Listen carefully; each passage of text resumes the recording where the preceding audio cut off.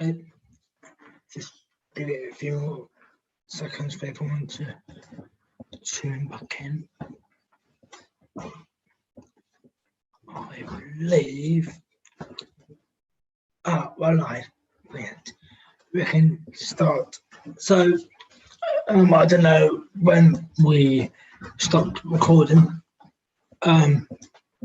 So we just had a very fantastic insight into David Smith MBE's career in Boccia and for his wonderful insights and answers to many questions we had for him from YouTube and from our Zoom passes. So thank you very much, David, for that. And now we're going to start with donation information first before we go on to the advert that explains the England pathway. So we're going to go through the video of donations. Here we go. Okay, so again, to donate £3, text Boccia to 70331.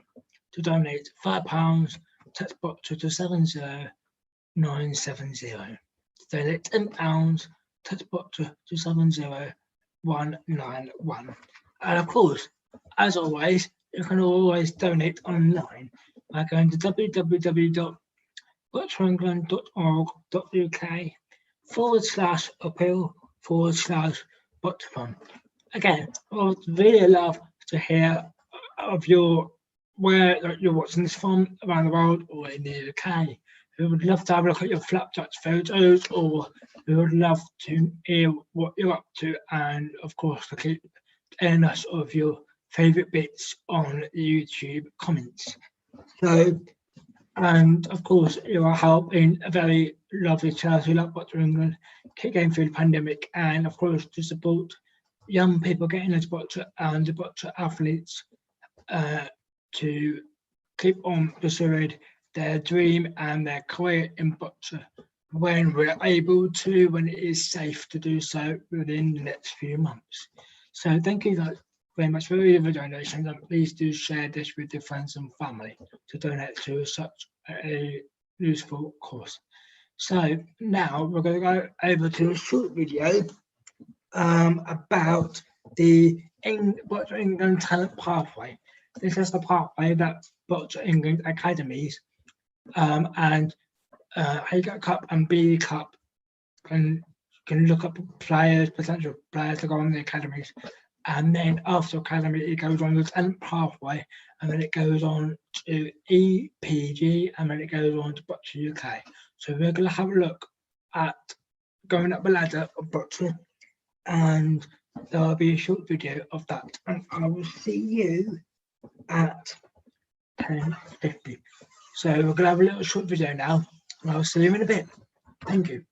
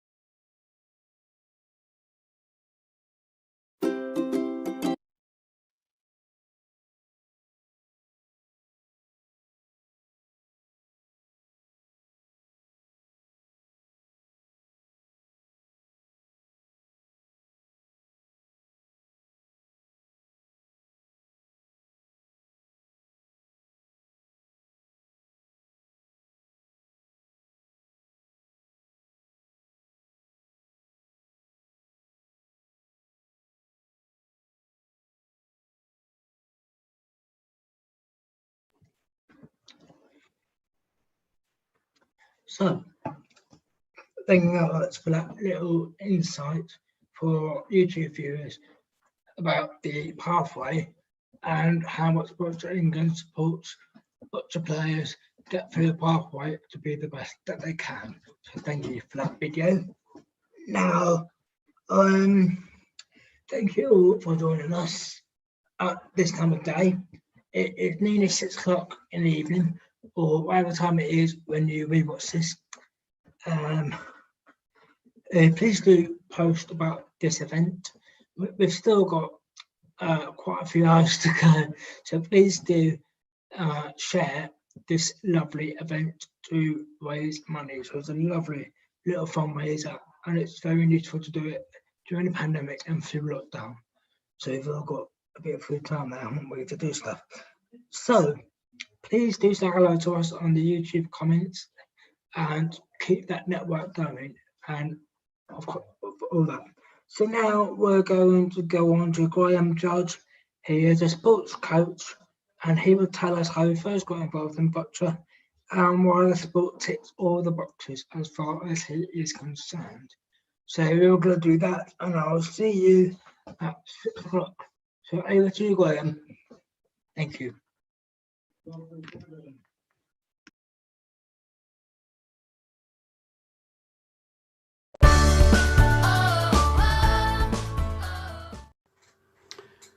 Welcome. My name is Graham Judge, and a sports coach based in Buckinghamshire. You could say I got into Boccia almost by default. I became involved when I applied to take part in the London 2012 Olympics. The interview started with an overview of the games and an informal chat to answer questions highlighting opportunities within the stadium. My group were escorted to a pod discussing the world of Boccia, to which I knew very little about at the time. However, I was captivated by this short insight into the game. And as a coach, I could see this sport having potential within my working role. A therapy for interaction between players and a belief in oneself. Also promoting new skills and socialising within the wider community. We introduced Boccia into the club sports programme with weekly training sessions and membership to the Boccia England League. We regularly compete in competitions around the country, offering opportunities to link up with other sports clubs. And I witnessed a determination and commitment to this game. It also generated camaraderie and confidence within the club. And as for me, well, that original meeting at the Excel on Boccia enhanced my role in supporting people to achieve their goals. And it makes for a joyful reward. For us, this sport ticks all the boxes. Boccia moments to be proud of, well, there are just so many. However, refereeing on court with my 12-year-old granddaughter as my timer makes for a very special moment. I would like to finish with a comment from one of my players, and I quote, "Boccia has enhanced my world." Well, thank you for watching. Enjoy your sport, and goodbye for now.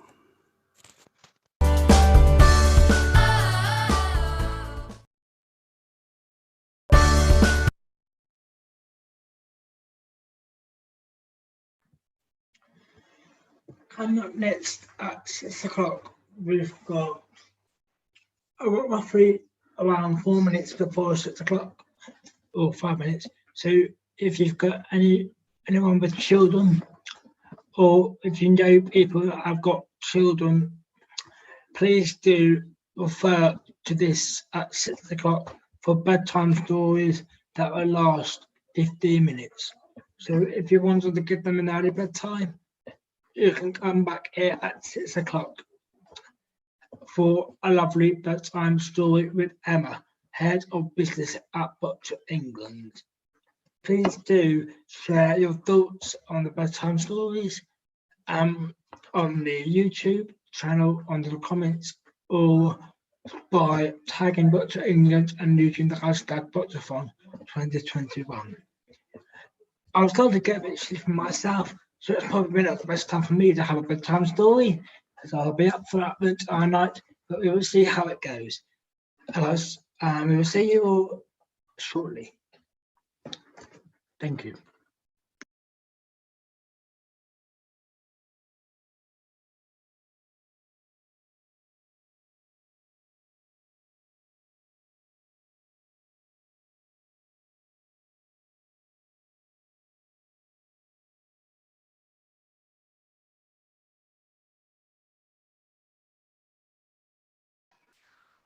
Hello? Hi, Hello? Emma. Hiya, can you hear Hello. me? We can, Yes, we can yes. hear you Can you see perfectly. me? I'm just a logo. We can see you. We can see you. Thank you Oh, very hello. much for joining. Anyone who's got children, I believe, are watching on YouTube now. We have a treat for the young people out there. Emma Holmes is here, head of Boccia business support from Boccia England. So definitely from behind the scenes, I've never seen you before. Hello there. And you are gonna, I believe, gonna give us a bedtime story to send us all falling asleep. Yes, I am. Thanks, Peter. Hello, everyone. Hello, boys and girls. Yes, so as Peter said, my name's Emma, and I'm going to be reading you some stories before bed tonight. And I've got 5 stories, so we'll see how far we can go. But I've also got somebody to help me read these stories, and his name is, I hope you can see him, Teddy. Oh, can you see him? Yes, there's Teddy. Say hello, Teddy. Hi. I'm just going to put him down, but he's going to help me read these stories tonight for you. Okay, so shall we get started? The first story that I've got to read is called 10 Little Dinosaurs. Okay, so let's start. So I'm just going to read it out. It says 10 little dinosaurs hatching from their eggs, blinking in the sunshine, stretching out their legs. Oh, you can't see the book, can you? Just give me 2 minutes. I'm just going to sort this out.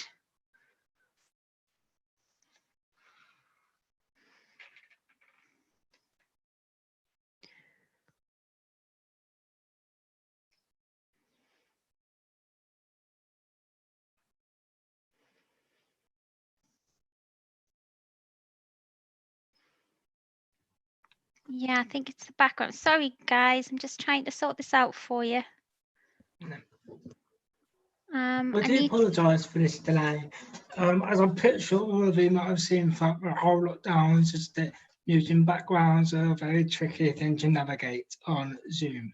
So please do bear with us while Emma gets to grip with it and maybe choose a new background for a bedtime story.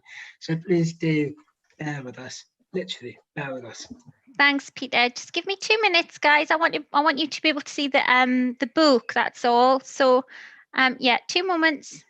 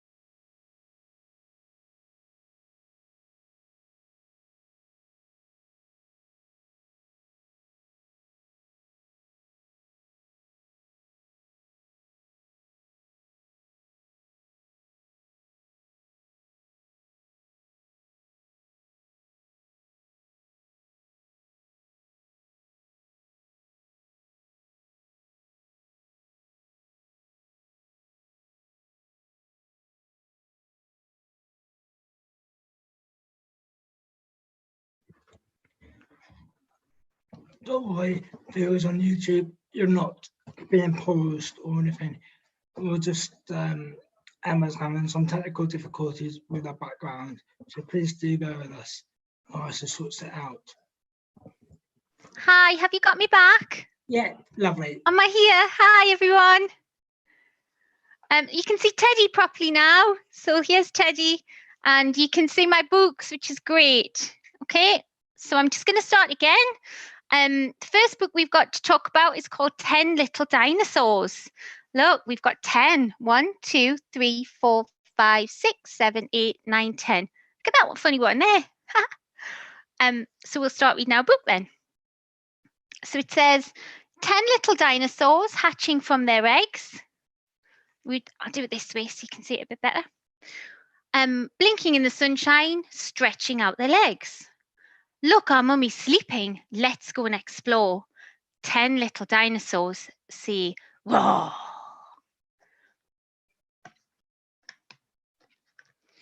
Ten little dinosaurs walking in a line. Stomp goes Diplodocus. Now there are 9. 9 little dinosaurs think the world smells great. Can you hear them? Slurp goes a hungry plant. Now there are... How many are there? 8. 8 little dinosaurs peep into a cavern. They're looking in there, look. Grrr, snarls a T-Rex. Now there are 7. 7 little dinosaurs in a tricky fix. Quack, screeches the petrosaur. Now there are 6. 6 little dinosaurs need to duck and dive. Splosh goes the bubbling brook. Now there are 5. 5 little dinosaurs hear an angry roar. Charge goes the Triceratops. Now there are, how many do you know? 4. 4 little dinosaurs wobbling on a tree. Snap goes the plesiosaur. Now there are 3. 3 little dinosaurs trying to dodge the poo. Swish goes the steggy's tail. Now there are 2. Oh, look, they're lonely. Only 2. 2 little dinosaurs. All the others are gone. Boom! Roars the mountain top. Now there's only 1. Look, he's all sad. 1 little dinosaur. Has he met his doom? What's that scary creature stomping through the gloom? It's not a raptor. It's not a T-Rex. It's not a monster. Phew! It's Mummy, look, who's come to find him. And all the others too. Look, 1, 2, 3, 4, 5, 6, 7, 8, 9, 10. Yay! He's got them all back. Look how happy he is. Safe at home with Mummy. Who could ask for more? 10 little dinosaurs all say roar. And that's the end. Was that a good book? That's one of my favourite books. I think Teddy liked it. Shall we read another one? Yeah. Okay, let's go. The next book we've got to read is called Stickman, and that's a favourite by for a lot of people. Shall we start? Okay, so try and get it like that for you. Stickman lives in the family tree with Stick Lady, Love, and their stick children 3. One day he wakes early and goes for a jog. Stickman, oh Stickman, beware of the dog. Look, the dog. A stick, barks the dog. An excellent stick. The right kind of stick for my favourite trick. I'll fetch it and drop it and fetch it and then I'll drop it and fetch it and drop it again. I'm not a stick. Why can't you see? I'm Stickman, I'm Stickman, I'm Stickman. That's me. And I want to go home to the family tree. There he is in the air there, look. He doesn't seem very happy at all. A notice says dogs must be kept on the lead. At last the game's over and Stickman is freed. He sets out for home with a hop and a twirl. Stickman, oh stickman, beware of the girl. A stick, cries the girl, with a smile on her face. The right kind of poo stick for winning the race. Has everyone got one? Get ready to throw. It's 1, 2, 3, into the river they go. There he is there, look. I'm not a poo stick. Why can't they see? I'm stickman, I'm stickman, I'm stickman. That's me. And I'm heading away from the family tree. Stickman is floating. He floats on and on. Stickman, oh stickman, beware of the swan. A twig, says the swan. This twig is the best. It's the right kind of twig to weave into my nest. I'm not a twig. Why can't they see? I'm stickman, I'm stickman, I'm stickman. That's me. And I long to be back in the family tree. The nest is deserted and stickman is free. Oh yeah, he's got outlook. He drifts down the river and sails out to sea. He tosses and turns till the frolicking foam washes him up on the beach far from home. Here comes the dad with a spade in his hand. Stickman, stickman, beware of the sand. A mast, yells the dad. Oh, excellent mast. Hooray, there's a flag on our castle at last. Look, they think he's a stick for the flag. I'm not a mast. He's very unhappy, look, for a silly old flag. Or a sword for a knight. Or a hook for a bag. I'm not a pen. I'm not a bow. I'm not a bat. Or a boomerang. No. I'm stickman. Oh, stickman, beware of the snow. Here comes a boy in a warm woolly scarf. An arm for my snowman, he says with a laugh. I'm not an... Look there, look, he's been stuck into the snowman. I'm not an arm, can nobody see? I'm stickman, I'm stickman, I'm stickman, that's me. Will I ever get back to the family tree? He looks very sad. Oh, stickman is lonely. Stickman is lost. Stickman is frozen and covered in frost. Stickman is weary. His eyes start to close. He stretches and yawns and lies down for a little doze. He can't hear the bells or the sweet singing choir. Look, they're singing songs. Or the voice saying, here's a good stick for the fire. Stickman is lying asleep in the grate. Can anyone wake him before it's too late? Look, he's in the fire. Oh dear, what's going to happen? He dreams of his children and his stick lady love, then suddenly wakes.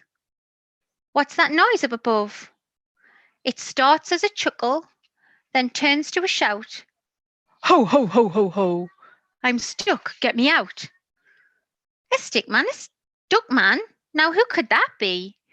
Don't worry, cries Stickman. I'll soon set you free. Look, he's getting up.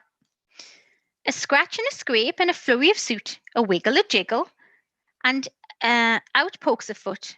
A shove and a nudge, a hop and a jump. And who falls out but Santa? Falls into the room with a thump. Stickman, oh stickman, you excellent friend. Thanks a million. Thanks without end. Then Stickman helps Santa deliver the toys to fast asleep girls and to fast asleep boys. Faster and faster they fly through the snow till Santa says, only one chimney to go. Stick lady's lonely, the children are sad. It won't feel like Christmas without their stick dad. They toss and they turn in the family bed, but what is that clattering sound overhead? Someone's tumbling into their house. Is it a bird or a bat or a mouse? Or could it be, yes, could it be just possibly Stickman? I'm Stickman, I'm Stickman, I'm Stickman, that's me. and I'm sticking right here in the family tree. And look at that, everyone. He got home with his wife and his 3 little stick children. Oh, isn't that lovely? The end. That's a lovely book. Isn't that lovely? I've got one last book because obviously we had a few technical difficulties, so I'm just going to read one quick last book for you because I did promise a couple. And this one is called Snail Brings the Mail. There he is, look, Mr. Snail Postman. Okay, so it's hooray for Snail, he brings the mail. Day in, day out, he will not fail. A box for Fox and 3 for Bee. Oh, wow, says Owl, 10 cards for me. You missed the party in my tree. So I see.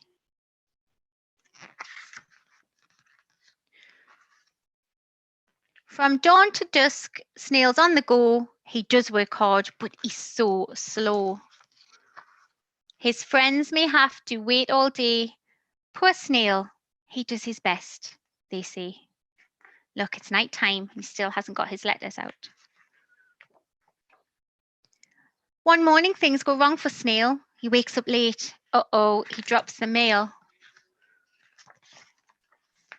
It starts to rain, it starts to hail. Snail won't give up. I mustn't fail. The cold wind blows. It's quite a gale. The sky turns dark and Snail turns pale. The road is flooded. Bad luck, Snail. He can't get through. Snail wails, I failed. But look, Mouse is selling a tractor and it's up for sale. The deal is done. Now watch Snail go. He won't get stuck in rain or snow. These days the mail is right on time and Snail gets through, come rain or shine. In any season, look. Spring, winter, autumn and summer. And there he is, very happy, singing in his tractor. Okay, that was a good story, wasn't it? Teddy says it was a good story. I hope you've all enjoyed those stories, everyone. Night-night. We certainly did. Thank you very much, Emma. I ended up falling asleep there myself. Bye, Peter. Thank you very much for that. Yeah. Who knew dinosaurs still existed? Who knew this stick man was beginning of a stick? And who knew that the snail worked for the Royal Mariner and their Royal Post keeps arriving late? So, coming up in, well, now actually, perfect introduction. We've now got an insight into Boccia, not in the UK, but abroad in South Africa. So Richard Evans, international official and former Boccia England member of staff, is recently caught up with Renee Bernard, who is heavily involved in running Boccia in South Africa. So we're going to have a 30-minute, I believe 30 minutes of an insight into Boccia in South Africa, which will be quite interesting, I think, considering I only ever see what happens in Boccia in the UK. So to find it in a different country altogether is going to be quite interesting for most of you that is still watching on YouTube, or if you just rewinded. I think it'll be very interesting for you too, whether you are involved in Boccia or not. So let's watch their conversation and I will see you in half an hour. Over to you. Hello everyone, welcome to a special chat this afternoon. I'm going to be speaking with Renee Bernard from South Africa. I've known Renee for a few years now as an international referee, and I thought it'd be really great to have a chat with her to find out about how Boccia is developing in South Africa, to kind of give a little bit of context about what's happening in new and developing countries as the game grows worldwide. So thank you, Renee, so much for joining us. Really appreciate it. Oh, thank you for the invitation. It's wonderful to speak to you. you want to just introduce yourself, maybe say a bit about what you do, where you are in South Africa, so we can get to know you a little bit. Yes, certainly. I am involved with Boccia South Africa, but I am stationed in Cape Town. So I work in Cape Town, and then I help with Boccia nationally. And I'm a physiotherapist at a school for learners with special needs. And you skipped over the international referee bit there, your qualifications, like, yes. So when did you do that training, and where was that? I did my international referee course in 2018 in Portugal. It was a wonderful experience. Yeah, and I'm guessing, who was your trainer then? Do you know? Do you remember who your trainers were? Yes, I do. But now you caught me off guard. I can't remember the names. Can you believe it? They were wonderful people. Pedro was one of the Pedro trainers. Fernandez, yeah. Yes. Yeah, he trained me as well. And so Pedro was my tutor back in, what year was it? 2003, I think it was, 2004 maybe. When I became an international referee. So he's definitely the top dog when it comes to training, definitely. But you're the only international referee in South Africa, is that right? Yes, at the moment I am. We're hoping to have more trained as soon as we can. So yeah, and it was Pedro and Ines and Teresa Carvalho. So it's wonderful tutors and trainers. Yes. Yeah, good. And I was just thinking, you're probably one of the few countries in the world that has more international classifiers than international referees. So, especially with Elsa, who's been involved for so many years when it comes to classification. So, what's it been like to kind of work with those guys who have got so much experience in international boccia? Well, Elsa's been our guide since I started with Boccia in having us pushing to get us involved in international Boccia and international tournaments.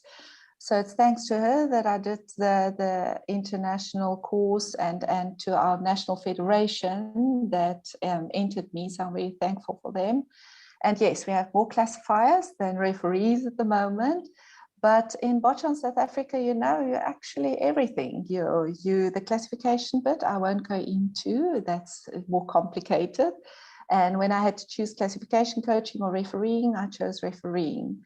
So at the moment, we have got a lot of classifiers and then a lot of national and provincial referees. I'm the one international referee. And then we have an international coach also that was trained 2018, 2019. Yeah.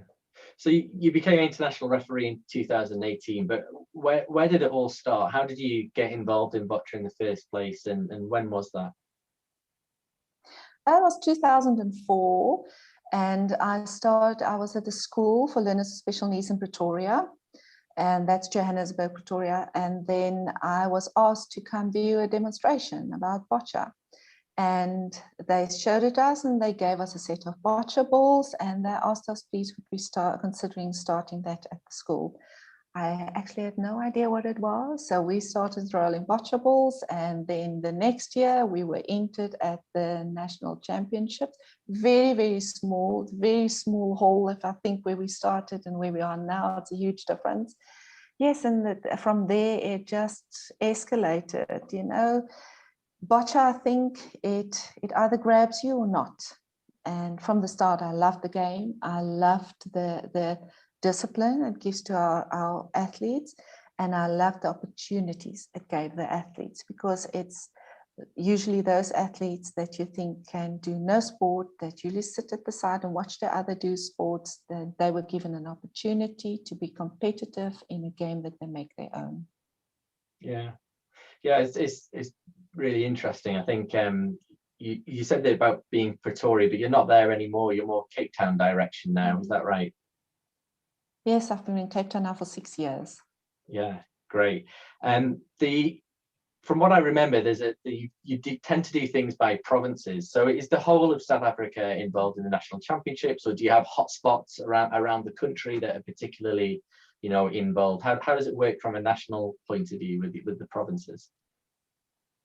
We have 7 provinces that's competing in, that has boccia and is competing at the national championship. So we have our national bodies, the South African Society, Sports Association for People with Physical Disabilities, the SASAPD, and then boccia is one of the sports that's affiliated with them. And then we have our national boccia convener, which is Ms. Zelma Basson. She's also a classifier internationally. And then from there, the provinces connect, each province has a provincial boccia convener that convenes the boccia in the province. They bring all the schools that are involved with boccia together with trials and competitions in the province. And also they develop boccia in the province. And yes, from there in the province, it's schools or clubs. There's very few provinces that has clubs for the senior boccia athletes. Usually they will go back and train with the schools, but we have started with clubs in some of the provinces. At the moment, there's 3 provinces that has clubs for seniors where they can participate. And then mainly driven at school level, because our special schools, it's a very huge area that the children come from to the schools. So they have a compulsory sports period in school time. And that makes it wonderful because everybody has an opportunity to participate. Yeah, it's easy to forget how big South Africa is as well. So travel times, and I'm guessing sometimes public transport is slow enough in England, but I think over some of the distances that people must have to travel to get to school in South Africa must be a challenge. It is. Luckily, most of our special schools has hostels. So the learners can stay in the hostel, and that opens a lot of doors, especially if you have to practice, and learners can stay in the hostel and practice with us and not have to go home with a bus and come back with a bus the next morning. Yeah. So you've kind of got a governing body. Do you call yourselves Boccia South Africa? I see on YouTube that's what you call yourselves, or are you just part of the South African Physical Disabilities Association? We're part of the South African Sports Association for People with Physical Disabilities, yes. And then each province do their bit in the province. But we have a national boccia convener that oversees the national boccia, and she reports to the National Federation, where all the sports for people with disabilities are being represented, yes. And from what I understand, everything is voluntary in South Africa. Even national convener, it's all voluntary. Like, how does that work when you're having to rely on volunteers, with having such responsibility for the sport to grow? Yes, everything is volunteers. It is wonderful, and it is not on the other side, because the volunteers also has full-time occupations. And most volunteers are therapists and teachers. So sometimes we are also occupied on weekends with work, and then the practices can't happen. But our volunteers do not get compensated. Sometimes the transport would be compensated for, but no, we even most of the time pay our own way to the national championships. So it's wonderful people that are involved with boccia because they've got a heart for our athletes. They are very excited about boccia, and it's wonderful to work with them and to see the excitement and to see the involvement. So you are not obliged to do what you do because you're getting paid for it. You do it because it's your passion. And that's the wonderful side of working with volunteers that's so passionate about the sport. Yeah, definitely, and an absolute challenge, definitely. But yeah, I think when you talk about the 7 provinces, just give us an idea of the scale. How many players are in each of the provinces? Do they all get to go to, is it open national championships, or is there some sort of qualification to get to national championships? Just give us an idea of how many players you have in South Africa, and maybe the types of disabilities that you have. Here in England, we have a full range of impairments that can play to a national standard. Is that the same in South Africa, or do you pretty much keep to BC 1 to 4, 1 to 5? At the moment, we keep to BC 1 to 5. So it's our cerebral palsy learners, and then the BC4s, the muscular dystrophy and all the other conditions. We have some learners with spinal injuries that also compete. So yes, so we stay with the BC 1 to 5 at the moment. At the national championships, with the 7 provinces actively busy with boccia at the moment, where you can enter per province 15 athletes to the national championships. And usually each category has a certain amount of athletes. So BC 1s, you can enter 3, BC 2s, you can enter 3, and so forth, until you have the 15 athletes. So you have your individuals, and then the same athletes would play in the pairs and teams matches. But those are not the only athletes that play boccia. We have about nationally 250 athletes participating in boccia, although they do not all qualify to participate in the national championships. Qualify to participate in national championships, you have to qualify at the provincial level. And the provinces at this stage has their trial matches, usually 2 to 3 trials where the athletes will compete. And then from there, they would work, see who the athletes are. There will be a panel discussing who will be the athletes that qualify to compete at the national championships. But our athletes are, our Zelma Basona national boccia convener has started at her school where she's working in Cape Town. It's a school for children with physical and intellectual challenges. And she has started an open air boccia court that they have built, and they have done it with artificial grass. It's lovely. And they started with social boccia with their learners there. Once again, for those learners that were in wheelchairs that couldn't participate in the other sports, but there were some of the other learners that got so excited about it that she's including everyone that wants to play boccia there. An outside court sounds idyllic. We do actually, I think we do actually have one in Nottinghamshire actually, which is where I am. But I don't think it gets used that much for boccia. I think it's a little bit wet and windy most of the year around really. I think talking about social boccia, I was thinking back to conversation I had with an old friend in New Zealand, and there they just don't have the numbers of players, and their competition structure, they have family and like lads and dads competitions. So one of your players needs to be a classified player, but in your team you're playing as a family group, and that's how they do it, because they just don't have the numbers there. So their teams and pairs competitions are often a family kind of competition. It just got me thinking, so when your players go to your national championships from the province, do they go as an individual, or do they kind of represent their province and, you know, fly the flag for their province, or is it just a way to kind of qualify into the national championship? As a province, they will compete as for the trials. It's an individual competition. But to qualify, you need to qualify as an individual, and then they practice. After that, the individuals are combined into the teams and pairs. So it's a more judged on an individual level, and then they are paired. The individuals that's chosen for each BC 1 or BC 2 or 3 group are then paired and practice together for the team and pair matches. Yes. Yeah. But you know, to get to 250 or so players playing, you know, nationwide, you know, week in, week out, you know, just talk to us about, you said 2004 was when you got introduced to the sport, but just kind of what did the sport look like back in the early 2000s, and maybe compare it to where you are now? I think any sport that's introduced as a new sport in a country, you start feeling it, and you do what you know about it. And I think I'm fortunate that I started with boccia when it started in South Africa. So I grew with the sport and all the challenges in the rules, and when BISWET was established, and now World Boccia is as it is now.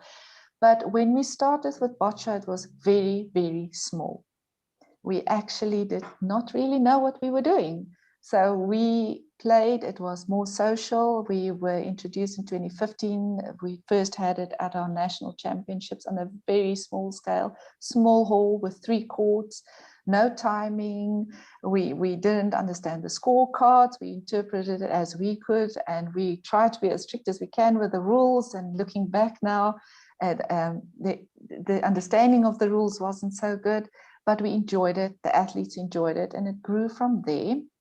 And from there, we got into the more challenging part, that as the sport grew, it got more competitive. And, you know, getting more competitive, you get also more clever players that's bypass some of the things. And that's what we really started getting to know the rules and understanding the rules. But I think the clarity was when we got more international classifiers trained. We got the international referee trained and the international coach trained. And then we really understood what Boccia was about. I think an eye-opener for me was in 2013 when an athlete of mine was selected to compete in Belfast at I think it then was the World Championships, am I right? Yeah. And when I got there, I was shell-shocked because we never know about a call room. We never know about the pre-classification. We never knew about the equipment check. That was also something that was, but we were so scared. And then, could you believe it? One of the athletes' balls got confiscated for weighing too much. And it was really an eye-opener at what a professional level it was done internationally. And how the courts look and the referees that were so professional and the timing. I know we lost our first match because we kept on not finishing within the time. So it was a huge learning curve, meeting lots of international people. And I must say, internationally, the Boccia athletes, the coaches, their team is brilliant. They are so willing to share advice, so willing to help you, to guide you, to tell you where to look for things. And that's what's absolutely brilliant about Boccia. Doesn't matter where you come from. Internationally, when you compete, it's a competition. But at the end, people will come to you and say, I see you struggling with that. Look at that, or contact that person, or remember that. And that's how you learn, with the international exposure and everyone in Boccia being so willing to learn and to be there and giving you contact numbers and call me if you need any help. So yes, it's our international exposure gave us that urge to get more professional in South Africa, to learn more and be more updated as what's going on internationally. Yeah, it's interesting. It's almost like chicken and egg. What do you do first? Do you grow the sport domestically, or do you get to an international competition to kind of see what it looks like and feel what it looks like? Obviously, the cost and stuff that goes involved, because I'm assuming all of you said all the staff are voluntary. I'm assuming all the players who have to pay their way. And so, you know, to Belfast in 2013, or to when I first saw South Africa was in 2007 in Vancouver. Like, I'm assuming that's all on the athletes to fund that fully, and probably their assistants and all of that kind of stuff as well. I mean, do you get much sponsorship or government support for talented athletes? In the beginning, no, because they didn't know about Boccia. You said Boccia, even the provincial and national sports councils did not know what Boccia was. So no, in the beginning, no, the athletes did it all by their own cost. I must say we have wonderful coaches and managers. They do a lot to help with fundraising, and the parents. Our parents are absolutely fantastic. They would sell eats and they would have a big gathering to raise money for their child. So they once there's potential and they see how it improves their independence, even just approaching people, being more assertive, having more confidence, they will do anything to help their children achieve that international level. We do a lot of fundraising at club level. So yeah, I've been involved with a lot of fundraisers to help athletes go international or even to the national championships, because lots of our athletes do not have the funds and come from communities where there is not enough funding to send them to a national or international championships. But we do our best and we do what we can to help them to get there, yes. Yeah, it is interesting. You mentioned about how you now have international coach, you're an international referee, international classifiers, but domestically, how have you managed to kind of, I guess, educate people, train people in Boccia? In England, we've just had, we had a course called the Leaders course, and we've combined in that course, in a 3-hour introduction, coaching and refereeing into one kind of course. So just tell us about how people are learning about it in South Africa. Do you have some courses? What kind of stuff do you do? Is it come and try days? Just to give us an explain as to how you evangelize about boccia in South Africa. Since 2015, we've really had leaps and bounds in progressing in advertising and awareness of boccia. So in the Cape, we have a lot. I've pulled in some NPOs, getting them to come to game days and having them participate in game day and see what boccia is about. I've also had a few television interviews for the sports channel, for the local sports channel in Cape Town, explaining what boccia is, exposing athletes and inviting people to come watch the national championships when it was presented in Cape Town in 2018. And then you start with your athletes and their family. You get them involved, you get them excited, the family gets friends involved, and friends get friends involved, and that's how you grow your, if I can say, your fan club and supporting the athletes. And the more the athletes are supported, the more they get excited to participate. And also in advertising, at the national championships, inviting as many people to come watch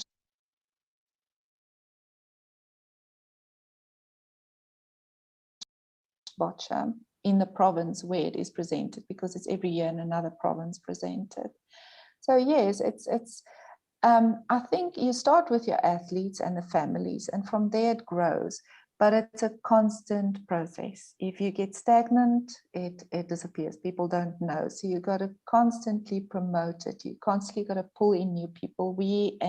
Last year in lockdown, our provincial sports federation had also a participation, a virtual challenge for all the sports for people with disabilities, and boccia was one of them. So with boccia, I asked them to take a video or take pictures of where they played 6 balls to the jack ball. They could play the jack ball and play 6 balls and measure the closest ball, and then we would have a competition within each school or each club or each NPO that would participate, and who would be the closest to the ball, to the jack ball, and then they would issue a prize in the club or the school or so. And that made it very exciting, even in the lockdown times, to have everyone still excited and involved in boccia. That gave us a lot of advertisement, and we've had some good feedback from that, yes. Yeah, it's interesting you're saying about trying to, yeah, you have to keep kind of roping people in to grow that fan club and things. That was how I got involved. I got roped in by my dad and started refereeing, giving a paddle at, I don't know, 14 or 15, and just taking down to the regional championships. And yeah, never looked back. So I think that technique still works. Have you managed to rope in any of your family members like I was back in the day? Oh yes. Yes. My children, my oldest was 4 years old in 2004, and my youngest was just born when I started with boccia. So they grew up next to the boccia court, same as you. So yes, they've been at numerous national championships. My youngest is now 16, and she is a scorer and a timer, and she's a BC3 assistant. She loves it. But I think it's just one of those BC3 assistants that you really got to work hard on not talking to the athlete, because she's a talker. And then the eldest one is now 20, and she completed the national referee course. So she's a national referee, also enjoying it a lot, enjoying the athletes. And yes, it's, once you start with boccia, it's with you for always. I think my children don't understand if someone asks, but what's boccia? Because they grew up with it. Yeah, family grab first. Yeah, definitely. And I guess for you, working in a special needs school, I guess boccia club on the weekend. So this is a 6 day a week plus kind of lifestyle for you. Yes, but boccia is a passion. Once you're involved with it and you see how it empowers your athletes, what opportunities they are given with boccia. We have athletes that come from some of the rural communities or from some of the informal settlements that is not exposed to things like we are every day. And that humbles you to know that you can give someone an opportunity in an environment where they're not used to it, but you can empower them in showing what they can achieve with their sport. We take some of our athletes, the first year you take them to national championships, they are really flabbergasted. You don't expect a medal, although you train them very hard and they showed very good potential. But some of those athletes stay in a one-room house without a proper water or toilet facilities. Now you take them, they stay in a hotel or in a hostel of some sorts. They have 3 meals a day, they have a bathroom, they've got their own bed. It's really it's something they're not used to, and they get emotional sometimes. But the second year they know what to expect and they're ready for it, and they are there. They love competing, and also competing at the national championships, the exposure they have, that they are competing very competitive in a sport that everybody is competitive in. It's not like in the community, he's disabled, he can do nothing. They are in an abled community where they are competing for them in an able sport, because they are able in that sport, and that's empowerment. That's teaching someone that no matter what your circumstances, there's always something that you can do that someone else cannot do. And that kind of empowerment for our athletes is absolutely fantastic. They're on the same level. They have the same abilities. They are competing with people with the same goal in mind, and that empowers them, and it gives them such a lot of confidence. And even our non-verbal athletes, how that has improved their social interaction with other classmates when they come back to school. It's absolutely amazing.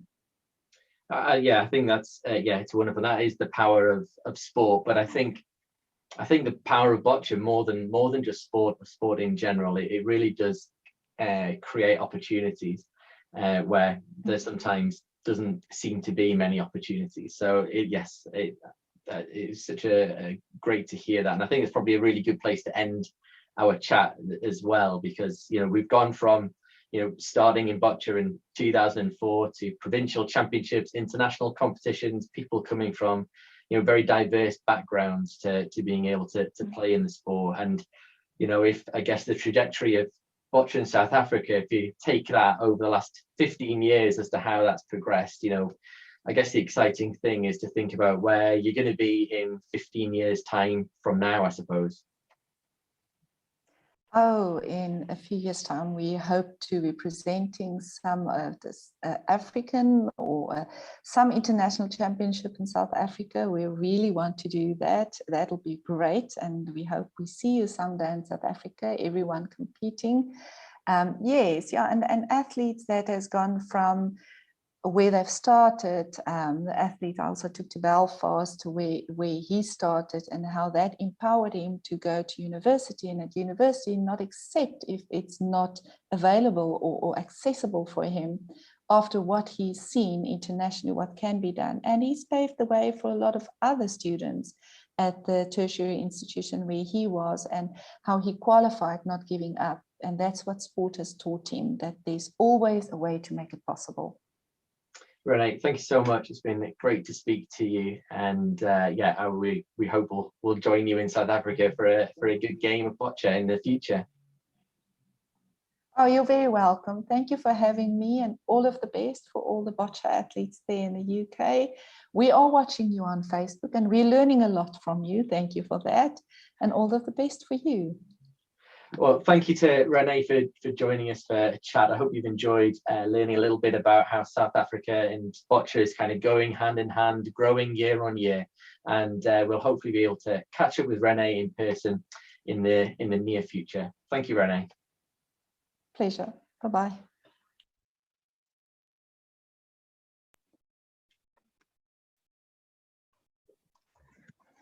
So, what a lovely insight into boccia in South Africa there from Elite, and thank you to Richard for giving us that insight. As this is a sort of area of expertise, as he's been catching up with them through the callers. So thank you very much. for that lovely insight. It was certainly very interesting to find out what it was like in a foreign country playing boccia besides the UK that I was in that. So thank you very much for that. So again, I can see the donations slowly that, so let me just go through this very quickly. To donate £3, text Boccia to 70331. To donate £5, text Boccia to 70970. To donate £10, text Boccia to 70191. To donate online, visit www.bocciaengland.org.uk/appeal/Bocciathon. If you've been watching for the whole thing, you'll know how to donate. But for those of you that have just tuned in, or perhaps if you're just rewatching it, I think you can still donate. It depends when you rewatch it, really. Please do send us your why you're coming from on Facebook, Twitter, and Instagram. Please do tell us what you have enjoyed thus far with it over the 2 parts. Part 1 was from 10 till sort of 5:30ish, and we're now in part 2, I believe, on YouTube. So please do keep aware of the 8-hour gap between each part. There'll be 3 parts. And now here's a lovely insight into it, so thank you very much for that.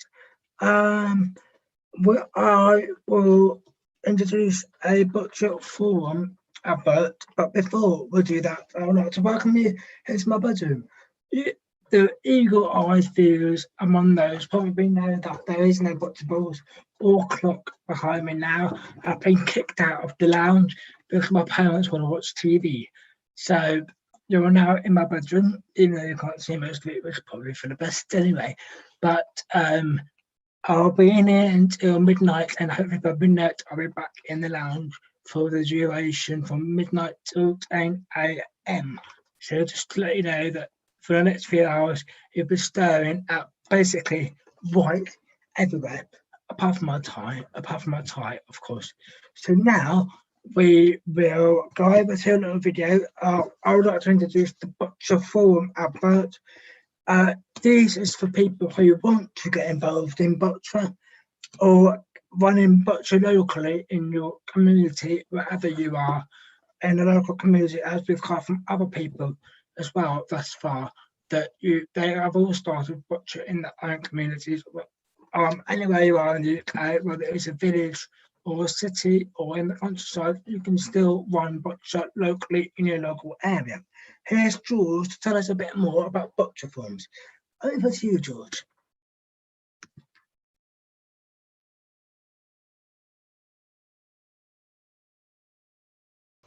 I'm really passionate about Boccia. Do you want to support go and develop the sport where you live? And why not join the local Boccia forum? Boccia forums bring together local clubs, schools, groups and organisations that aim to grow and develop the sport of Boccia in their local area. Boccia England currently has 12 Boccia forums around the country, led by our fantastic leads. Since they were established in 2019, their work has been invaluable to positively impact the sport at a local level. But don't just take my word for it. Hear what some of our Boccia forum leads have said. I'm Terry Fern. I'm the new lead for the Kent Boccia Forum, and we meet very occasionally to synchronise our calendars and discuss the sort of problems that all small clubs are facing these days. Of course, we all have our individual club interests, but the common thread for us is to promote participation in Boccia throughout our region. Hi, I'm Larissa and I'm the Southwest Boccia Forum lead. Boccia Forums are a great way to meet other people and other clubs that play the fantastic sport of Boccia in your area. It's a great opportunity to form good relationships, to network, to work closely together and to put on competitions in your local area. So don't delay, contact your local Boccia Forum today. So, what are you waiting for? Get involved with our local Boccia forum today. For more information and to find out how your closest Boccia forum is, contact Boccia England Development Officer George Barnes on gbarnes@bocciaengland.org.uk.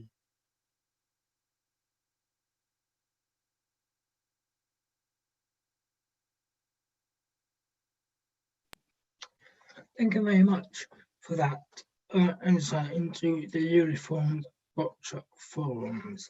So if you do want to get involved, all the information is on the Boccia England website. So now we are sticking to our structure now. Yes. Because sometimes I do go a bit over, but not this time, which I'm glad to say.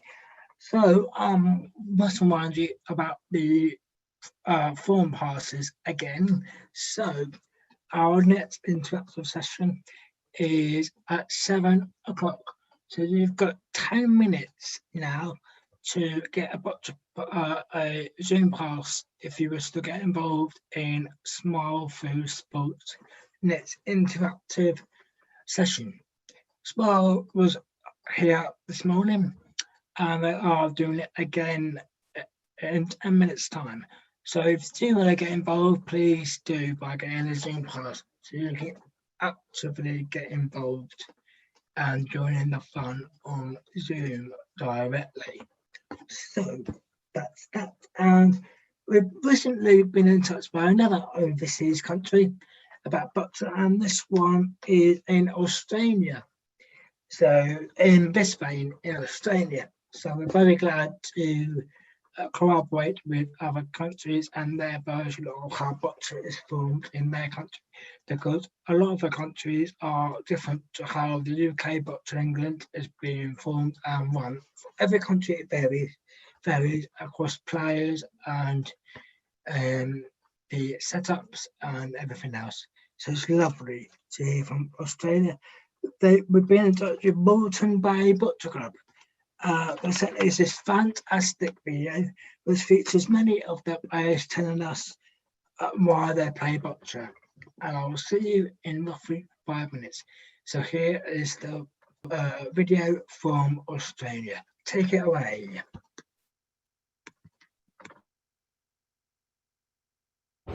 Boccia for me means inclusion. Boccia for me is great. Boccia for me is the social get-together. Boccia for me is skill building. My Boccia's really motivated. Why did you choose Boccia? What is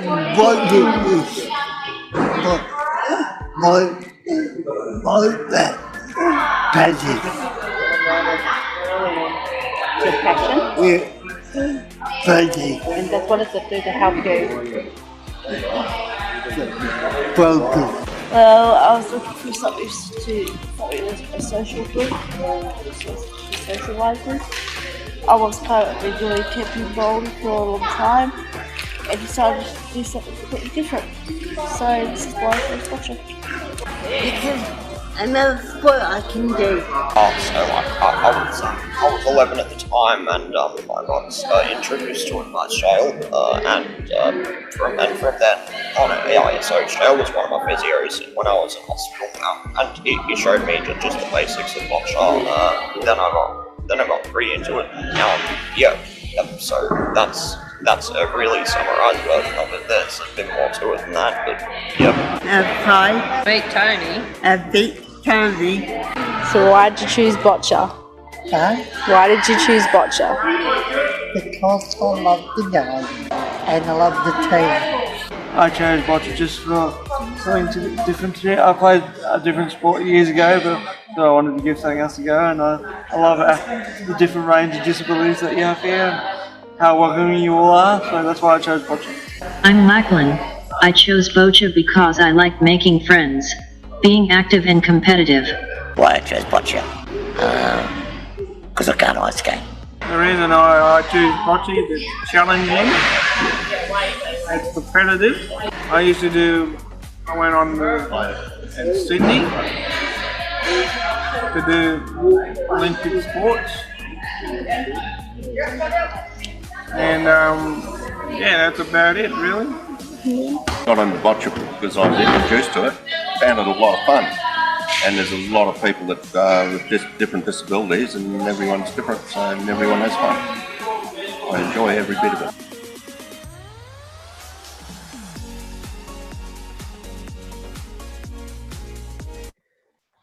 Oh, that was very interesting. Hearing how another country operates with boccia, so thank you very much. I don't know what time it is over there now, but if they ever see this, thank you very much for your video. Now, we are going to go over to Richard for another totalizer of how much we have raised so far. Last time it was £441. Let's see if we have beaten it. Richard, please join us and tell us the details. Thank you.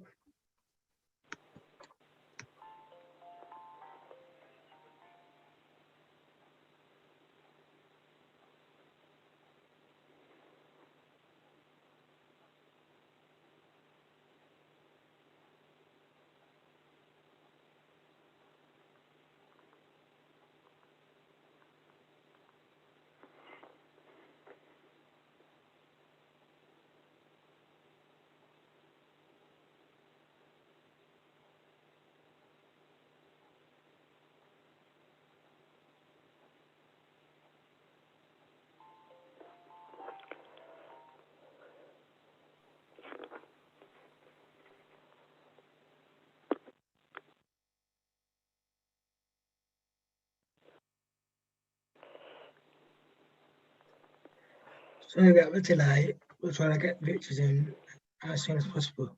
Please do bear with us. Peter, hello. Thank you. Hello, Richard. Thank you for joining. Yeah.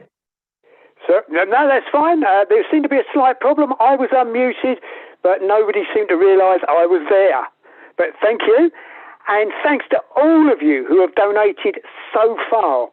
Your donations really will make a difference to the lives of disabled athletes as we get back to boccia this year.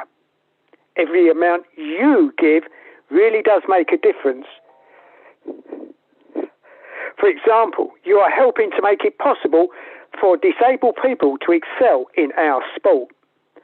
£5 could cover the cost of the tape to mark out 2 boccia courts at a competition.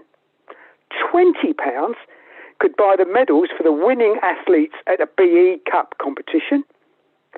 £50 could act as a grant towards supporting a volunteer coach gaining their Level 1 award in coaching boccia qualification.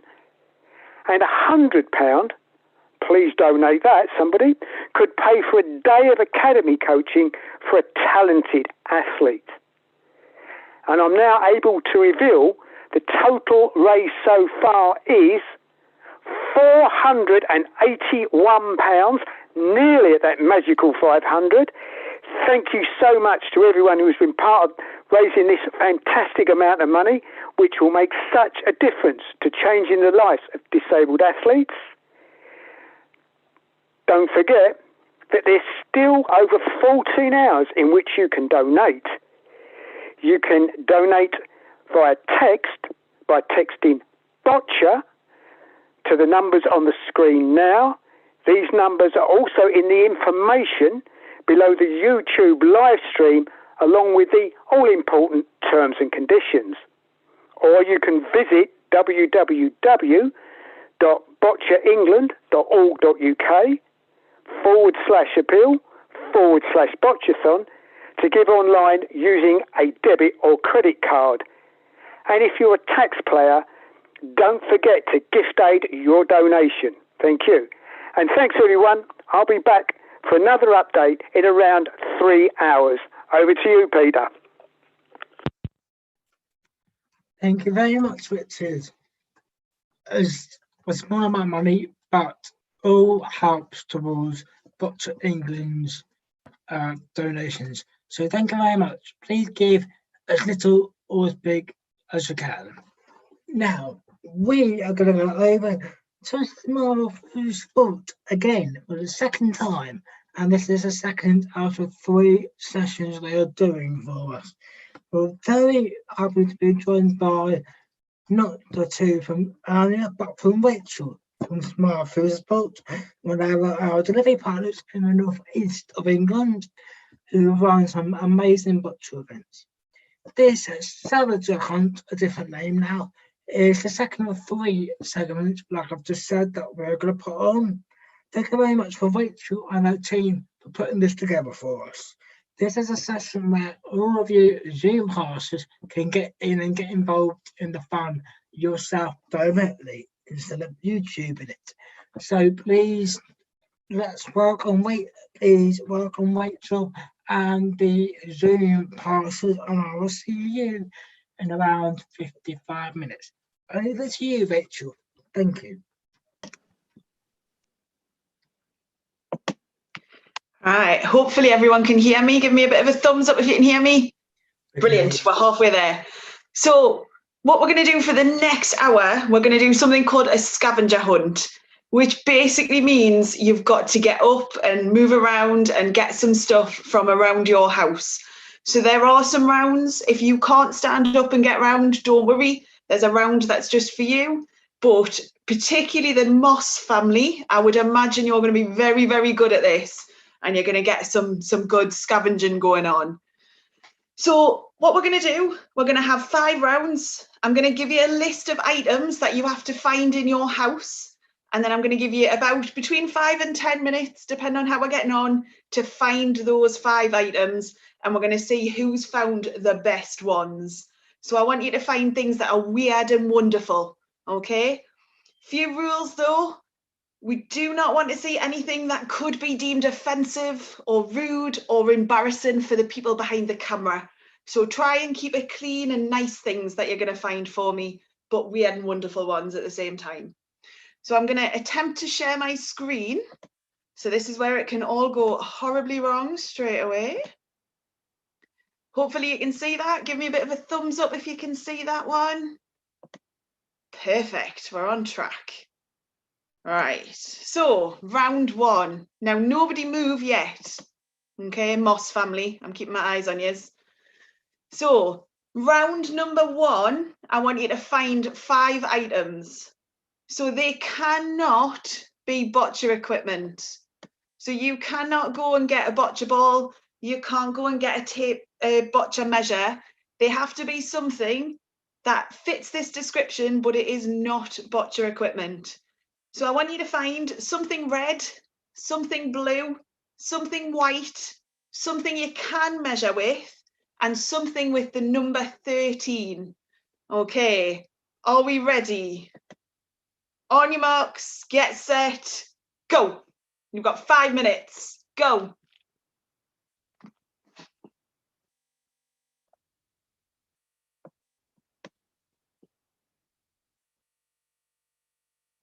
I'm going to leave the list up. If you're watching on YouTube and you want to play, feel free. You can have a bit play, but really, if you donate that £5 for your Zoom pass, you can join in live on the Zoom as well. So you've got 5 minutes, so don't rush too much. So we want something red, something blue, something white, something you can measure with, and something with the number 13. And I want it to be weird and wonderful.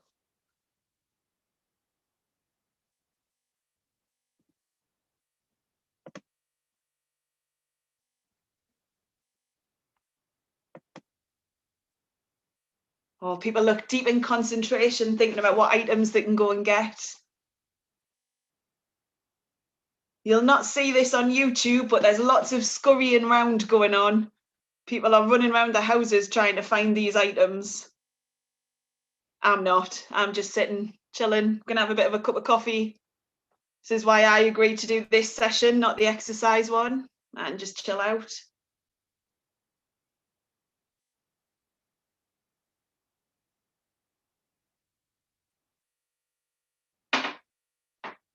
Oh, there's definitely some good stuff. Linda must be off getting something.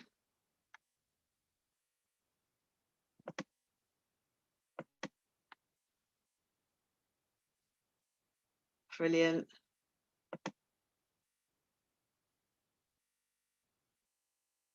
Oh, hey, the Moss family look like they're cracking on there. Got lots of stuff. So we've got another couple of minutes.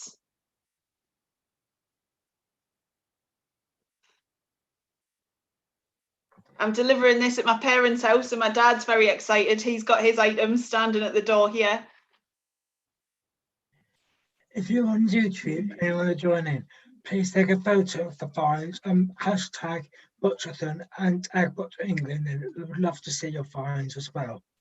Yeah, great idea. Really good idea. All right, let's see how we're getting on. Got 1 more minute for this round.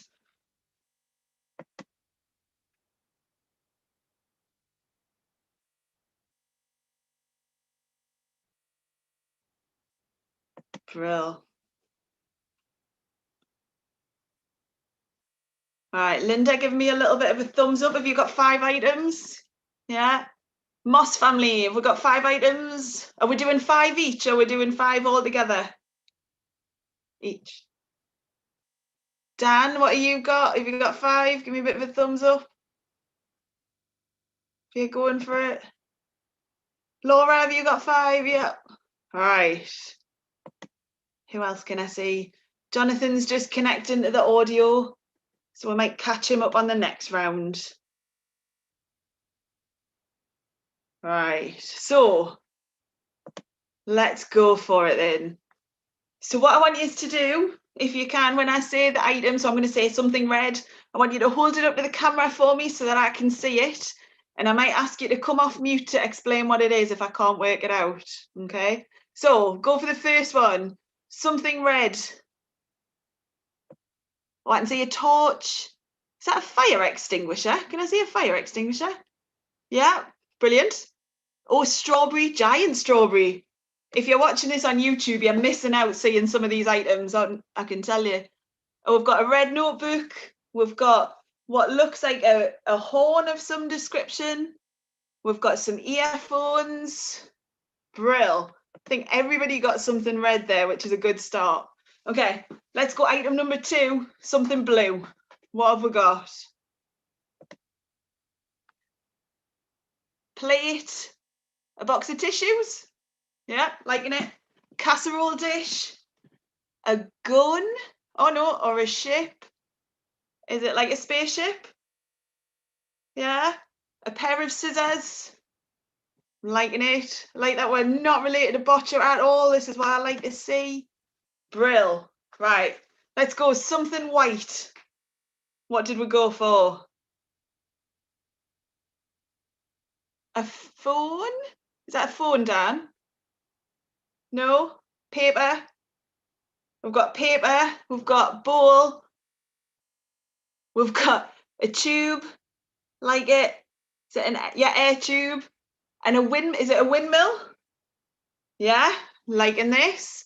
Everyone's doing well so far. All right, something you can measure with. Tape measure. A ruler, a tape measure, ruler. What have you got, Dan? Did you get something you can measure with? Yeah.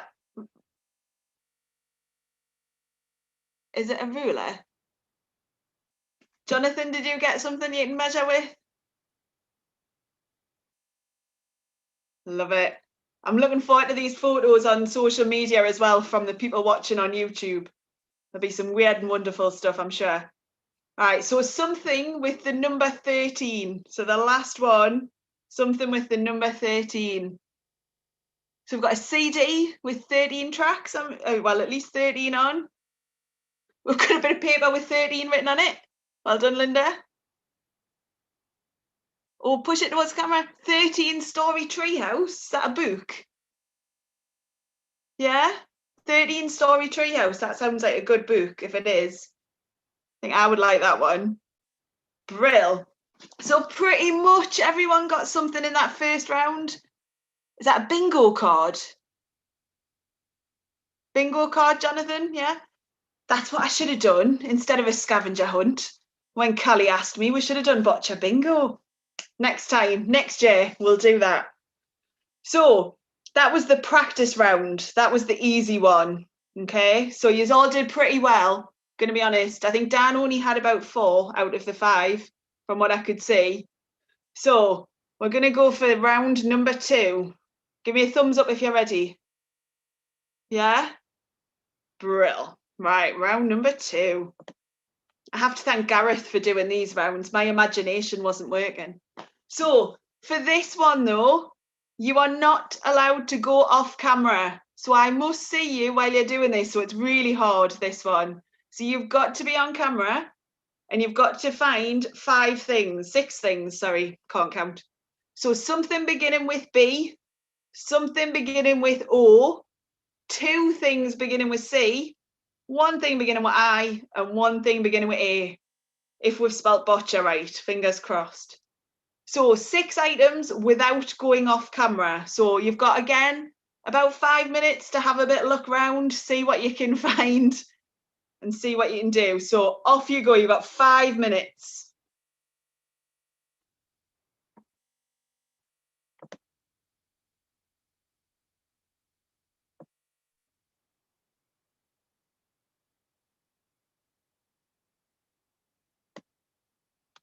And remember, if you're watching this, if you're watching it on YouTube, feel free to join in and then just send us a photo.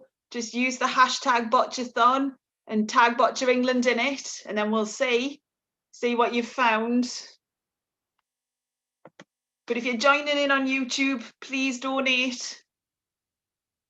Help we raise some funds for Boccia England for this year coming. It's hashtag Bocciathon 2021. Oh, sorry. Bocciathon 2021. Right.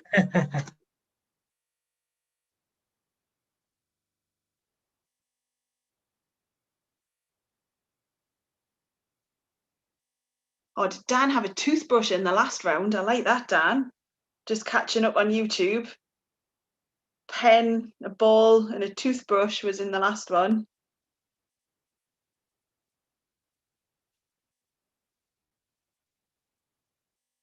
Got a few more people joining in the session now in Zoom. So that's great to see you.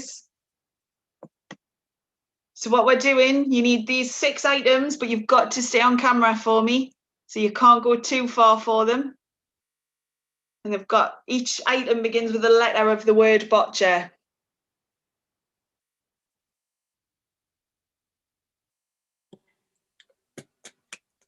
I've just seen something that someone who's watching on YouTube's got at home.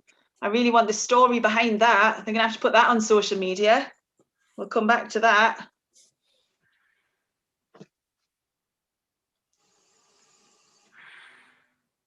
Right.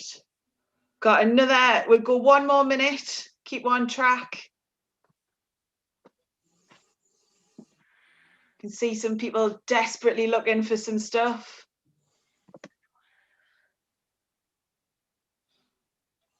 It will do, yep. Corinda, that's fine. Good idea.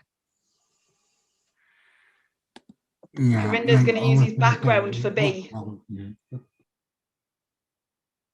Really good idea.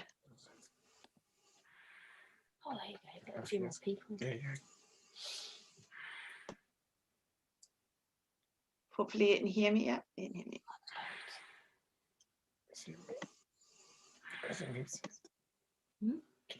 Right. We're nearly there.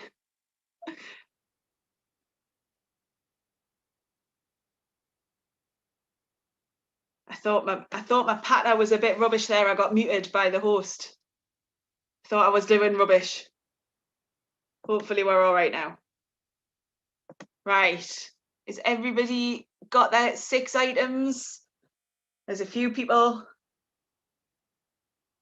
there on YouTube have got theirs. Right, so we'll do the same again. So when I say the letter, I want you to hold it up to camera so I can see. And you might need to explain it to me if I can't work out what it is. So Something beginning with B. What have people got? Batteries, blue tack, a book. Let me see, a biscuit. Nice, good choice of biscuit there, Linda. I like it. We've got the background. Someone on YouTube's got a blanket. So Kate's got a blanket. Pretty cool. All right, what about O? What have people got for O? An orange pen. Is that another orange pen? I think we've got 2 orange pens and an orange. I like it. What have you got for O? This is my favourite. This would be a winner. If she was in the interactive session, would totally be a winner. But Kate has got an ostrich bone that she just casually has in her living room. There's definitely a story behind that one. We'll have to get the story behind that on social media, please, Kate. Right. Something beginning with C.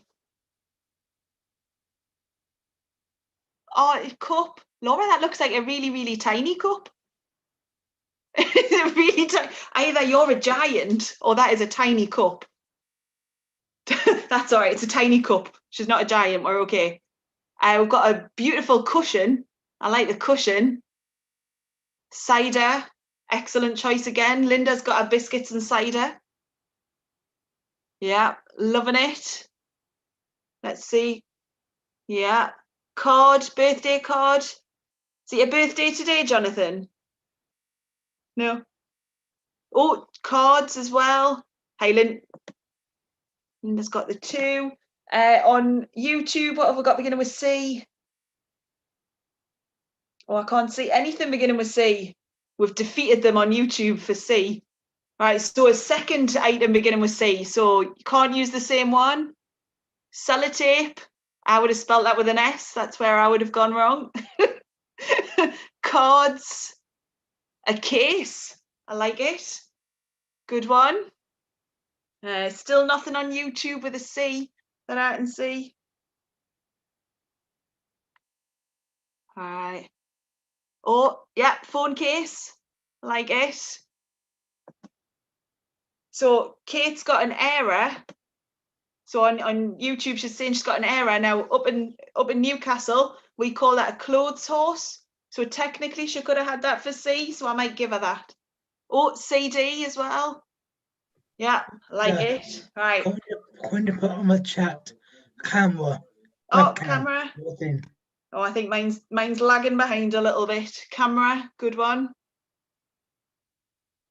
Brill. Right, so I. Has anyone got anything for I?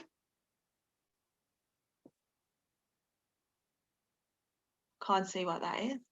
iPhone, nice, like it. What's that, Linda? Hold it up a little bit more. Oh, ink. Insole from a shoe. I like it, Jonathan. Ink with a pen. What have you got, Laura? Matt, you might have to come off mute there. I don't know if you can do that or pop it in the chat. It's an inch. Oh, an inch. Nice. I like it. Ink. We've got lots of ink going on, lots of printers next to people's computers, I'm assuming. We've got Iron Brew on YouTube as well. So that's quite good. So last one, letter A. What have you got for the letter A? An apple. Good shout. Another apple. 2 apples. Oh no, don't do this because I've forgotten your first name.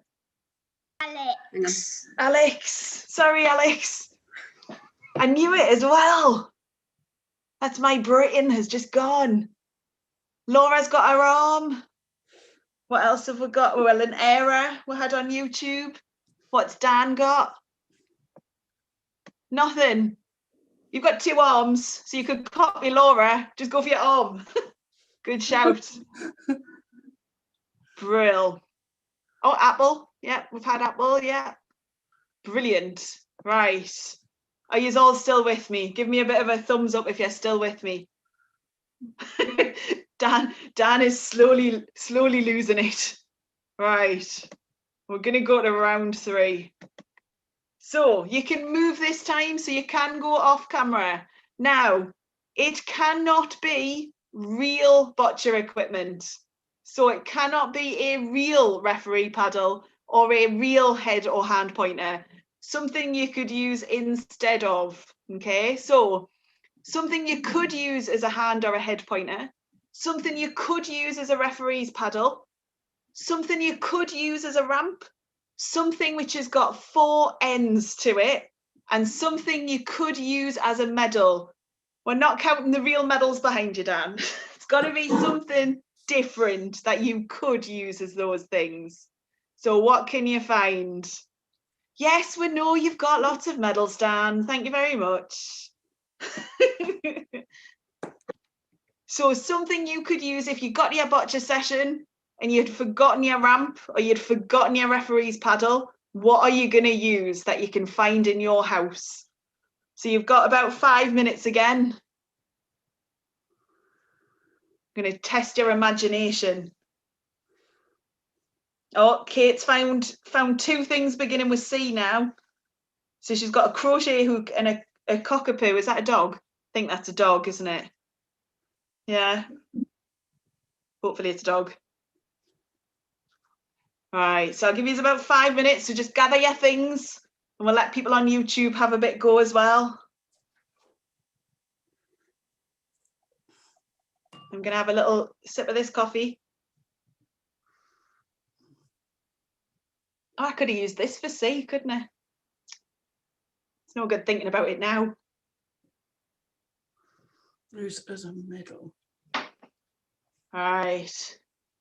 Keep looking for some stuff.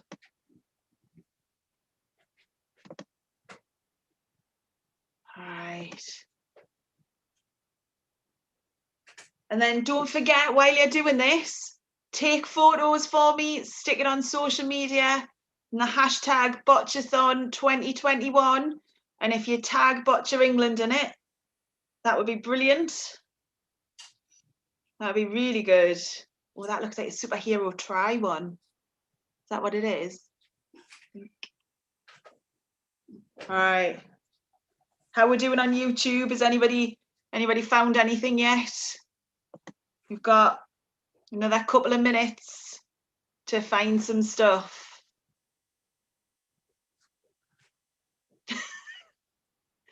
Testing your imagination on this one. Linda's disappeared off camera. She's searching her house.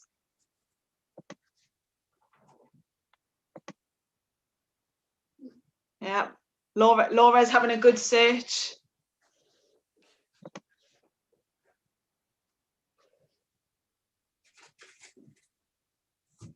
Thank you.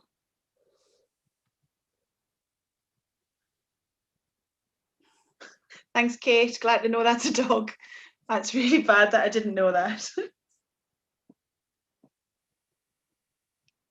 Oh, someone's used in the past a folding table as a ramp before. That's pretty impressive. It's really good. Right, how are we getting on? You're very quick. You're a lot quicker than we've done this in the past. This is brilliant. So we've just got another couple of minutes while people get back. Oh, good. No, it's look. Can you not find anything, Laura? One thing, I think. See, if I think the Moss family are doing quite well. Dan looks like he's given up. So I think Dan's motivation has disappeared a little bit. Linda's gone. I think she's gone down the street to find some stuff. So I'll just wait for her to come back. We're doing well.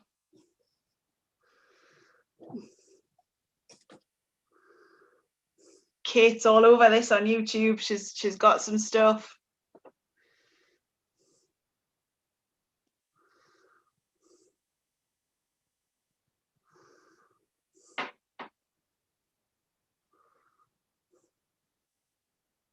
Right. How we doing?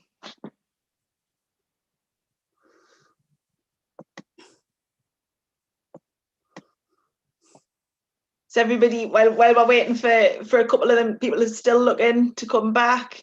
Has everyone enjoyed the day so far? Yeah, been brilliant. It's been a really good excuse for me not to do anything all day. I've literally had YouTube on all day. It's been really good.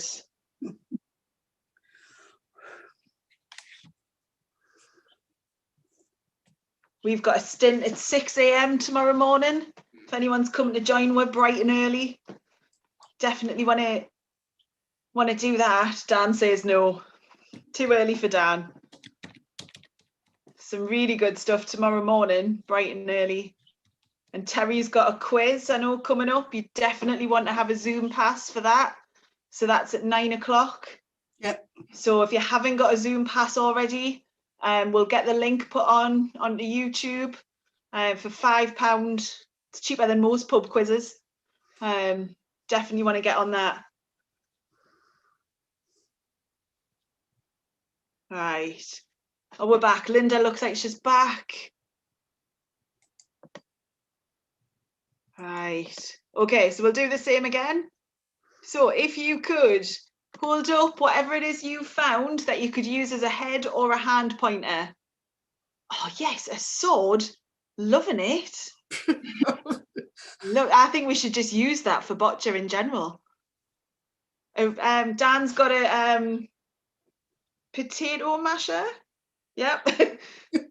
Dan's turned into a little bit scary, but it's a potato masher. What else have we got? I can't see what that is, Jonathan. Oh, pen. Like it. Linda, did you get anything? No. Kate had a knitting needle. So she's had a crochet hook and a knitting needle. I like it. Brill. Right, so something you could use as a referee's paddle. What have you got? Oh, I like that. It's very jazzy. What is it? Is it a light? Wand. It's a wand. A what? Oh, I love that. It's nearly the right colours as well on my screen. It looks red and blue. That's pretty cool. Laura, what have you got? Table mat. Table mat, liking it. Dan's got red and blue ball. Jonathan has got, is it a cushion? Possibly. Yeah? Yep. Brill. Dan's still waving his potato masher around. I'm not really sure why. What did Kate have on YouTube? Oh, red and a blue cushion. It's a very boccia themed decoration at their house there. I like that. That's like my house. Right. So third one, something you could use as a ramp, but isn't an actual ramp. What have you got? Oh, look at that. A bit promotion by Linda. That would be a smile box, is it there, Linda? Excellent. I'll give you the money later. Well done. Jonathan's got a box. The Moss family have got a box. Bit of cardboard. Like it. Dan's got a bit of plastic. Kate has an ironing board. Brilliant. Like it. Yeah, Ian agrees with me. So when we do get back to real boccia, a sword should just be standard equipment for all ramp players. I think that should be, we should go to Bisfed with that rule change. I think they'll be all over that. Standard sword in a boccia game. Let's do that. We'll start a campaign. That'll be good. Right, something with 4 ends. What did you get? Something with 4 ends. Box tissues, I think, Laura. It's got 4 sides. 4 sides, like it. 4 ends. Linda's got a receipt book, which has got 4 sides. I like it. Is that a comforter? Can I see a comforter there, which has got 4 sides? Deck of cards with 4 sides. Jonathan's got. I can't see anything on YouTube from Kate. Nope. Right. Brill. And last one, something you can use as a medal. Let's remind everyone that Dan had lots of medals in his room because he was very excited about that. All right, what can we use as a medal? Oh, yeah, I like that one. It's got an angel on it. It looks like an angel. Oh, that's a good one. Really good one. Jonathan, what did you have? I saw something. Is it a medal? Yeah. Like it. Linda, did you have anything? Is it a cup? Oh, like a cup, like a trophy cup. Like it. Like that thinking. Yeah, like my clothing is in my medals are in the attic. In the attic. Don't go and get them. Don't go and get them tonight. I don't want to be responsible for anyone falling out of attics. Definitely not. They'll not have her back. Kate had an ID lanyard, so her medal would already have a picture on it. I like that. Right. Are you ready for the next round? Give me a thumbs up if you're still with me. Yeah? Perfect. I'm liking it. Thought you might all be asleep. Have you had bedtime stories already? That's already been on, hasn't it? Thought, oh, everyone will be asleep. Right. So this one's a bit personal for each person. So what I want you to find is 3 things this time. Okay. So I want you to find something that represents a boccia memory to you. So I'm going to give Dan an idea. So for example, Dan's got a framed shirt behind him. So that might be one for him. So something that is a memory to you about boccia. It could be a medal. It could be something you've played with. It could be anything you've had from a particular boccia game you've been to, or an event, a bit of kit. I want you to get 3 things if you can. And then if in the chat on either YouTube or on Zoom, just let me know what it is and why that memory is special for you. So have a bit, think what you can find. What is it and why is it a good boccia memory?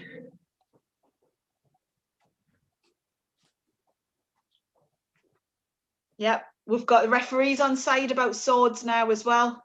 So Pam agrees. We'll not have any players arguing with if we've got swords. Yeah, just type it in the chat if you can't find it.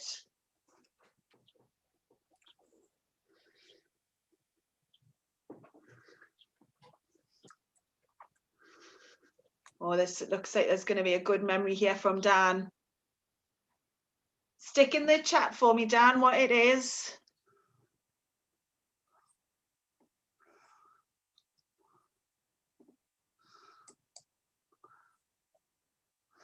Oh, that looks like a uniform, Jonathan.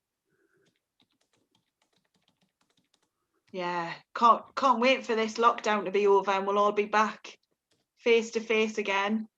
Yeah, go for it, Laura. Send a photo. Again, just to remind you, if you are on YouTube or if you're on the Zoom, take a photo of the things you're finding and stick it on social media. Use the hashtag Bocciathon 2021 and tag Boccia England in it. That would be really good. And for anyone who's not watched this, they'll be really, really confused why there's loads of pictures of random stuff on Boccia England's Facebook. So they'll be really confused, and then that'll make them click the link to see more. Hopefully we'll get some more donations.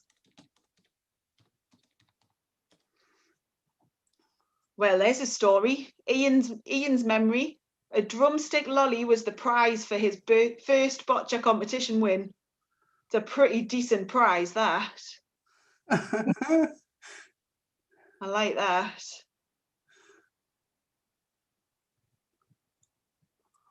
Oh, I had a panic there. I thought Kate was saying boccia was pointless, but it was on pointless as a pointless answer.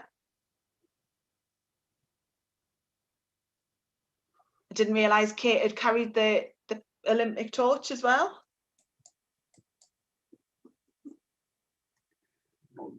Brill. Dan's got a gold medal. What have we got? Got some boccia balls. We've got a medal from a Heathcote Cup, I think, Linda, is that right? What colour is it? Is it gold?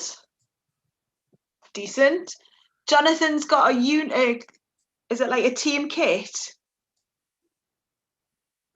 Looks like team kit. Yeah. Yeah. So is that from your club? Brill. Yeah. Love it. Corinda's had a silver medal. I like that. What else have we got? Oh, Pam's saying that being part of this, so the Bocciathon, seeing the clubs that she's worked with in the past, that's a really good memory for her. Got National Boccia Day t-shirts. Yeah. Getting new equipment, so remap, making a pointer for Jonathan. Laura sent a photo. I hope. I can see something. Mm. Don't know if I can click on it while I'm on the camera. Right. Oh, I like, what can I see? Is that bedding? Is that a rainbow cup? Is that where you're going with that? Just lockdown in general. Boccia in lockdown. Yeah, I like it. I went rainbow cup there because I saw a rainbow. Oh, Kate's got her uniform. Yeah, rainbow cup, definitely, that's another one.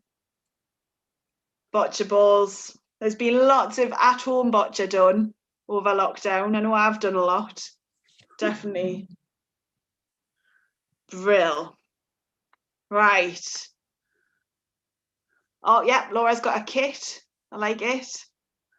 Right. Give me a thumbs up if you're still with me, and we'll do another round. Yeah. This is the last round, so you've only got to bear with me for one more, I promise you. Yeah. See if we can get some more people playing along on YouTube as well. So Dan's saying one of his best memories, he came third in Northern Ireland and he got some points off Smithy. Hopefully he's not watching when we're talking about that. Don't know if anybody watched the last session. I'm sure it was the last session with David Smith. That was really good interactive session. I think that was about 5 o'clock. I was watching that. So yeah. Brill. Right, let's go for the last round then. Are you ready? So, same as before, you cannot use boccia equipment. Something from anywhere in your house so you can go off camera. It has to begin with something beginning with J, something beginning with A, something beginning with C, and something beginning with K. And you can't use the same as last time for the A. So you're going to have to find something, Alex. So, something to spell Jack. What can you go and find? Oh, Georgina's talking about her greatest memory, going to the Sports Personality Awards and doing the Children in Need single that was just out recently. I'm sure that was 2020, I think. I think the awards were 2019 and then the single 2020. But I might be completely wrong and I've missed all my years up. Can't remember. So it's the last time you're going to have to go looking, Linda. 4 things. Linda's brain has gone. She can't think of anything. Oh, I didn't notice. Ian, I didn't notice you'd come onto the call there. Sorry. Thought you were just on YouTube. Can't use your jack ball. Can't be boccia equipment. Gonna have to use your imagination, Corinda. I'm gonna have to keep looking. Oh, that looks exciting. That looks like the most epic keyboard I have ever seen in my life. I'm very jealous of that. Like it. So gather your 4 things and then we'll go through them. Yeah, September 2020 for that Children in Need single. Seems like years ago, doesn't it? Doesn't time go slower in lockdown? Dan says no, goes faster. Crazy. It's going slow now, waiting for everything to open back up again.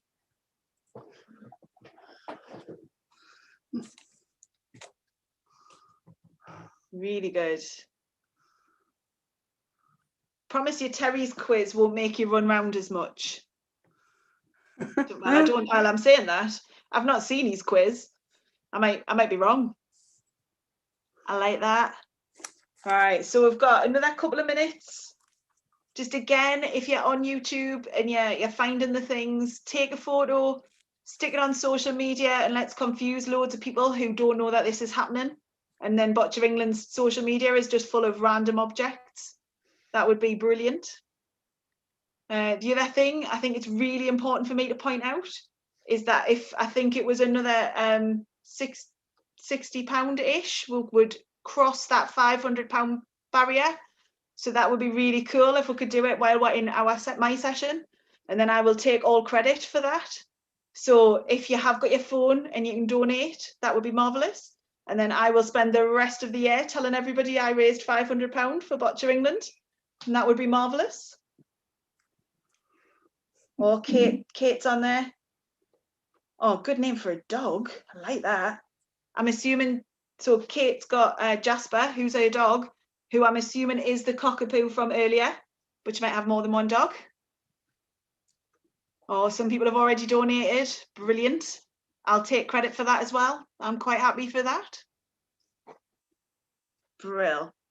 So give me a thumbs up if you've got your 4 items. No, Corinda and Dan have admitted defeat. Admitted defeat. The Moss family are there. They're all over this. Ian says he's going to claim credit if they do it during question of Boccia. I want to claim credit, so everyone get donating now. That would be amazing. Right. So let's go for it then. So who's got something beginning with the letter J? Hold it up to the camera for me. Jumper. Has Laura got a jumper on? Yeah. How? It's too hot for a jumper today. It's about 18 degrees in the northeast. It's boiling. I'm in a t-shirt. We don't normally do this in Newcastle. Well, it's colder here. Oh, that's all right then. Alex has got jam in his hand, I think. Yeah, jar of jam. Oh, you're frozen. Dan, did you give up? Dan gave up. He might be able to win medals at Boccia, but he's no good at scavenger hunts. Shocking, shocking, Dan. All right, Corinda gave up. That's a cup, I think, Dan. Doesn't begin with J. Is it yeah? Oh, joker. So Jonathan's got a joker. Linda, did you give up? Linda's hiding off camera now. Did you give up? We've got a deck of cards, so she's gonna, a jumbo playing card. You can have that because it begins with a J. I like it. Ian did say something, but I've lost it on the chat. What was it? Jelly babies? I like it. Have you really got jelly babies, Ian? Have you got them there, or you just like jelly babies? Right, what have we got on YouTube? Oh, so we had Jasper the dog. Brill. Right, so next one. So we're going for the letter A, and it has to be something different, so we can't have Alex. I love that Ian's wife is eating the jelly babies. My husband has the same problem. If he brings sweets in the house, I just eat them. We've got dried apricots. Is that what you've got there, Laura? Yep, apricots, yeah. Just wrong. Just not right. Apricots. Don't want to understand them. We've got the ace. That's a pretty good deck of cards you've got going on there, Jonathan. I like it. Dan is holding up his cup again. Dan, I'm not sure you're getting the point of this game. It's got to begin with the letter.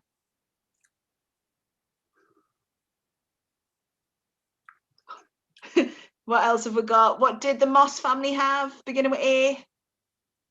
Is it an atlas? It's tadpoles.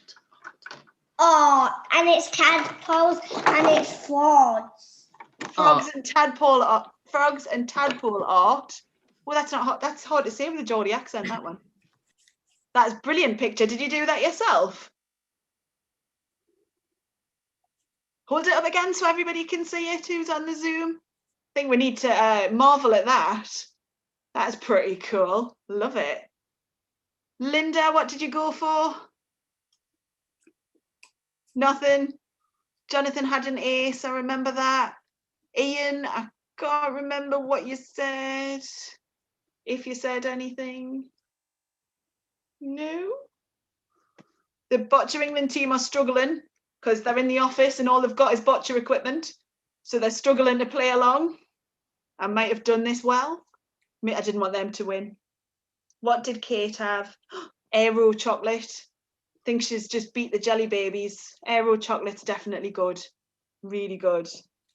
Right, the letter C. Who's got something beginning with C? I've seen something. Coaster.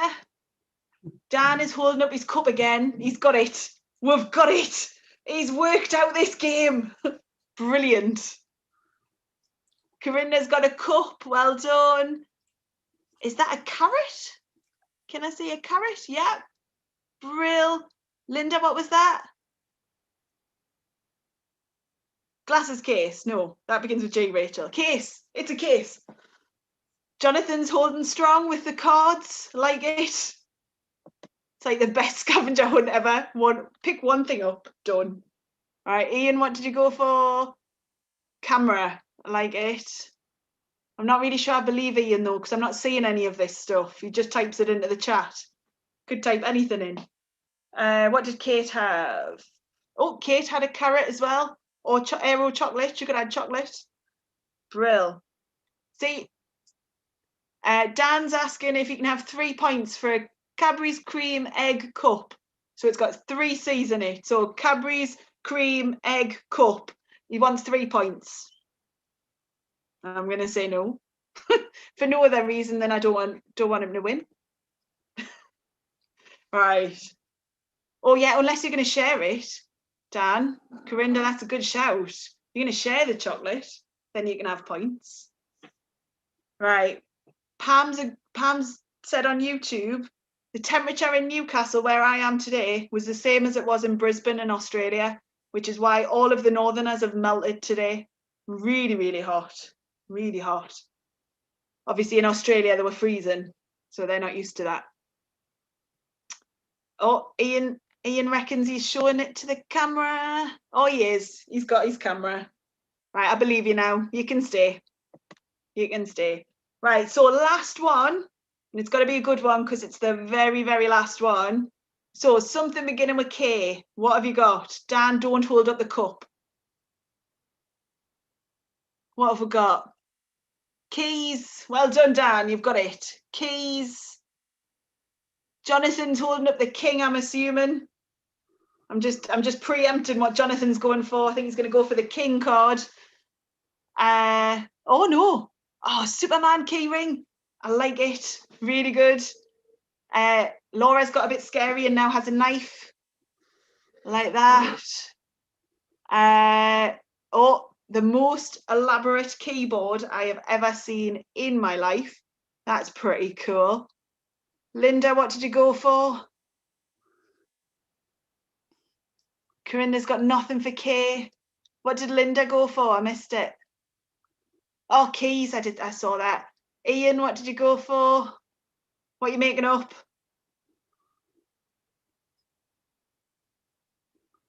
No, still thinking. Kate on. Oh, Kate had Kate. That was quite a good one. She had herself. So that's a good one. Brill. Right, so I'm going to just stop this share so I can see all the beautiful faces on the Zoom. Don't know if you'll see what you'll see on YouTube. You might just see me, so not the beautiful faces, I'm afraid. That is the end of the scavenger hunt. Oh. Found 5 rounds worth of stuff, which I bet you didn't think you could in your house when I first started. So well done everyone who was playing either on Zoom or on the YouTube. Again, just make sure if you've done it on YouTube or you've done it on Zoom, take a photo of those random items and get it onto Boccia England's social media, because I think that would be really funny for anyone who doesn't know what's going on to just randomly have photos appearing on the social media. I think that would be really funny. So hashtag Bocciathon 2021, and then it's at Boccia England if you're tagging them in. And then before I go, before we let, I'm sure it'll be Peter's coming back, but before I go, just again, if we can get across that £500 mark while we're on my session, I'll get to live on that for like the next year. I'll just take all the credit. It'll be amazing. So just when I finish, the text numbers will come up, I'm assuming. So get donating, and then I can take all the credit for that. And then I can tell the other Smile team that were on earlier that I did better than them. Always a good thing. So that would be brilliant. So who have we got? I'm going to hand over, I'm assuming, to Peter, but give me a thumbs up if you enjoyed that. Brill. And I hope you are staying on for, particularly for Terry's quiz. Yeah. I'm looking forward to Terry's quiz. That'll be really cool. And then everyone on YouTube as well. So Georgina and Kate, Pam, been brill. So thank you very much. And then I'll let Peter talk for a while. Thank you very much, Rachel, for that wonderful interactive quiz. I'm pretty sure everyone on here and on YouTube enjoyed it. So thank you very much. Thank you. Yes, clapping away. Well done. Thank you very much, Rachel.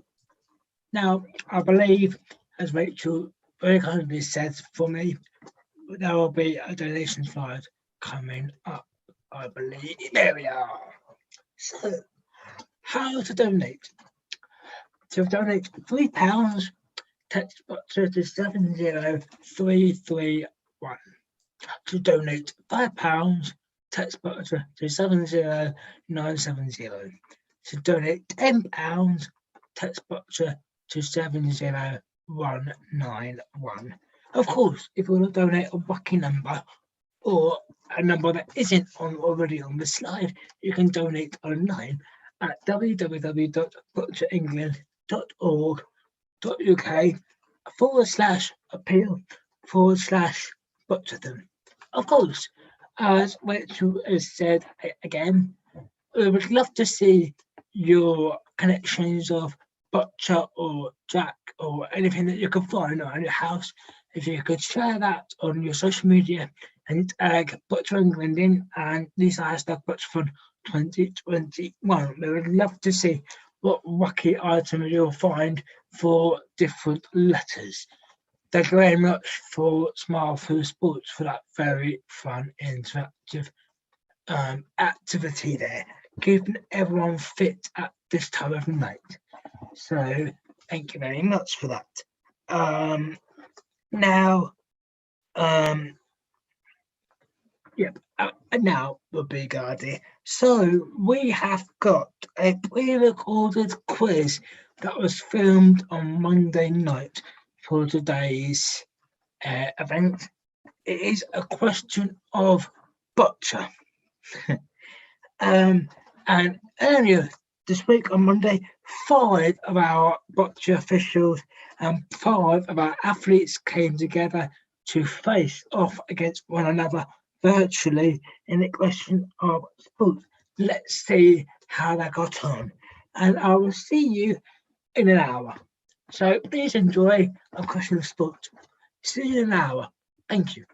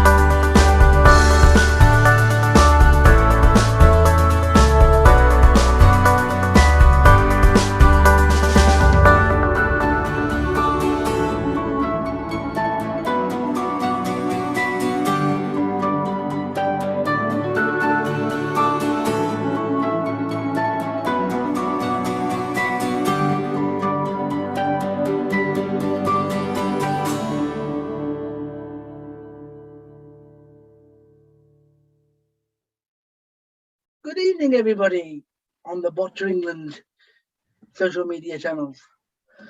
Welcome to A Question of Boccia. This is part of the Big Bocciathon coverage. Tonight, we have invited 10 of Boccia England's finest brains to challenge their knowledge of the great game of Boccia. I am your host, Ian Moore-Pugh, and normally I play for Blackpool Boccia Club, but tonight I am your host. I'm sure you've all seen the quizzes on television where you're all streaming at the TV because somebody has got a stupid answer wrong. Well, now is your opportunity to do likewise to our teams.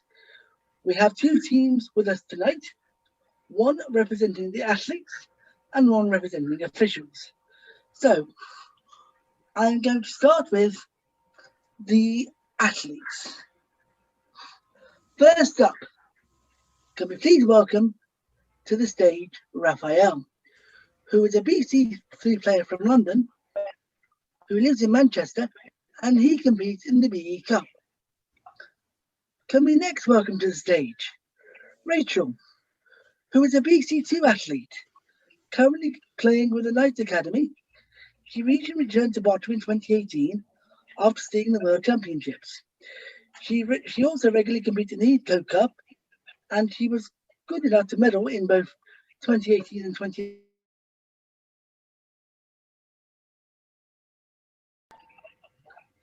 Next up,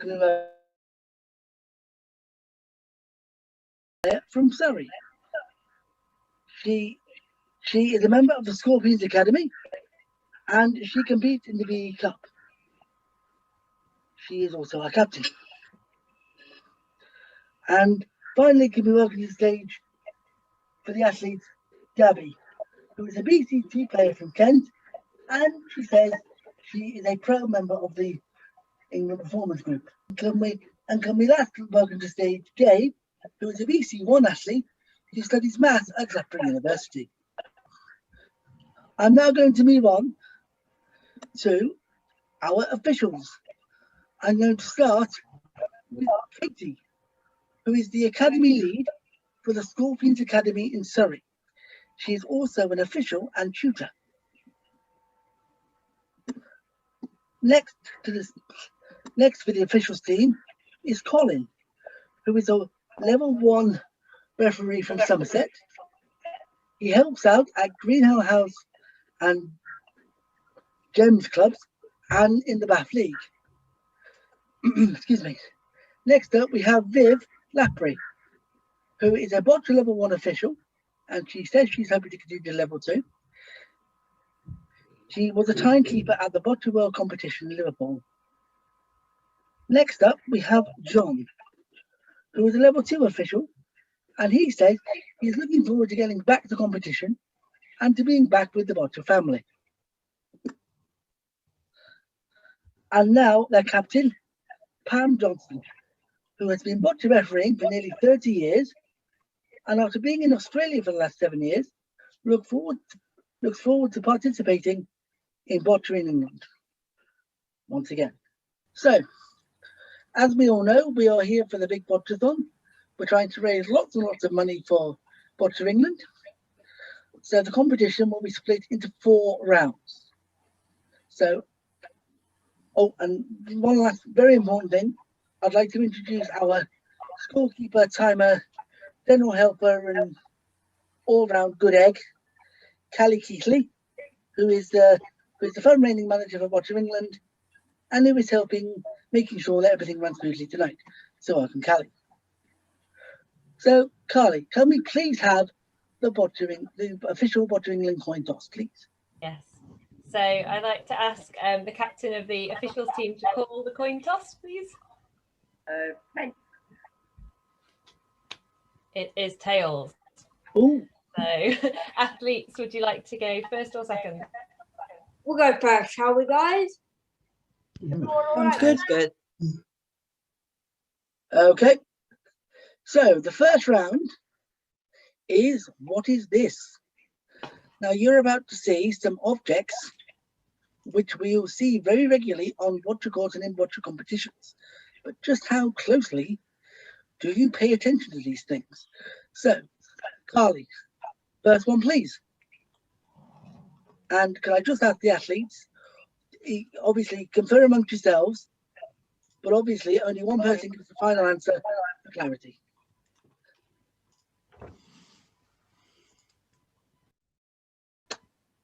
So here we go. What that is. The end of a caliper. It's the caliper join. Viv, this is a question for the athletes team. Oh, sorry. Oh, God. Just as well I already said it, really, isn't it? we can edit that out. We can edit that out. Yeah, I agree. It's the end of the game. Yeah, I agree. Yeah, definitely. So is the captain going to give the official answer? We believe it's the end of the caliper. Okay. Okay, Faye, we accept that. Carly, can you give us the official answer, please? And congratulations to the athletes. They have the first point of the game.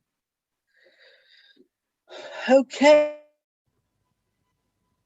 This is number 2, and this is for the officials.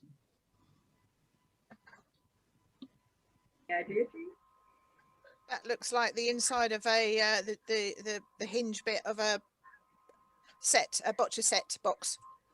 I'd agree with. I'd agree with that. Okay. Yeah. So, is Pamela happy to give the official answer? Boccia case, yeah. Boccia case. It's a boccia case. It's the hinge part of the boccia case. Boccia ball case. Yeah.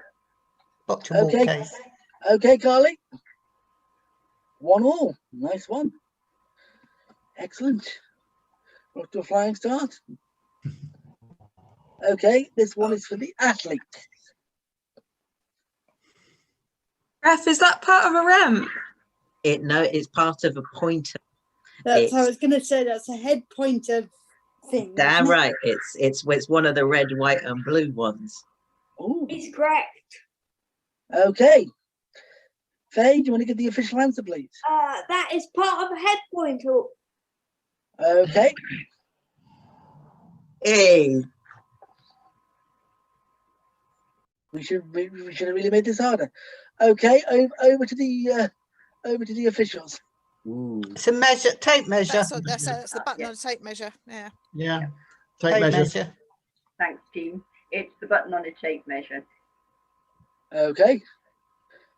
Okay, 2 out of 2 for both teams. Okay.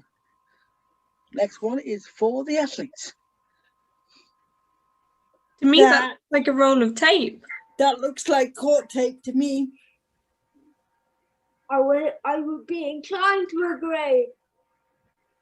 Purely on the grounds that I can't imagine what else it might be. Jade, what do you reckon? I'm not too sure, but I'm happy to go with tape. Yes, if it's not tape, what else could it be? I can't think of anything else that it could be. It could be in the tube. In a tube, like from a chair? Yeah. Is that boccia equipment enough to count as... Ooh, we're getting a bit metaphysical.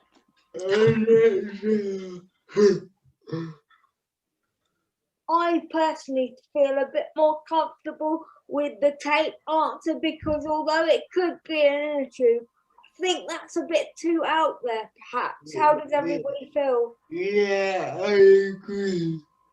Second, thirded. Yeah. So is everybody happy to go with boccia tape? Yeah. Yep. Yep. Boccia tape. Okay, we accepting that. Okay, then. Hey.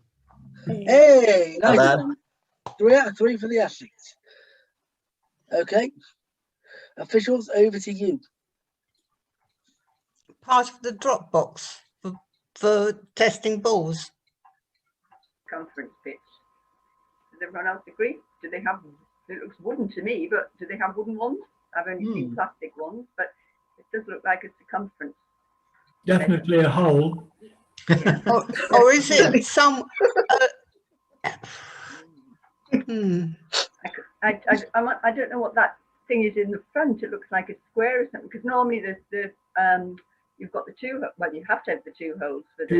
Yeah, but we can only see one at the moment. Or is it because that, or is it just a player's ball holder? Yeah, because that looks like a little label. But then that's quite, there's one. But I think it's, there. I think it's part of the Dropbox thing. Yeah, in the call room. In the call room. Means for measuring the balls? Or yeah, you know, big one, you know, the one if it doesn't pass through, and the bigger one that it does pass through. It's to measure the circumference. It's just the material it's made out of. It looks sort of wooden, and I haven't really seen a wooden one for a long time. I don't know what you use in England, Boccia, England. It's a prehistoric one, Pam. It's a prehistoric one. Okay, should we say it's a prehistoric ball circumference measure? The athletes get a try. Does the other team get a try if one gets it wrong? Yes, I will happily. Well, We've already got another option, though. Yeah, we've got another option saying it could be an athlete's ball holder. But then again, there's only one of them, so yeah. But don't forget that we only saw the button of the measure, didn't we? That's true. Yeah. Yeah, but if you look at where the hole is there, if you think that you're going to put 6 balls or 7 balls on that, there would be another one. Or is it around the side? Oh, what's it on the side of the court? The ball out. Oh, dead ball container. Dead ball box. Dead ball container. Oh, could be a dead ball, part of the dead ball container. Yeah. What do we want to go for, guys? Dead ball container or the circumference measure? I'd go for the call room equipment. To measure the ball. Okay. Yeah. So that's one to measure the ball. Yeah. Anyone else? So Pam, what do you answer, guys? I'm tempted to go for the dead ball container, but I could well be wrong. So I'm sorry to have to press you, but is that your official answer? Majority decision, guys. You're the boss. Measuring. You go for it. Okay, well, I think my team seems to think it's the measure to measure the circumference of the ball. I'm afraid I cannot accept that. So, over to the players' team for a bonus point. It's the wooden ball holder under a stool for a BC3 ramp assistant. I will accept that as the correct answer, and I would have been astounded, Raf, if you hadn't got that. So, so very, very well done to the athletes for that bonus point. So, can we have the scores, please, Kelly? We can. So the total after round 1, the officials have 2 points and the athletes have 4 points. Oh, so a very close round there, and it just proves that Raf's knowledge of BC3 boccia ball holders has won the day for the athletes team there. Right. So are we all happy to carry on with round 2, or do you want a quick break or what? To keep going if you are. No problem. No problem. Okay. So round 2. This is boccia general knowledge. Okay. Now again, we'll alternate on the questions. Again with a point for each one. There's your bonus point, but I'll say that when the time comes. So, question number 1, and that is for the athletes, as they got the winning point in the last question. Which there were 2 possible answers.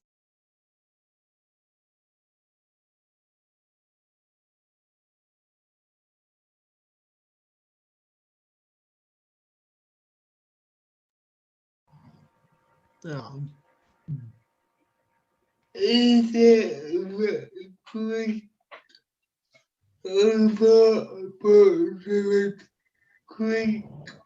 Yeah, I'm tempted to say Greek. I have Greek family, so if I get this wrong, I'm dead. Well, I think it's pretty classical, isn't it? I think it's Greek and Latin, or Greek or Latin, or possibly therefore some root of both. Can I put a spanner in the works? The Italians play something very similar called Boccia, so I wonder whether that's from the Italians. Right. I think it goes back further than that, Faye. You're right. But I think its history is, the word's history is much older than the modern language Italian, hence why we're talking about Greek and Latin. Bear in mind there are two possible answers, so you can nominate two answers if you want. Given Gabby and Jay both said Greek, then I think there's a strong argument for that being one of them. What do we think about maybe Latin as the other, given what Faye said about Italian? That was my instinct, Latin. Yeah.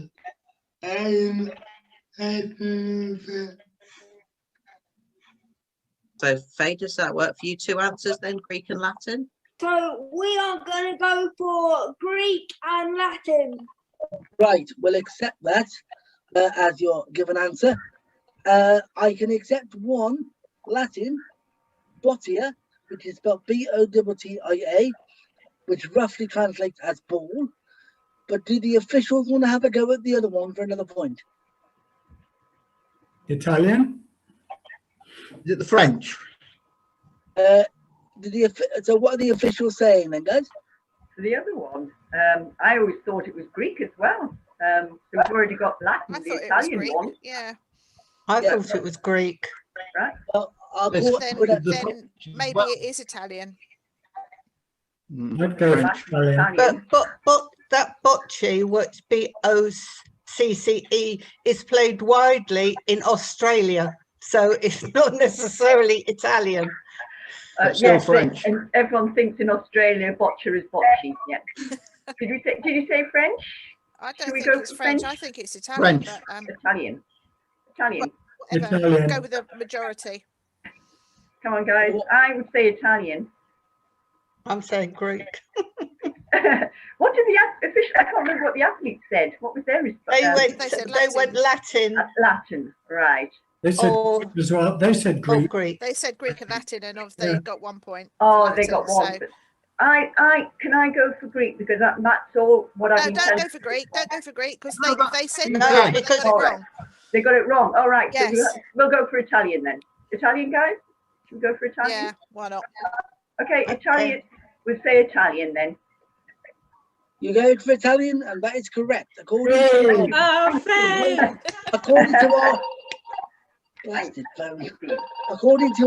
to our friendly internet, it's Italian for bowl.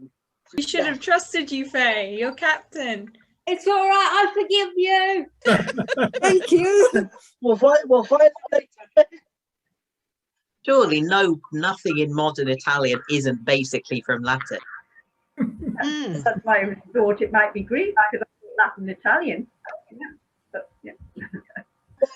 Our friend Google, Boccia has origins in ancient Greece, so that's where the Greek might be coming from, because that's where Boccia is believed to originally come from. So it was right, but because obviously they did speak Latin in Greece, so you were on the right lines.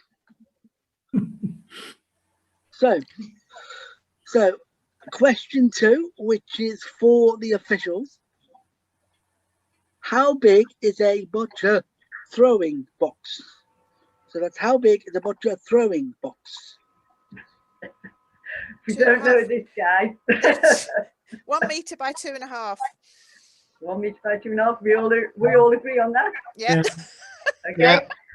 1 meter by 2.5 meters. 1 meter width, 2.5 meters length. Potential embarrassment avoided. That is correct. Yeah. Okay. Question 3 is for our athletes. This one's slightly different.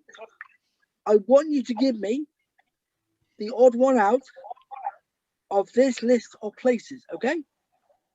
So we have Liverpool, Bristol, Crawley, Gloucester, Hatfield and Sheffield. That list again: Liverpool, Bristol, Crawley, Gloucester, Hatfield or Sheffield. I would say Liverpool because it's the where British Cup isn't held. Okay. Yep. Jay? On the other hand, I think those are Heathcote Cup locations because some years it's Bristol and some years it's Gloucester. But I think usually it's Gloucester because we do have a Liverpool Heathcote Cup, we have a Crawley, we have a Hatfield. Well, my first Heathcote Cup, Ralph, was the year it was held in Bristol. Right. Can we hear the whole list, please, Ian? Is that allowed? Certainly you can. Certainly you can. Liverpool, Bristol, Crawley, Gloucester, Hatfield, Sheffield. So that's a list of Heathcote Cup places. Can I throw a spanner in the works? The only thing that stuck out to me was Liverpool is the only place, to my knowledge, to have held the World Championships out of those places. So maybe that could be it. Correct. Oh, clever. I like it. I'm happy to go with that logic. So we are saying Liverpool is the only place out of all of those to have had the world champs. Are we all in agreement with that? Yep. So we are saying that Liverpool is the only place out of all of those destinations to have had the world champs. A very good answer, but unfortunately incorrect. Sorry, guys. All right. So over. It's over to the to us. Heathcote Cup has been played in Liverpool, Bristol, Crawley, Hatfield and Sheffield. And also, you can't include Liverpool for the BE Cup because it hasn't been held there. So I say it's a Heathcote Cup. So what's the answer? Which is the odd one out then? The odd one out. The odd one out is Liverpool because they do it at I believe. But they said Liverpool. No, Liverpool's the odd one out because it hasn't had the BE Cup there, but all of them have had the Heathcote Cup. But they have already said Liverpool, and Yeah, they but they used that Liverpool for the World Championship. But all of them have held the Heathcote Cup. But they said Liverpool was the odd one out. And Yes, but Liverpool, they said Liverpool was the odd one out because of the World Championships. So it could still be Liverpool, but for another reason. I'm going to have to go with you guys because I have no. The Heathcote Cup and the BE Cup or before. But Heathcote Cup go has with been. Viv's answer. Heathcote Cup has been held at all of them. Liverpool because what was the reason? You say Liverpool, but what was the reason again, Vivian? Because it hasn't held the BE Cup. Right. So okay. All of the others have held the Heathcote Cup. So you could word it to say, whilst all of them have held the Heathcote Cup, Liverpool is the odd one out in not holding the BE Cup. So the BE Cup's held in all the other places, is it? Yeah. Okay. So, but the Heathcote Cup is held in all of them. Right.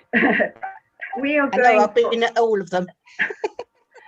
We are going for Liverpool again, but the reason being is the BE Cup is not held in Liverpool. Okay. Oh, I am so very, very sorry. I can't give that at all. Oh. You were sort of dancing around it, the officials. The official correct answer, and again I remind everybody that these answers are checked beforehand. Gloucester was the odd one out. The reason being all of the others have hosted either one or both of the Heathcote or BE Cut rounds in the 2018 or 2019 season, which is the season prior It was going to be in 2020. Yeah, we never got to Gloucester, did we? Exactly, it got cancelled about 5 minutes before. Gloucester was on the BE Cup list, but it was cancelled because obviously the whole season got curtailed. Oh. Yeah. Oh well. We were so nearly there. Hey, I was in Australia. I had no idea. Good excuse, Pam. You should have given us some dates for the season. Well. That's why we challenge you guys, you know. Officials, okay? And we kind of tap into another area of boccia, the Paralympics, which is the only Paralympic boccia classification not in any way to be allowed an assistant.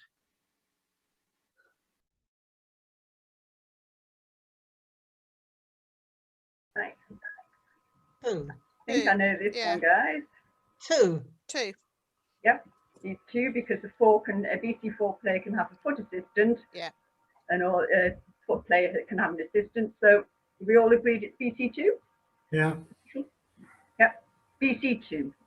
Okay, that is correct. Well done, guys. And very good knowledge from Pam there on the BC4 foot player, because that caught me out in a competition when I was playing in a competition a couple of years ago. But anyway, so question 5, and it's for the athletes. You'll all have seen the Super League at some point, but which Super League team is based in Bristol? I'm almost I'll be honest, I haven't really paid much attention to the Super League, my bad. Tut. I think it's Paul's Place, guys. Jay, you've done Super League. Yeah, I'm not sure, but I have England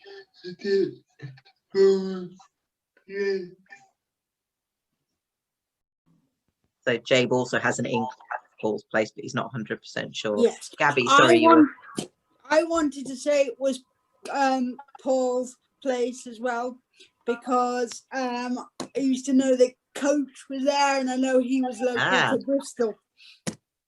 Inside knowledge. Do we, just to check, sorry, I'm not sure if this has to go through our captain, do we need to be more specific about which Paul's Place side, or is it the club? Well, I've only got one answer, so I'm afraid I can't help you. If I could, I would. I would say, should we just go for Bristol, because that seems to be the majority? The name of the club. Need to name the club. Oh, the name of the club. Yeah, I would say Paul's Place then. Yeah, Paul's Place. Go for. Okay, are we you officially accepted Paul's Place as the answer? Yeah. Correct. Yay! One for the officials now, and I hope somebody's good at maths. Ooh. How many balls make up an end before any penalties or deductions? How many balls make up an end? 13. 13, yeah. 13, yes, that's what I was thinking. We throw the jack, 6 balls for each side. 13, no penalties. Yeah, 13, yeah. If it's before penalties and whatever, yeah. Yes, 13. Simple enough. Okay, Pam, we're going for 13. Unlucky for some, but not for you guys. That's correct. I thought it was going to be a trick question there. It's too obvious. Okay, then. One for our athletes. What does the word BISFED stand for?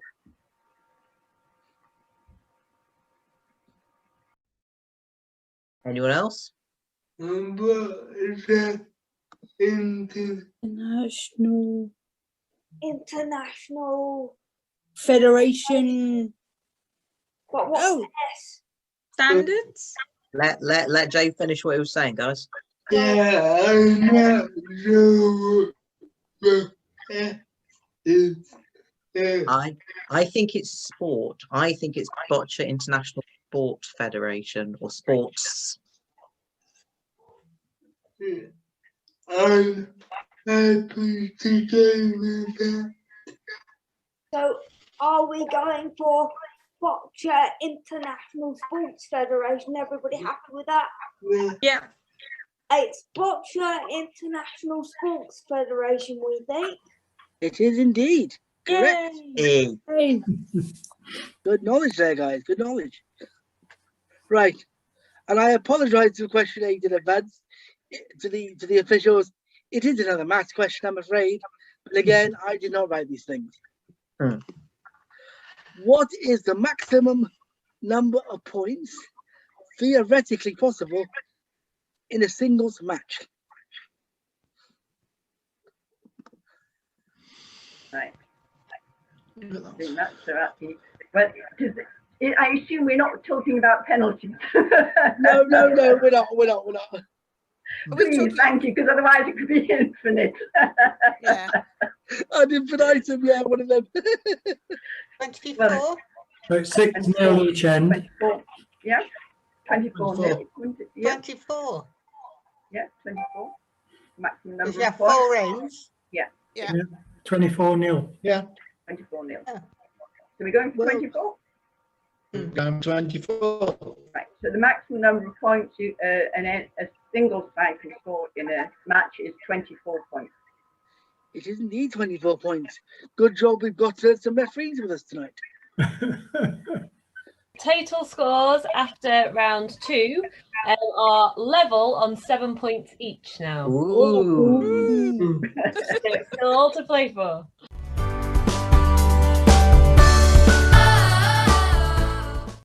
So, again, you are about to see a selection of Boccia Club logos. They are all on the Boccia England register. And at last count, there were nearly 65 clubs on the Boccia England list. But just how many of those can you name from their logos? Now, because we started with the athletes last time, we'll start with the officials this time.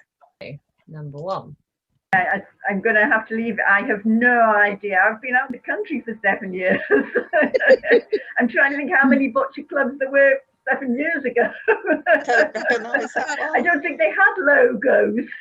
I'm trying to think of the colours. Right, where are Irwin Mitchell? Where is their head office? Irwin Mitchell used to sponsor quite a lot of stuff. Am I right, Callie? Possibly say. I'm just looking at the IM in the middle of the Boccia ball, so I'm wondering whether it's a club that Owen Mitchell sponsor, or whether it's in their hometown, or I mean, I know that they're all over the place. Would it be Paul's Place again? Because they had when in Bristol, when the Heathcote Cup was in Bristol, they had quite a massive table there. I don't think that's Paul's Place logo from. Okay. Only because they came to a Super League match, but yeah, no, I get where you're coming from, Viv. Yeah. Anyone recognise the colours? Boccia colours, blue and red. They're all Boccia. Red, white, and blue. Yeah, they're all blue and red, aren't they? I think I could. A few of the clubs from the Super League, but often the league. But I'll go.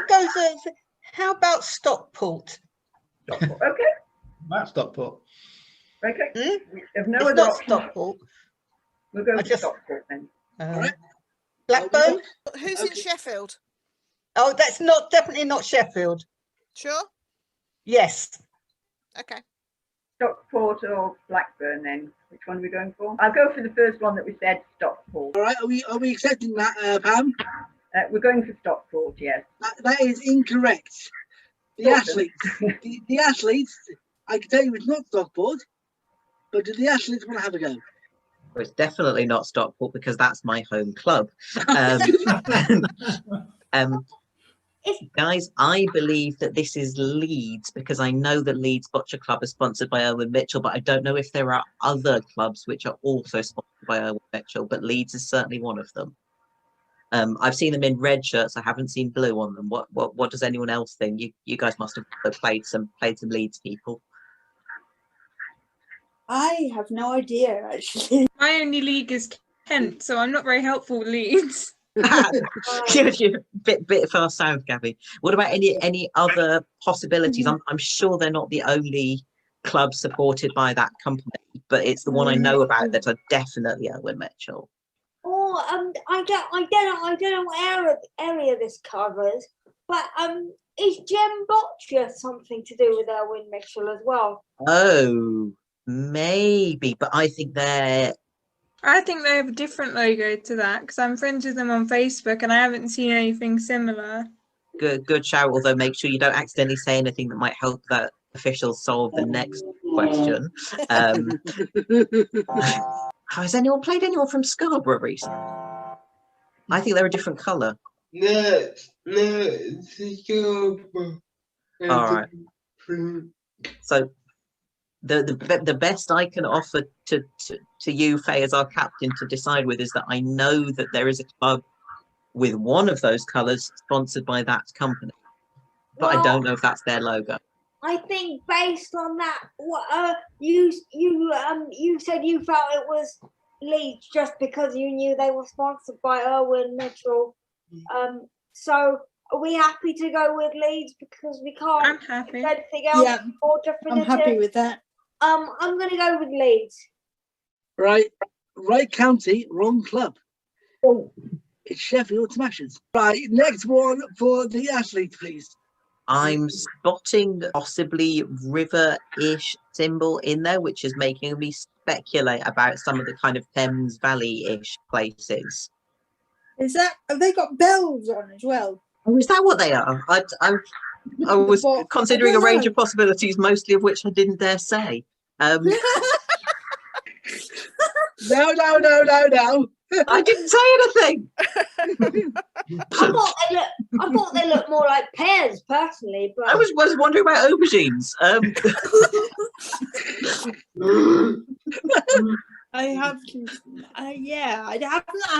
haven't played enough local clubs. Where's good for bells? I think they must be bells. I'm trying to think of kind of cathedral cities and stuff because that's the most kind of bell related.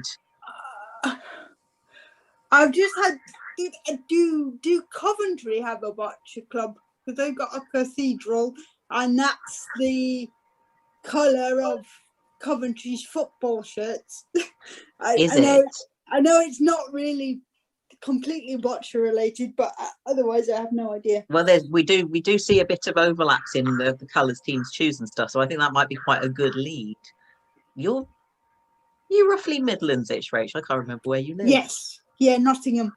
It's not my boccia club logo. Okay, do we have any other guesses? My only other attempt was going to be just kind of basically random places that have cathedrals with bells, which I think is weaker than what Rachel's got. What did Rachel come up with? Just give me a reminder. Coventry. Well, I think if that's the only, I've certainly got nothing to add, and I haven't played that many local clubs outside of my area, if I'm honest. So I would say let's go for Coventry then, if everyone's happy with that. Yeah, I'm happy. We'll go with Coventry then. Unfortunately, that is incorrect, athletes. I'm so sorry. So officials, do you want to have a bat at it? What do you reckon, officials? The pun. Oh dear. I thought they were pears. I have an inkling, but I'm not entirely sure. Go for it. What's your inkling? I think it might be Worcester. That's a good one because I know it's definitely not Coventry because Coventry doesn't have that sort of river things, but Worcester does. Worcester does, yeah. Yeah, I was thinking of a river as well, and anyone else has any of the evening inkling, an inkling's better than nothing. And I just I just think river pears. And Worcester joins in with that. And if there's a club in Well, Worcester, do you not get pears? Do pears not come from Worcester around that way? Are they not quite? Yes. And Hereford around that way? Yeah. I think we're reading too much into it. I but- think we may be, yeah. Are we going for Worcester then, guys? Yes. Yeah, we'll go for Worcester. Go for it. Go on, why not? Okay. Okay. Okay. Well done. Well done. That is a point to the official. Oh, well done. Oh, That was hard. Congratulations. I'd like. Oh my God, I need to lie down now. I know. I meant to stay neutral, but I did like the little dance at the back there, King. Right, can we have the next one, please? Okay, and I think this one was for the athlete. Yes, it was. Ooh. Something makes me think that's Herne Bay. That's what I was thinking, Herne Bay.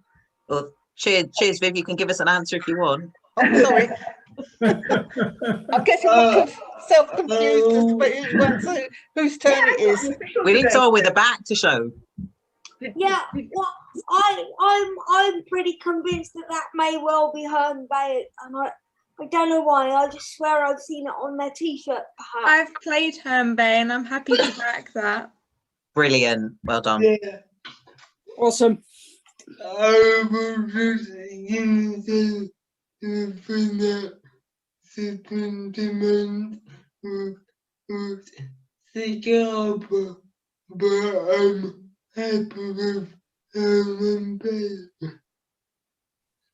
Okay, are we locking that in? I think so. Scarborough play in a different colour than that, which I'm not saying to not spoiler it. So I suspect not them unless they've changed their logo very, very. I am so sorry, athlete, but that is incorrect. sorry. So, over to you, officials. Well, if that's a seagull, it's probably a seaside town. Yeah, I actually wonder whether Raf may have given us a bit of a clue in that one. What did they do? Boccia. Are we saying Scarborough? I got totally confused with which answer the Well, he the was athlete mentioning gave. Scarborough, but the club's called Boccia. Right. So, do we think it's the Scarborough club? Yeah. Is that what we I saying? think I've got a feeling. What about Portsmouth? No, seagulls don't look like that in Portsmouth. Okay. I'm just saying that it looks like the seagull is fishing, so I'm thinking a fishing port. I don't know whether there's a club in Portsmouth. Well, let's go on the fishing side. Yeah, Scarborough is a fishing port. Yeah. Hull is a fishing port. Not these days, Is it's there one not. in Hull? So, are we going around the tour of fishing ports now? Possibly. Fishing ports have got boccia clubs. I know. I have heard of the Boccia. There's a boccia club in Yeah, Scarborough. go Boccia. Yeah. Are we going for that? Yes. Yeah. Why not? Okay, we're going for Scarborough. Right, after that impromptu tour of seaside towns in Great Britain, Oh, I can confirm that Raf did indeed mention the answer and gave it away by accident. It was indeed Scarborough. Okay, let's move on to the next one. So whose go is it? I've forgotten. I've lost Oh, yeah. The official. It's us, isn't it? The officials are going, yeah, because yeah. Thank you. I'm glad someone is keeping up. I know it sounds tough. I was thinking Hillsborough, but I've got no idea on this one. I can confirm it's not Sheffield this time. I know it's not. I know it's not. I mean, I got confused between the Boccia Sheffield and Sheffield Smashers. I only know the Boccia Sheffield one. Right. Any ideas? Hills. Are there any clubs in the Peak District? Yeah, I was just thinking that. Buxton. Yeah. Is there one in Buxton? Don't know. I don't know why I was thinking Exeter. Is there one in Exeter? Exeter's because you got I know it's not. Well, there's Exeter doesn't have hills round it, does it? No, Well, it has. It's got the moors. What's Dartmoor then? I don't know why, but I've got no idea where these clubs are. For some reason, Exeter popped in my brain when I saw that. Because I've been to a competition in Exeter. I was just thinking Hillsborough, but hilly places in I'm going to stop pushing you for an answer, guys. We don't want to be here all night. Can someone just name a club? Someone just name a club, please, so I can say an answer. Hillsborough. Hillsborough, then. It's got to something. If I can give a point for imagination, I would, but I can't. So it's over to me. So it's over to the athletes for a good luck guess. I don't know any possible names, but something to do with Wales, perhaps the hills and the valleys and that kind of thing. Anyone think of anything there? This is a list of Boccia England member clubs, and I don't believe that includes any Welsh clubs, although there are Welsh individual members of Boccia England. I have never seen their logo that I know of, but just looking at the picture makes me think of Rochdale. And I know there's a Boccia club in Rochdale, just because hills and Boccia. It's not much, but it's not the logo of anyone I've kind of seen at the big competitions, which rules out a few possibles. Why we could all, but I'm not going to name places we know it's not. You could do if you want, Raph. I think we've learned our lesson. Yeah, we came a cropper on the last one, so we won't bench too many more. Rachel, have you got anything to add? I'm just staring at it going, I have no idea. We went somewhere on holiday once, which had the Malvern Hills in it, which I think was somewhere in Herefordshire. I was just wondering if there was a club there, but not really is the short answer. Well, right. How does everyone feel about what Raph said? I'm happy to go with that. I don't have any better ideas. Yeah, I really didn't know that.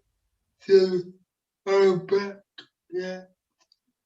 We're gonna go with, if there is such a thing, Rochdale.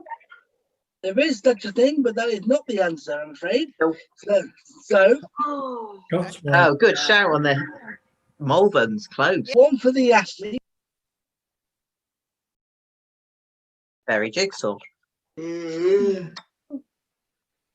Oh, there is a place called the Jigsaw Trust. Its club is Berry Jigsaw. And It is, I promise. Okay. I love your confidence, Raph. I love your confidence. Right, okay. Do we want to give a final answer? Hey, if you think it's the Jigsaw Trust, then the club's name is Berry Jigsaw. If you don't think it's the Jigsaw Trust, then I don't know. I have seen the Jigsaw Trust written on a Boccia form somewhere. So can we go with would everyone shoot me if I got that wrong, but it's the only thing I can think of. If it's that organisation, then the club's called Berry Jigsaw. We'll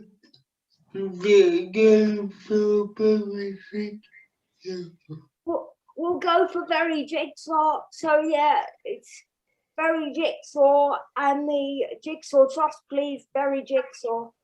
Oh, thank goodness! Thank goodness! You avoided one heck of a banana skin there. I was panicking for a minute when you were starting to talk I'd be about second guessing myself. the organisation, but yes, Jigsaw, Berry Jigsaw is the correct answer. One for the officials now. Ben, no idea. No idea. I knew there was a Jigsaw club. I couldn't remember where it was from, but the previous one, I remember thinking, oh yes, I remember this club, something Jigsaw, but no idea. Anyone? No. I recognise it, but my brain is not. Do you want to give an answer, or do you want to pass? No, hang on a minute. My brain's still not engaged. Give me a chance. Don't worry. I'm just trying to think who plays in purple. That's what I was thinking. Who the ones in purple? Yeah. No, it's not black. Blackpool is orange, isn't it? Yeah. I don't. Oh, sorry, this is you official. Sorry. Oh, We need all the help Hang we on a can minute. get. Now, hang on a minute. Let me think. It's definitely up north somewhere. Who says extreme? Just a few clubs that could be then. Well, yeah, you know, I'm just ruling out parts of the country. Oh, you know. is it Hang on. the one that Rachel Miller does? I don't think it's that. So I think it's more. It's not Smout, it's Sport. Mind you, I've got to try and remember which. Yellow. Is it? No, I'm not talking about Smile. No, is it Stockport? You going for Stockport? Go for it. Go for it. No other answer. We're just saying Stockport. I know it's Okay. Okay, Raf, do you want to do the honours? It is Stockport, although we now play in navy blue, so that's quite impressive. Is that, say, Raf, did you just say that's supposed to be navy blue? We now play in navy blue, Oh, so you that's a now very play in navy impressive blue. memory. Ah, We've been okay. blue for a couple of years. Ah. Well done. I recognise the logo, the wheelchair bit. But... So that was a very tough round. I definitely need to lie down now. So, Carly, do you want to have the little scores after that 10th round? Yes, so that has mixed things up a little bit. So the athletes are now on 8 points going into the final round, and the officials are on 10 points. Ooh. The last round is the pinnacle of our sport, which is the Paralympic Games. Now, this is a slightly shorter round, so you'll be able to go and have a lie down or a sit ring after this. Thank you. yeah. So, question 1, and I'm going to throw this one to the athletes to start the final round. Boccia made its debut in what year? Which Paralympic Games? But to help you along a bit, this jointly hosted with 2 different cities, or rather places, I should say. That's 2 different places. So I'll accept both. So there's 3 points on offer for this question. 1 point for the year, 1 point for this, and 2 points for the respective places. But to give you a bit of a hand, we've got 3 options for you. We've got A, Barcelona, 1992. B, New York, 1984. Or C, Toronto, 1976. I'm pretty certain it's not 1984. New York. How does everyone feel about that? That was my instinct. Yeah. I know it was the 80s, and that was the only one that was the 80s. So yes, of those 3. So what? But what was the other place? Because there's another point for the other place. Mine. Yes. I think the other place was Los Angeles, possibly, because I remember when we did something for National Boccia Day at my club, there was a thing about it, and Los Angeles was mentioned. I don't think we could possibly have had an Olympic or Paralympic Games on opposite sides of the US at the same time. True. But I'm wondering about places closer to New York. Maybe Washington. That would be not incompatible, wouldn't it? Whereabouts is Atlanta? Because that was my instinct. Yeah. Not local. Okay. Would it be New York and... I want to say Boston, but I don't know why I want Boston, except that it's kind of close. We're at a minor disadvantage here, and that none of us were born. Oh, sorry. Say that we remember, though. It's a long time ago. Do we want to try for another place, or does that risk just giving the officials one ruled out answer to not use? I'm feeling a bit generous. Would you like a hint? Yeah. Ooh, Would we ever? that would help. The second place wasn't in the same place as the first. Wasn't in the same continent. It wasn't in states. It wasn't in the same continent as the first. There we are. I've got it out eventually. Yeah. I had like I've got giving. I don't want to give too many things away, but in case we don't go for it. But do a private chat message to one of us, Rachel. Then they won't hear. Oh yeah, that's a point. Tut. Who said we could? And the had taxes going on. No, the officials are perfectly free to do exactly the same thing. They are. Cool.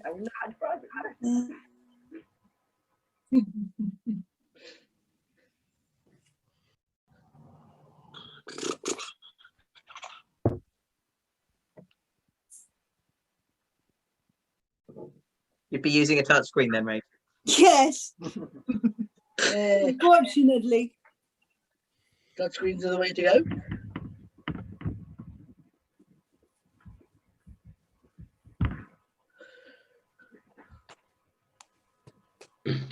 Ooh, and I can't spell. Doesn't matter. Coming to you, Raph. Should be. Keeping it brief, definitely not. Okay. Good thought. That's cool. Right then, guys. So,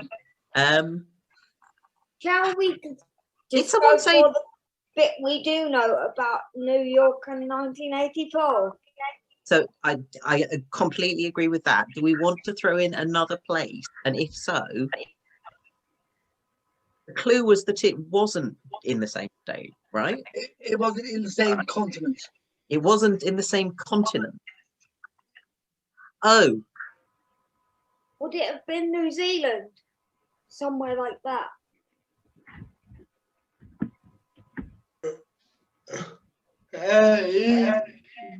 Was it Stoke? Hang on, was it here? Was it Stoke Mandeville? Oh, Did it get yes, split yes. weirdly? Yes, I think you're correct, Ralph.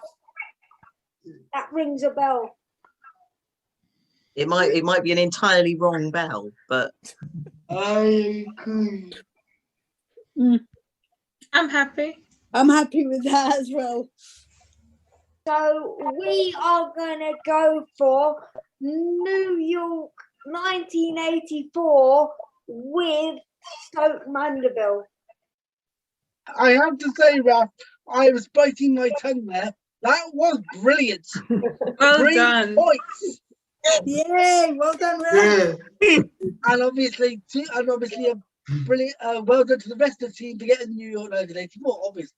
And interestingly, our first gold medal, according to my little piece of paper here, went to Carol Johnson in the women individual C1 class. So there you go. So, question 2, and it's for the officials this time. Which British athlete won medals at 3 consecutive games between 2000, which was the Sydney Games, and 2012 in London? Was it A, Nigel Murray, B, Zoe Robinson, C, David Smith? Easy. Nigel. What was the question again? I didn't quite hear the Can you question. read it? Say it again, Ian, please. Certainly. I apologise. Maybe I was a bit quick for you there. So, which athlete won a Paralympic medal at 3 consecutive games between the Sydney Olympics in 2000 and the London Games in 2012? The options are A, Nigel Murray, B, Zoe Robinson, or C, David Smith. Vivian, you said Nigel, is that right? I said Nigel. Nigel, I sorry, think yes. I thought it was Nigel. I would tend to go for Nigel because I know that Nigel, Zoe and David were certainly in Beijing where they got they medalled. But Nigel, would anyone else? Any other officials? No, I think Nigel. No, go for it, Nigel. Okay, we'll go for Nigel Murray. Okay, Nigel Murray is correct. Well done. So, for the athletes now, which country won the most boccia medals at the Rio 2016 Games? And there are 2 points on offer for this. 1 point for the country, and if you can give me the correct number of medals, I'll give you another point. I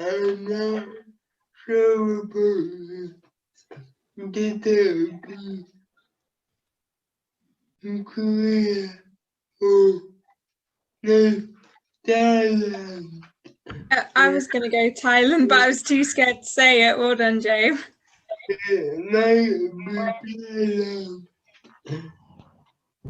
Okay, what are the athletes team saying, Greg?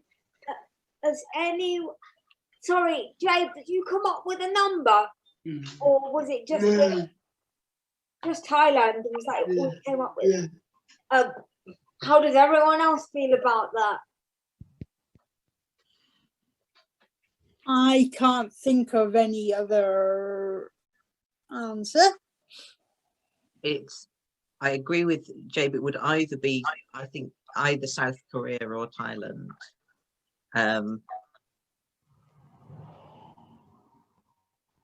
Because I think somebody got 2 medals in one of the classifications, and I think that would have been the Thais, which might make 3 medals in all, maybe. So shall we definitely go for Thailand, because I personally haven't got anything else to add.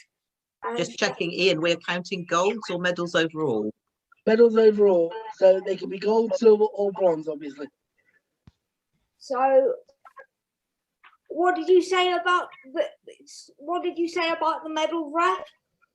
I think maybe they might have got more than 1 medal maybe in the BC2s,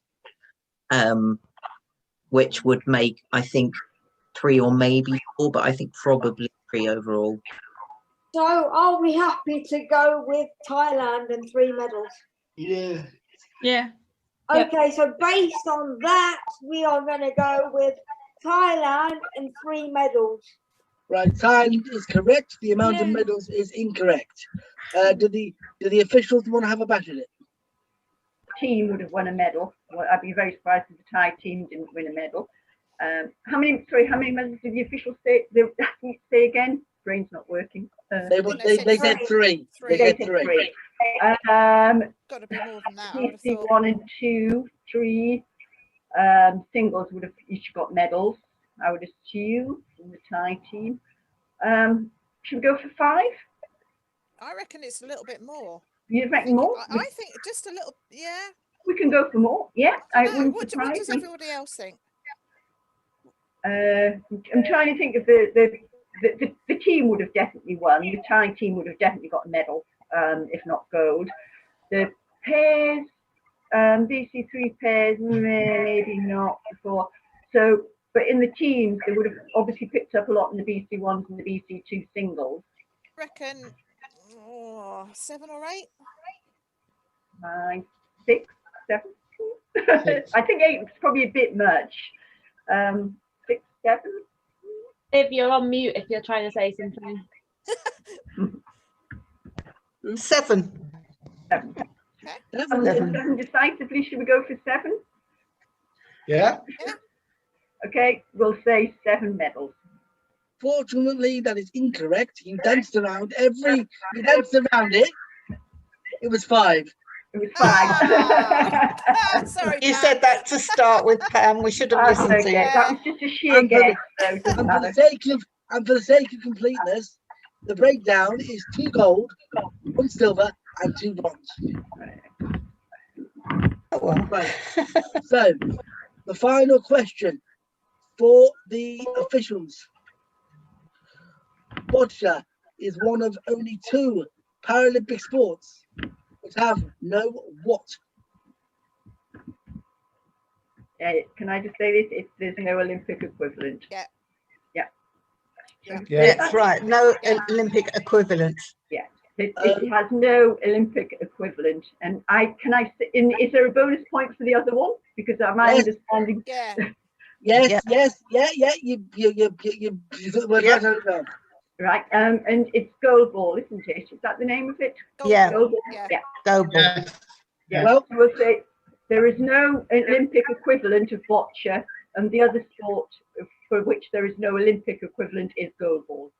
Well, the officials have left it late, but they've scored a double point. What a way to end it. That's the 2 points. Can we please have the final scores? So the final score, it was very, very close. It did come down to the last round, and the athletes finished on 12, but just ahead on 13 were the officials.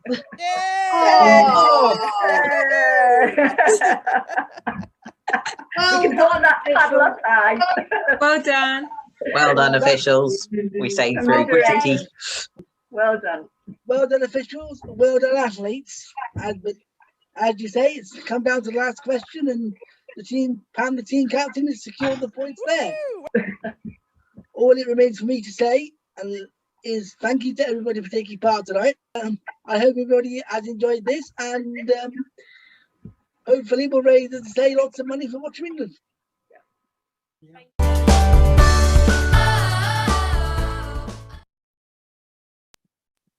Thank you very much for that.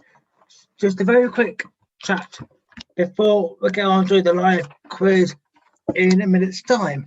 So, one of our beloved volunteers, Tony Fern, is coming on to do a live quiz.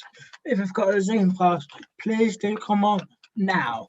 And if you haven't got a Zoom pass, you can still carry on doing this on YouTube and post your scores on the YouTube chat, or tell us your scores on social media, tag Boccia England in, and use the hashtag Boccia for 2021. So, Tony Fern. Good evening, one and all. Yes. And I will see you at 9:55 around that time. Hello, Tony. Right. Hello, what a lovely moustache you've got there. What a lovely beard. Both. Lovely. I'll leave it to you to take over now for the quiz. Oh, I like the beard. It grows naturally like that. Yeah, very good. Yeah. I'm after a little white spot somewhere. I was going to say, yeah. You should have put some on the top. Good evening, one and all. Welcome to the quiz. I've now got to work out how to share it with you. So here we go. Let's see if we can get this technology running.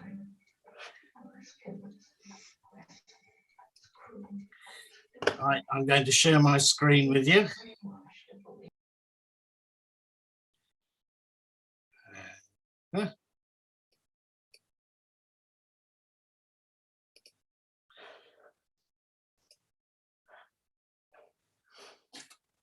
Waiting for it to come up.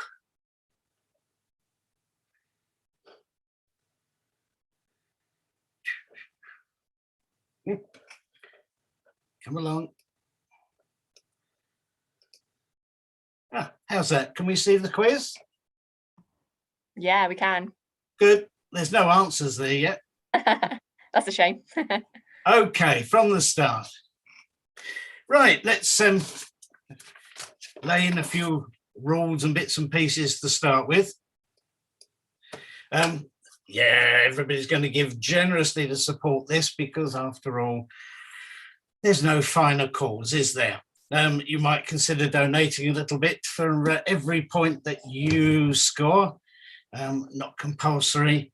What I can tell you is, good, there's a few of us.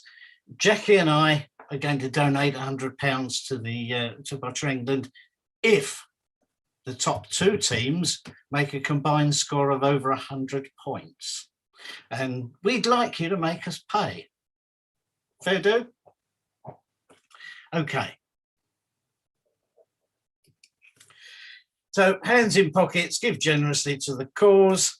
And also Boccia England is giving a unique goodie bag prize to the person who gives the nearest correct answer. Because if you get it absolutely right, I know you've cheated, to a special question that Natalie set.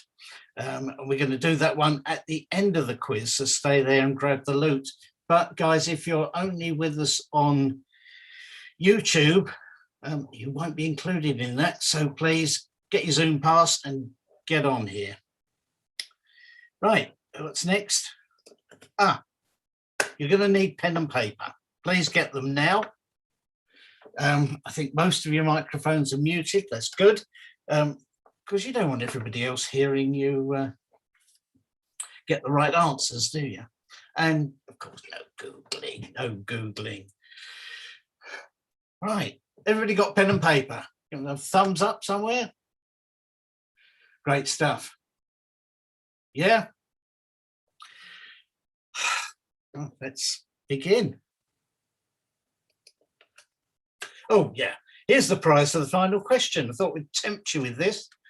It's only available to the Zoom participants. Okay. Song lyrics. 2 points for each question here. 1 point to name the song title. 1 point for the original or the best known recording artist. Sometimes I've given you alternatives. There's a vague transport theme. Space travel, motoring, maybe something a bit slower.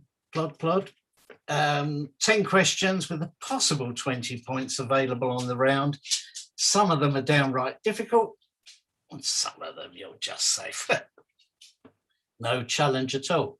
The first one, okay, it's Big Bags bussing out the Bentley Bentire. And we'll give you 30 seconds on it. It's Big Bags bussing out the Bentley Bentire.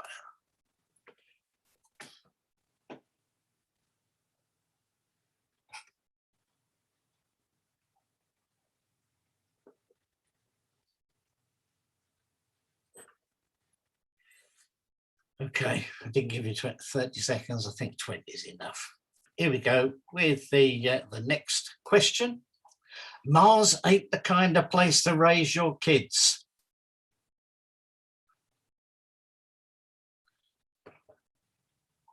In fact, it's cold as hell.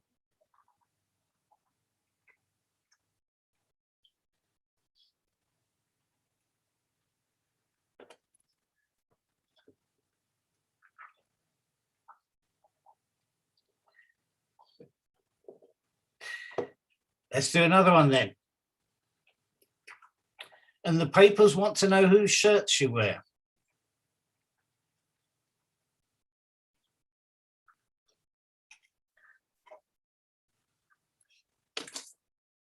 Oop, I've given you the answer by twitching there, silly me. This technology is flooring me. Okay, sorry. You got 2 points for free, that one. Oh, here's a nasty, nasty, nasty one. Clytus, I'm bored. What plaything can you offer me today?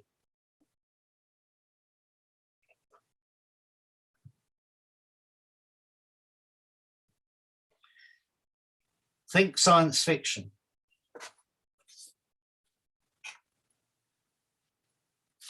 Think comics.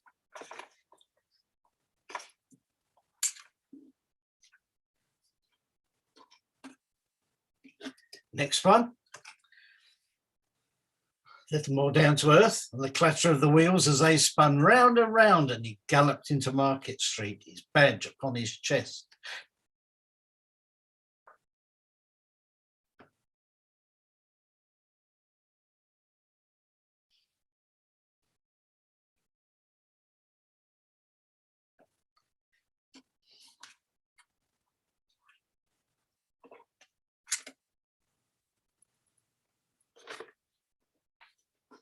Let's go on. But you can burn my house, steal my car,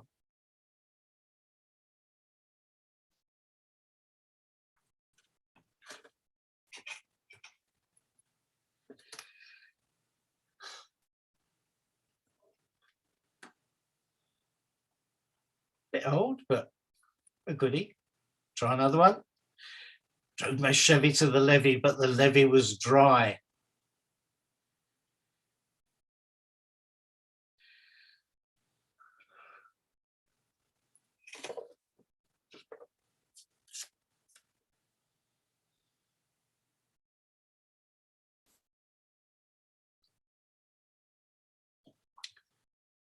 And on we go. Riding along in my automobile. My baby beside me at the wheel.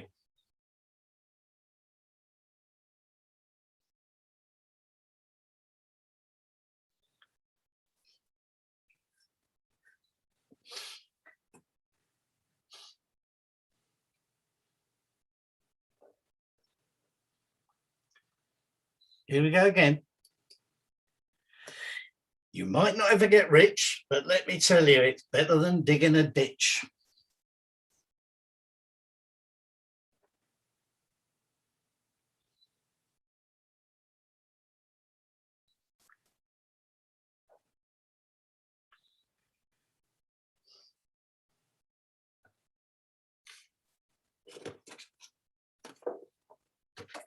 And on. Okay, well, we've reached the end of that round. Let's go back.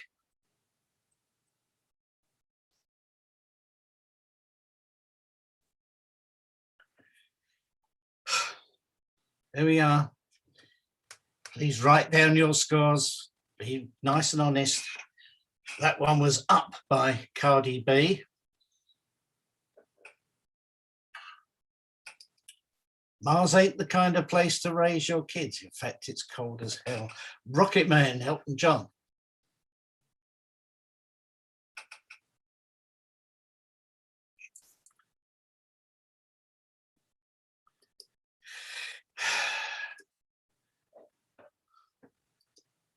Oh, back.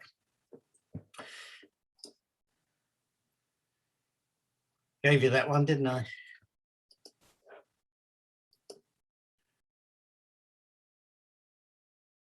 Flash Gordon with Queen. The plaything, of course, was Earth. He was out to destroy it, wasn't he?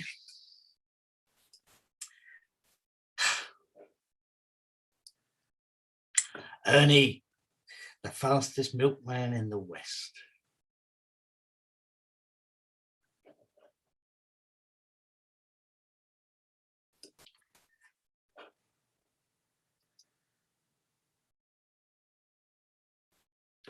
Drink my liquor from an old fruit jar. Yeah, okay.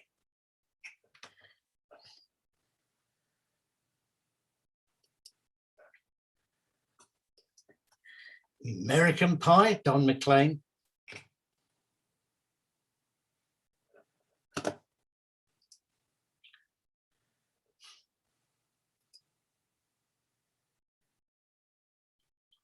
No particular place to go, Chuck Berry.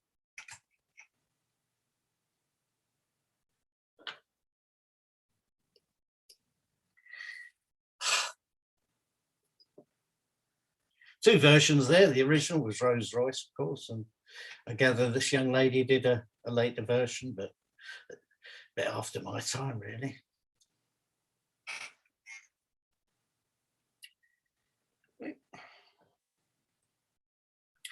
Okay. Just ask Colin and Co. Have you? I can't do anything about your thing. Can you give me a score? Either write it down, hold it up, or unmute yourself and tell me. I'm afraid we got one. Oh dear. Sorry, guys. Right. Oh, well, that makes me feel better. I've unmuted us. I think the excitement for us was getting Ernie. It's the song that my dad always sings. Okay. Not fine. Anybody get more than two? Yeah, somehow we got 7. Oh, brilliant. There's me thinking I really made that one too much in my generation. Okay. That's wonderful. Okay, I've come up with some really, really nasty scenarios at Boccia. You might I got 9. You got 9. Well, I got 9. Superb, superb. I got 4, but cursing myself, I didn't get Rocket Man. Oh. Okay. Right, we need to keep muted now. There's folk on the. Right, you're further down here. Oh, hello, guy. Yeah, I can see Dan. I didn't know you were all down there. My word, there's a lot of you. Fantastic. Okay. One thing I am very disappointed, Viv, your hair. It is not as colourful as it should be. Well, I decided to go back to being white at the end. It will be white soon. Okay. More to the natural. It's too much. Oh, go on. Oh, me and technology are not good, you know. Okay. Right. I've just given away some more answers. Right. We'll go through it anyway. So you've got a possible 10 points on this. One of whom you might think's a bit iffy, but it's the way I see it. So here we go. Oh, yeah, well, okay. Should we ignore that one? You all got 2 on that one. Yeah, you agree. Fine. Good. Here we go. In a singles match, how many balls can each player take into the call room? And in a teams match, how many balls may each team take into the call room? 2 answers, 2 points.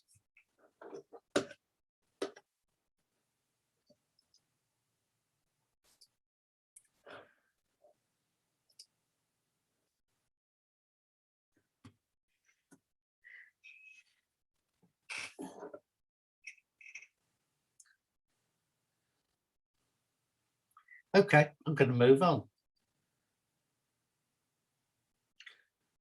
No? Okay, we're still discussing this one. I can see the Nichols household are...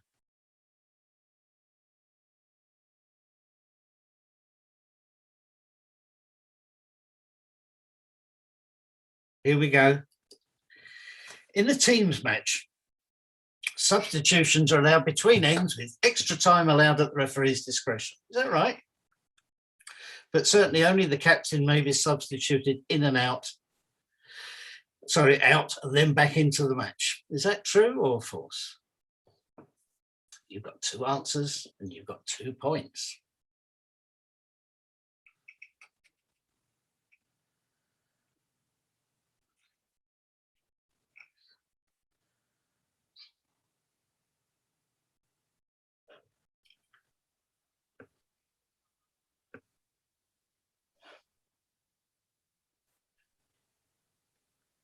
On we go.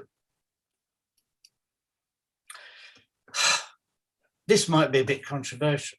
In a singles match, the blue athlete places his ball container in the empty playing box close to his right-hand side because he's right-handed. Referee shows red the paddle and red throws out the jack, followed by his first coloured ball, and both balls are on court and legal. The referee then shows the blue the paddle. Blue reaches into his container, removes the ball and throws it, and then the ref realises. What should happen now?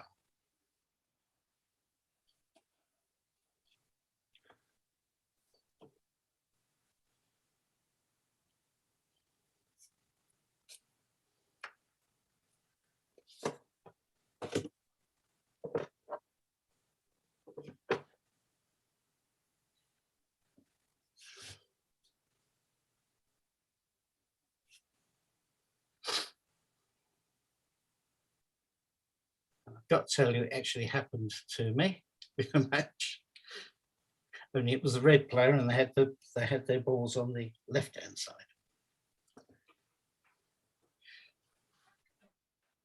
Let's go on. BISFED is a world governing body for boccia. Is that true or false? And BISFED stands for, as you can see, or what does it stand for? I'd like you to get it perfectly correct.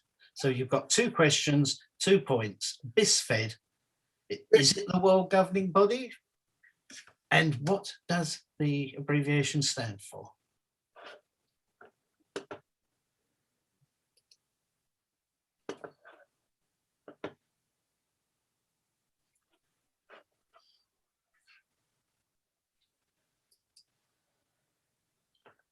Knowledge.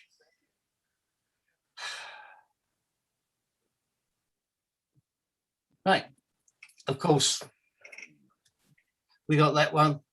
Not a good start to the match. Both balls go out with the first coloured ball, and yeah, it goes on the cross, and the red player throws again. Right, singles matches. Is this the? Yeah. Okay, singles matches. How many balls can each player take into the quorum? And teams, how many can they take in? Well,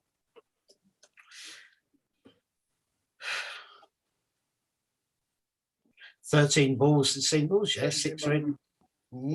13 balls. Up to 21 balls in total, yeah, depends how many subs there are. 13. So, whatever, some combination of that, you know whether you got it right or wrong, don't you? Okay. Substitutions are allowed between ends, true or false, etc. Yeah, they're both false. Only 1 minute is allowed, and once a player is substituted, they may not return to the game.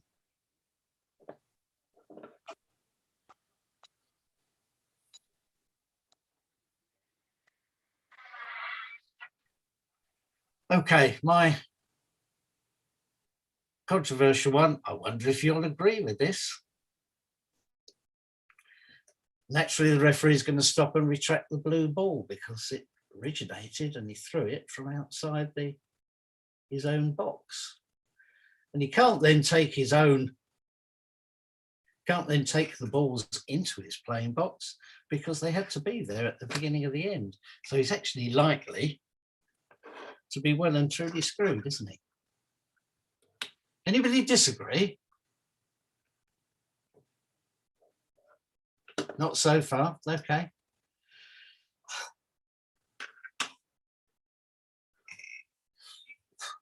Yeah, actually he had it in a match where the red player was feeding himself from the box next to him. And I didn't notice until about the 3rd ball that I was in trouble. Right, here we go. Oh, back one. BISFED. It's true, it's the governing body, and it's the Boccia International Sports Federation.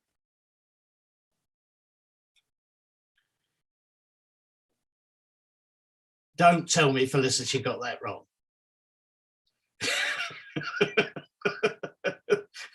No comment. You were my first ever head referee. You should have known that one. It's been a long year and a half. It certainly has. Okay. Okay, a bit of general knowledge. Are we counting the first one that you? Oh yes, Are we counting the first one that you gave away? Yes, you get 2 for that. Yes. Anybody get 10 points? Just 1 minute. I'll just flick through the. I can only see 5 of you at a time. Oop. Right. Okay. Oh, I think probably the best thing. I can't. Viv, what was that? Hold it up a bit. Up. 9. Well done. Oh. Okay, so I've got a dog. Right. Right, here's your first general knowledge question. The first 4 planets in order from the sun.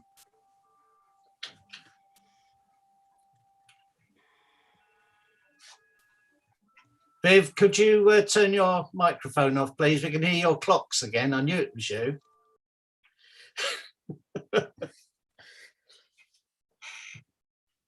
The first 4 planets in order.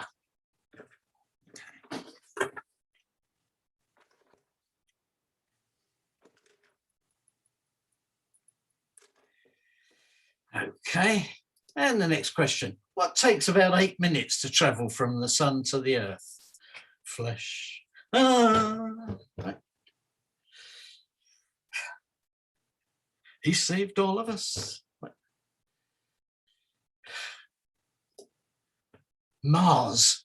He was the Roman god, but what of? And no, it wasn't chocolate.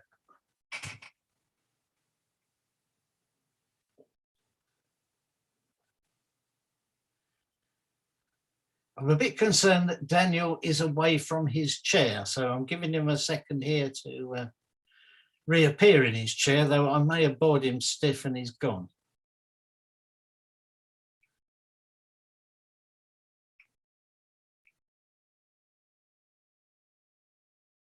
He's not reappeared, so let's carry on.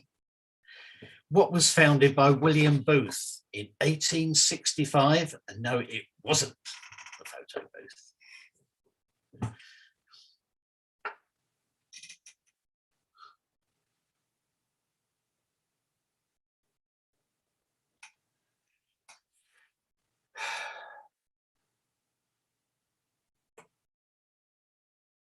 And on to the next.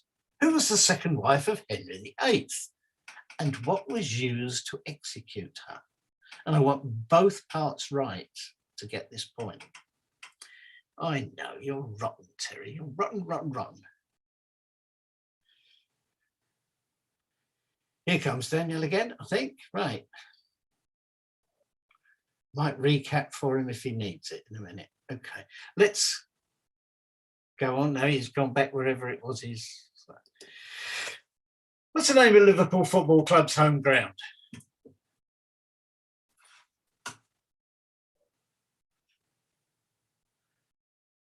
Hello, Daniel. We'll do a quick recap for you in a minute, but it'll have to be a quick one, okay? Right, Liverpool Football Club's home ground. Which Beatles song had the title immediately followed by the words, "Take a sad song and make it better"?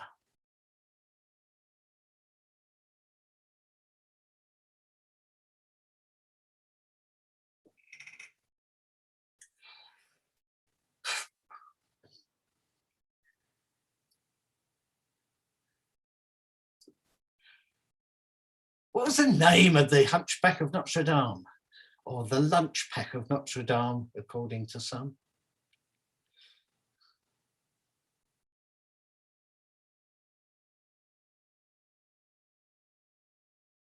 Don't tell him your name, Pike. Right.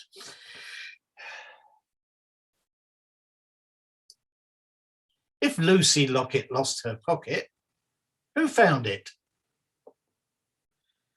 There was not a penny in it, but a ribbon round it.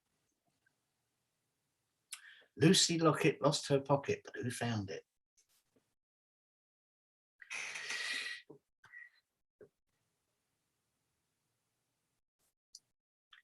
Only one of the 50 states of the United States does not have a straight line in its border. Not one.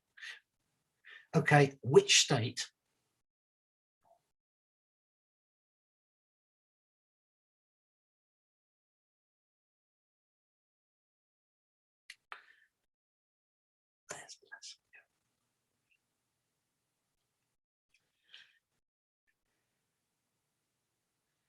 Moving on. Oh, that's the lot there. Let's go back to the beginning and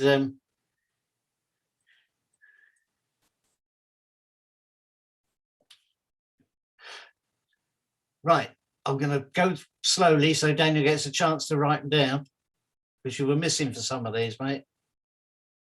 Are you ready? Okay. The first 4 planets in order are Mercury, Venus, Earth, and Mars. You only get one point, and if you got it wrong, well. It'll save me money.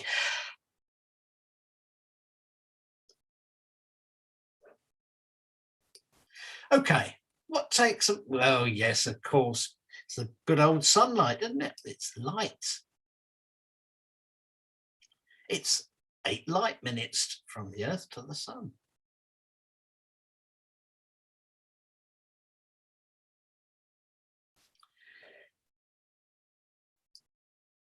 Mars was the Roman god of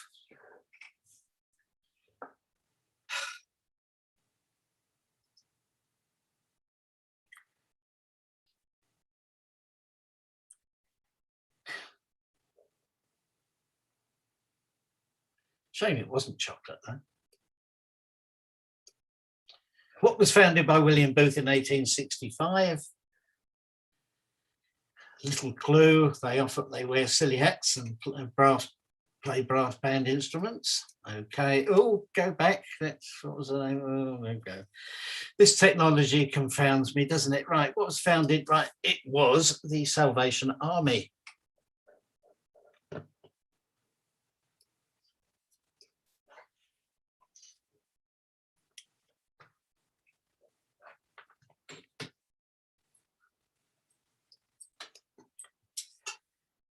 The second wife of Henry VIII.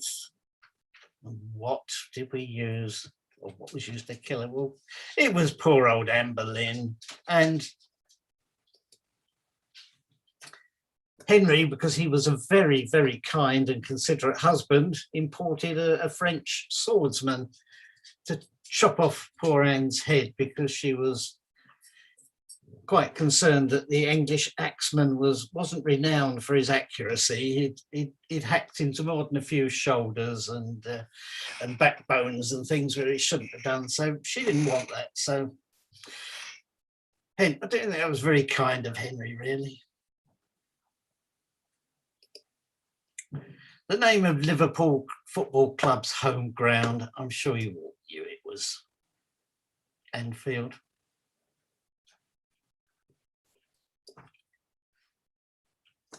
The Beatles song, which has the title immediately followed by the words, well, okay.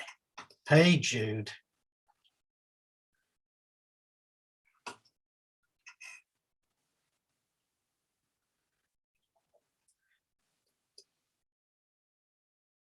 What was the name of the Hunchback of Notre Dame? Oops, go back, Terry, you get this blooming technology sorted. It was good old Quasimodo.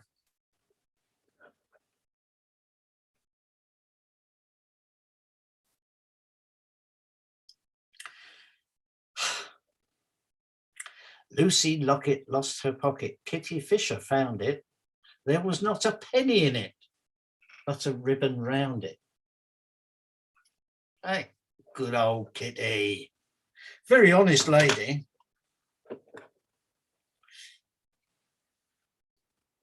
Just checking on the time here. Only one of the 50 states doesn't have a straight line. Which one is it? Okay, yeah.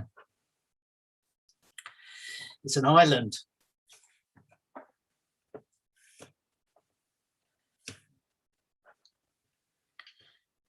Righto, let's move on. I want you to identify some logos for me. 10 logos, 10 points available. They're easy, easy. So here we go.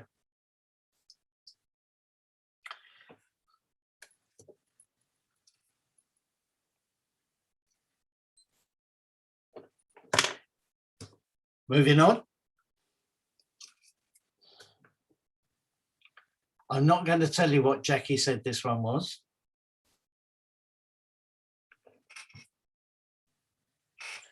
Well, actually, I am at the end.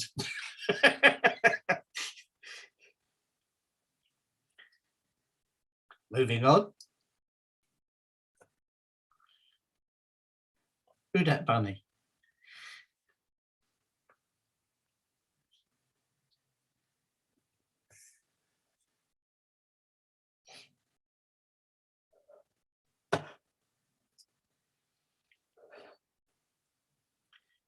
Moving on.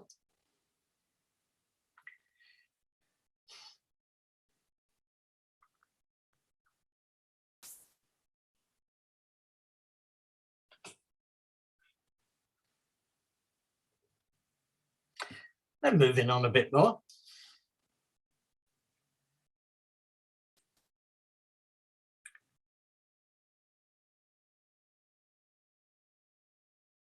No excuses, not getting that one. Moving on.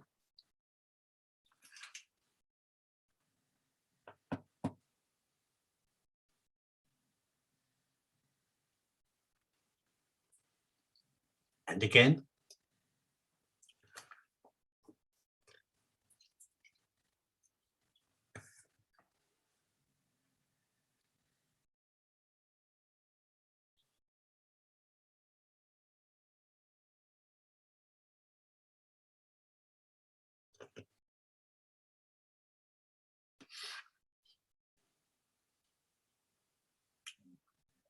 And again.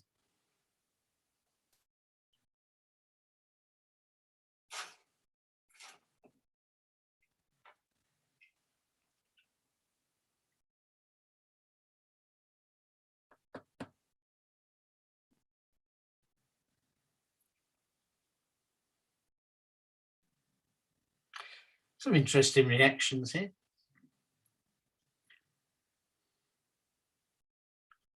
Here we go again.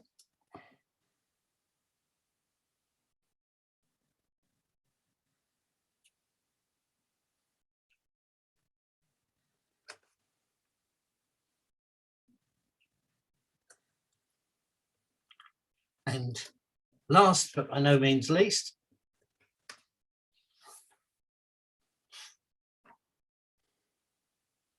oh, my watch is buzzing. Okay.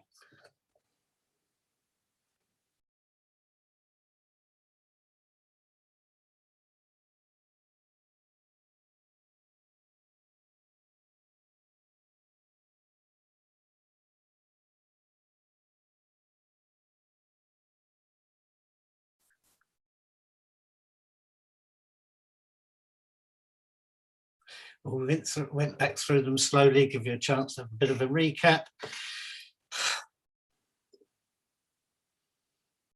We all got that, didn't we? Yeah.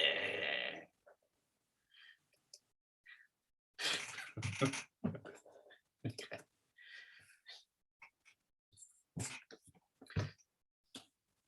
There are under 21s here, so I'm not going to tell you what Jackie said it was. But it began with D.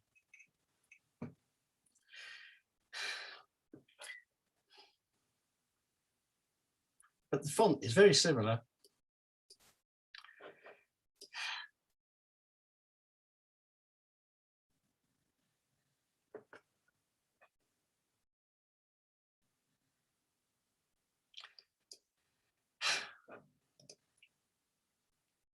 Did I fool you? Did I fool you?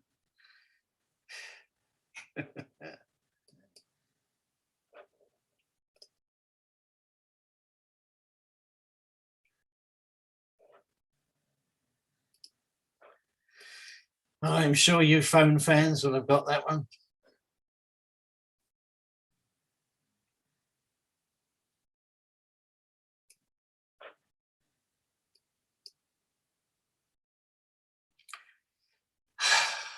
Yes, Felicity.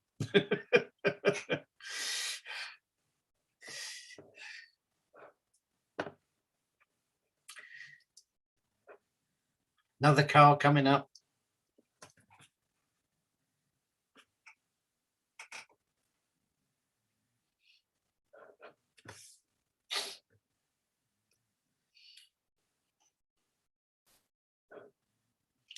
I bet no one got it.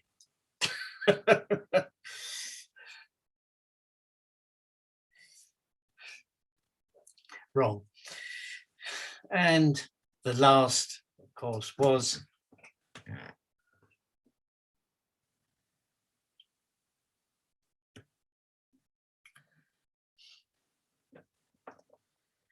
total up your scores, guys and gals, and we'll move on to the next round.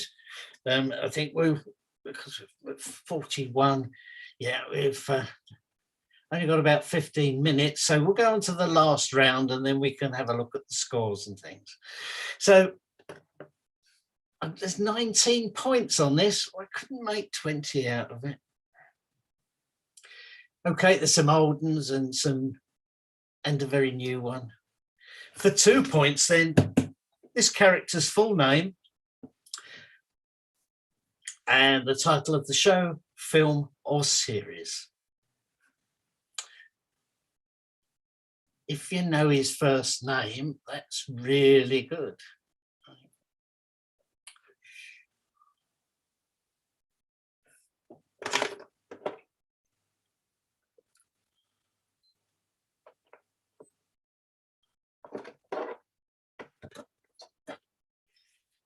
Gonna move on.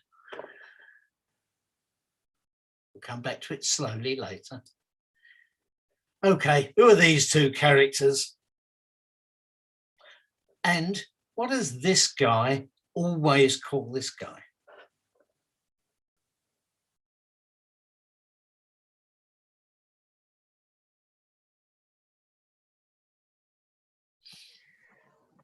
YouTube viewers, you can still get involved and answer on the YouTube chat.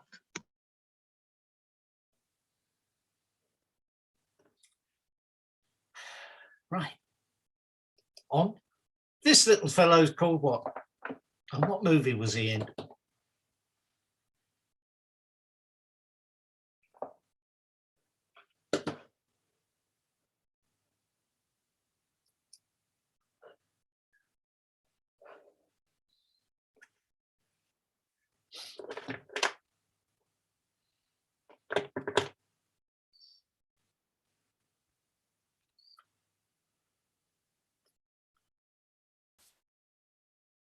Come on, who are these two fine fellows?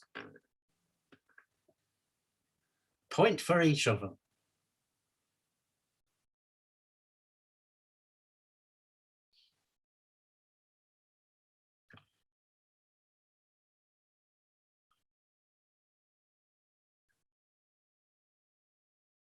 Hi ho, it's off to work we go.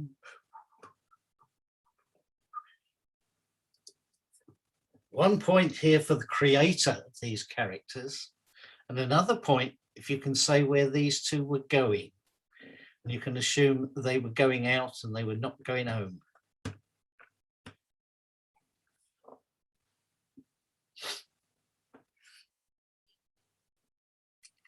Who created their characters and where were they going?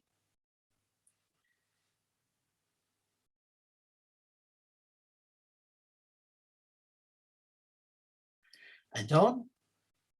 Who are these two guys? I don't know whether that's...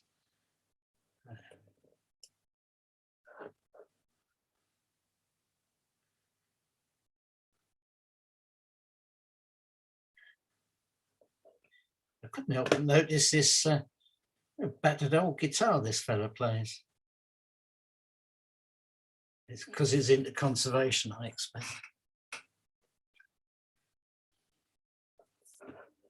Here we go. Two more likely lads. Bit of the opposite end of the spectrum to the other two.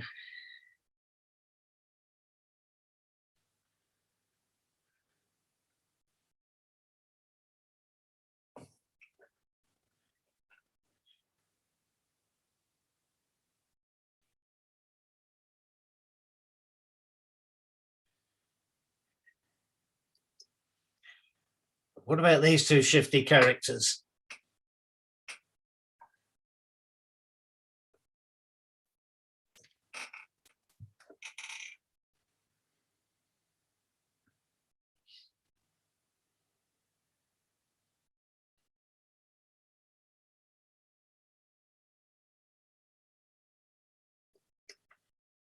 And these two, who are they?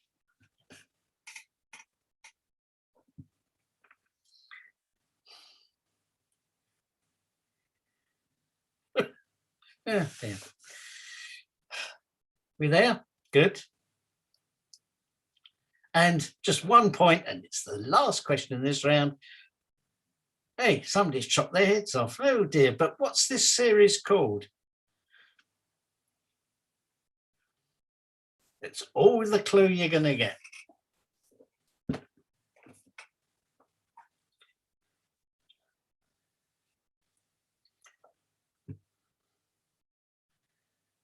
I've been told it's totally unfair to do this, but the person who told me it was totally unfair got it right anyway.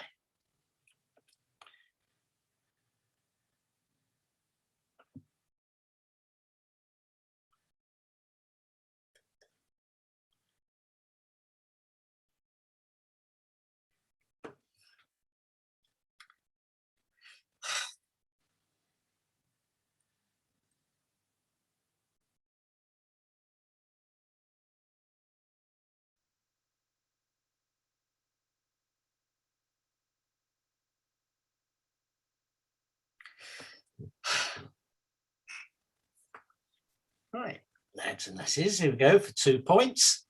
The character's full name and the title of the show. Don't tell them your name, Pike. Right, yeah. Frank Pike from Dad's Army.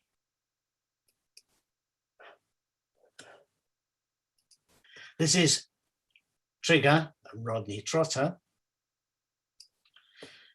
And Trigger always calls Rodney Dave for some reason.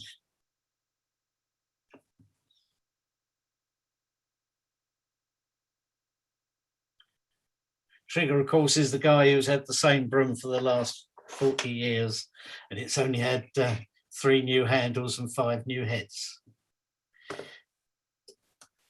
This little fellow's called, I think it's, yeah, Olaf.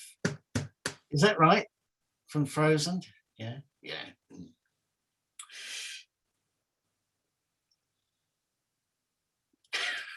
Never mind, Laura. This is more your era, Laura. No? Okay. This is Dopey and Doc.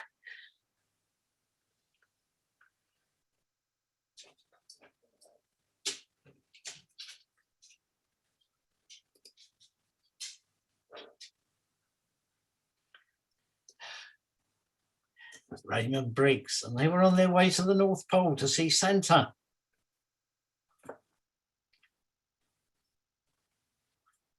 They were floating in the air. I can't sing that high. I can't sing at all, Downs. And these 2 characters.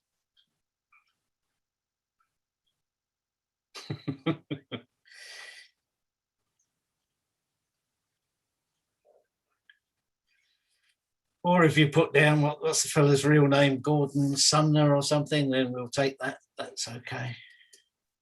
And these likely lads, of course, Placido Domingo and Luciano Pavarotti.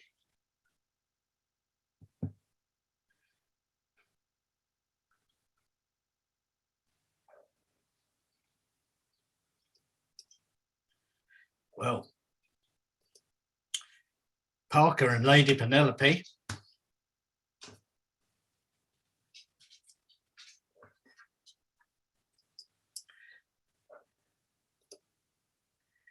Poe and Lala.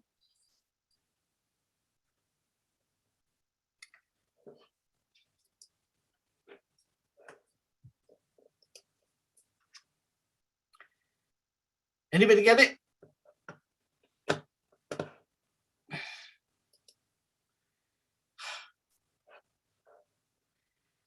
Okay. We're running quite near time, guys, so it would be wonderful. I'm going to stop sharing the screen here. If you don't, okay, there we go. It will be very, very helpful if you could write your scores down on something or the other, and we can have a little look at that and see who's got the best score overall. But I've got to give you one more. Remote. I'm going to share again. I'm going to go down. Yeah.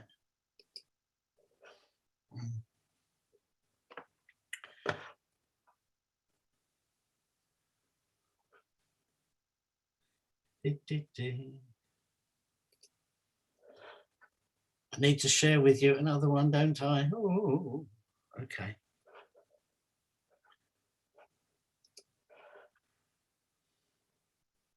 Not that.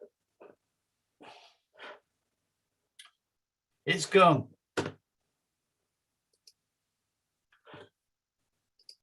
Let's come back. Right. No, I can't get that back up again. There is a grand prize for the person who gets the question, the nearest best answer to the question set by Natalie. Okay, and the question is, let me, and I've got to remind you, bingo starts at 10 o'clock, right? And the question is, how many words are there in the latest version of the BISFED rules? How many words, including appendices and footnotes, etc., please write down on a piece of paper the nearest number, or the number you think of, for the number of words in the latest edition of the BISFED rules. Okay. And I'm going to need to write those down very quickly, and I understand somewhere, I don't have it here, I understand there's a YouTube feed as well, but YouTubers, sorry guys, no, you're not included on this. So let me go through. Vanessa, could you hold up your number for me, please?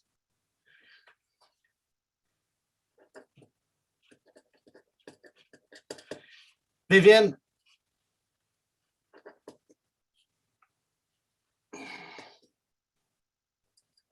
Pam? No, Pam? No guess. Okay. Dan? Daniel, sorry, yeah. Do you have a number for me? You can shout out. No, I can't hear you. You might need to unmute yourself.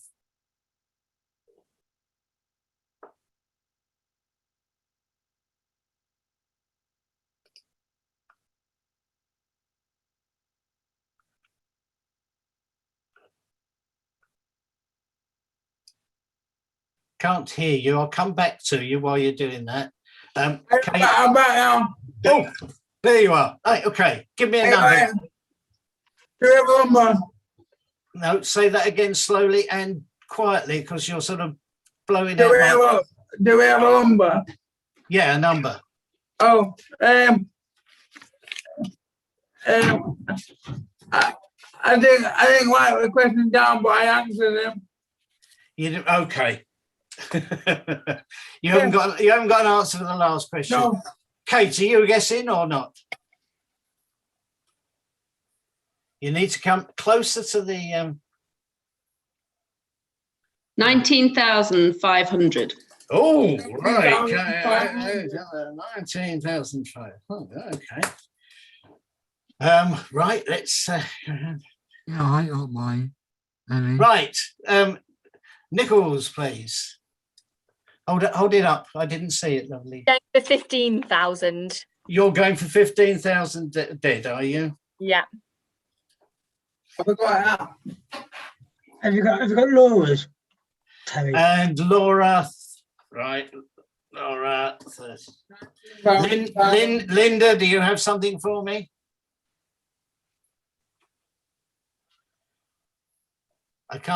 I can just see the top of your head, Linda. So if you want to give me a number, you'll need to hold that up and closer. Can't read it. Ah, 1 minute's coming into focus. Okay. 20,000. Yep, thank you, Vanessa.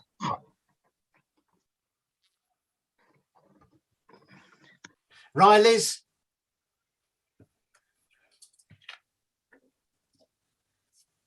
What? No, turn the paper round. No. Viv. Viv, give me a number. Up a bit, up a bit, up a bit. Thank you. Oh yeah, you've given me that already. Sorry, I've gone the wrong way on my script. Right, okay. I should have been going to Mr. Bentley. Have you? You're completely blank, Dan. So if you're there, you'll need to give it to me on audio. I'll move to Jonathan. Do you have a number for me, Jonathan? Bit closer, mate. Bit closer. Over to your left. Okay, come forward a bit. 10,000. 10. Okay, right. Thanks, mate. Right. Corinda. I'm going to take with 4,500. Say that again slowly for me. I'm going 4,500. 4,500. Thank you. Dan at Boccia, England. No, I don't think that's good that he has a guess anyway. Peter, do you want to have a guess? I'm okay, thank you. Okay, right, and last of all then, Colin. 35,000, okay. Well, so we got a bit over time there, and I have to say that the closest would appear to be, let's have a little look here. Here's the real answer. Oh, 15,688. 15,000. Oh. Okay, so am I right in thinking that Felicity is the closest there with her guess at 15? I'm glad that I don't need to know 30,000 words worth of rules. If I got that wrong and I've shortchanged somebody, then I'm sure the adjudicator will sort that. Okay. My goodness, it's 1 minute too. I've overrun. I shall probably get shot now. Okay. Thank you all for participating and putting up with me. I think we'll have to put in all the scores from YouTube and you guys on Zoom. We'll have to get you to put them in and announce who won at a later date, won't we? Yeah, otherwise I'm going to get severely pounced on. Okay, many thanks, guys. Yeah, and over to whoever our host is. Thank you, Terry, for that. We will update everyone, I'm sure, at the coat of arms later on, the Bocciathon. So you have spent, you've seen me throughout the last 12 hours with my hair up. Now it's time to let my hair down. So now we have got a donation and then we're going to go over to Richard. So to donate £3, text Boccia to 70331. £5, text Boccia to 70970. £10, 70191. You can donate online on the link below. We're going to quickly go over to Richard for an update of the donation giveaways so far. Over to you, Richard. Thank you, Peter, and thank you, Terry, for the quiz. And before our Hawaiian viewers complain, I will just point out that Hawaii is an archipelago, not an island. And thank you to all of you who have donated so far. Your donations really will make a difference to the lives of disabled athletes as we get back to Boccia this year. Every amount given really does make a difference. For an example, you are helping to provide competitive sporting opportunities for disabled athletes. £5, a fiver, could provide the tape to mark out 2 boccia courts at a competition.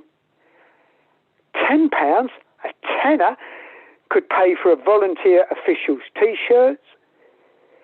£20 could buy the medals for the winning athletes at a BE Cup competition. And £100 could cover one day's van hire to transport all the equipment to a competition. And I can now reveal that the total raised so far is, and we've gone through the £500 mark, we have reached £606. Thank you so much to everyone who has been part of raising this fantastic amount of money, which will make such a difference to changing the lives of disabled athletes. Don't forget that there's still 12 hours to donate. You can give via text by texting Boccia to the numbers on the screen now.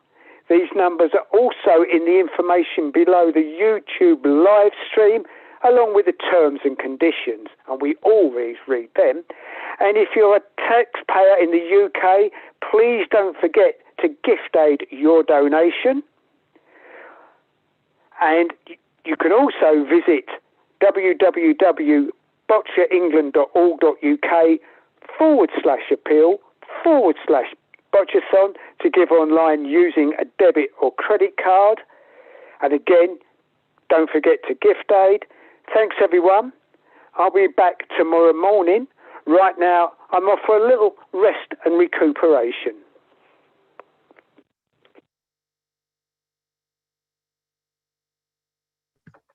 Thank you very much. We are now going to go over to bingo. It was going to be hosted by 2 people, but Riley's unable to be with us tonight. So, Emma, head of business support, who did your bedtime stories earlier, is going to come on and do the bingo live. So if you've got a Zoom pass, please do join in now. And if you want to play along, I've got a Zoom pass, you can still join in by download a bingo card in the events page on the Boccia England website. So do that now if you want to get involved. Those of you that haven't got a Zoom pass. So I will hand over to Emma. And I'll see you in half an hour. Hi, everyone. Hi, can you see me? Yeah. Hi, Emma. You can everyone see me? Hi. Are you all okay? Good. So good evening, everyone. Oh, I can see myself now. I'm Emma, and so for those of you who've been watching and participating throughout the day, it's me again. And for those of you who've just joined, welcome. And we are going to play some bingo tonight, so hopefully everybody's ready for some bingo. Those of you who are on the Zoom, you should have received from us 2 bingo strips, so for game 1 and game 2. Yeah. So hopefully you've got those ready and you've got your pens ready to mark it, or you're going to play online. It's entirely up to you. We are going to be playing game 1 first, and we have got a few small prizes, so don't get too excited, but I'm just going to showcase those now for you. So for the first line, so the line of the game, the first line, you will win a wristband, Boccia England wristband, and a little pack of sweeties, and I'll just model the wristband for you. You can see, yeah. And for the first house, we will get you will get a paddle keyring, a Boccia England pen, little pack of sweeties, and another wristband, but a different colour this time. Okay, so all good prizes. Yeah. So I'm just going to give you a couple of minutes, a couple of moments just to get your strips and cards ready, and then we'll start the game. Okay.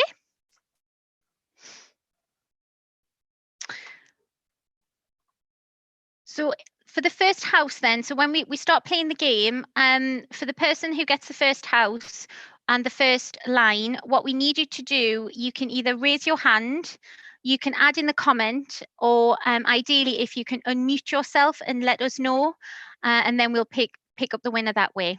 Okay? Lovely, great. So let's get going. I was going to do a little bit of fun and say that I needed my other pair of glasses, and I was going to put these on for the evening. So yeah, but they're a little bit big, I feel, so I'm going to take them off for now.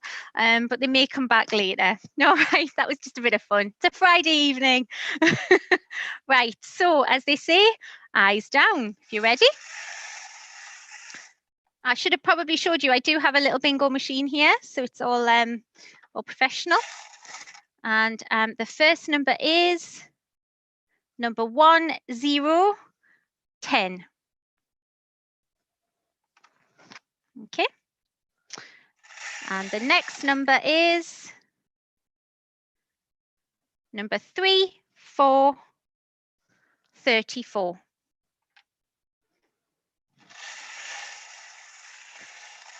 Next number is 85. Sorry, 8 and a 5. Staying alive, 85.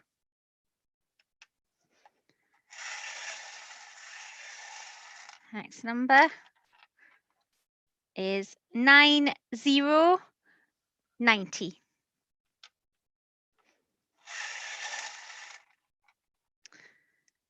Next number is 5 and a 6, 56.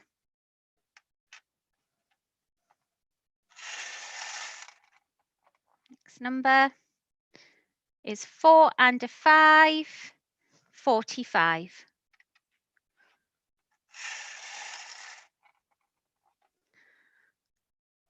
Next one, 4, 9, 49.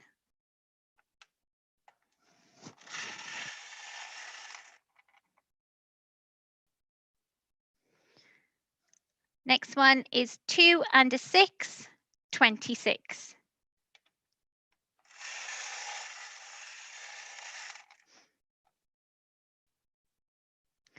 Next number is 7, 6, 76.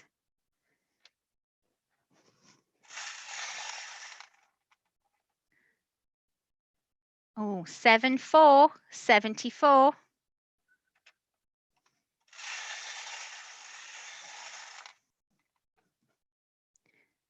7, 5, 75.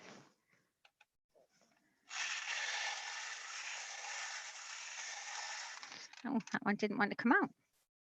3 and 5, 35. Anybody near a line yet?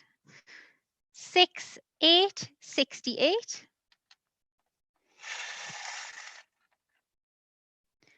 6, 4, 64. Going to do a big shake on this one. 2 and a 7, 27. Put that on there.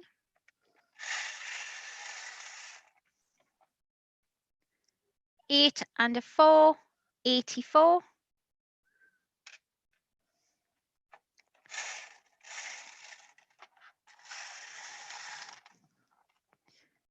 6 and a 3, 63. We're getting quite similar numbers. Anybody near? Anyone? No? Keep going. 5 and a 2, 52.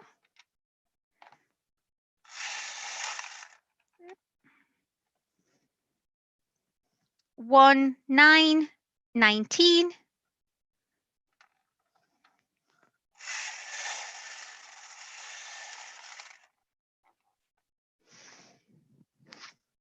8, 8, 88.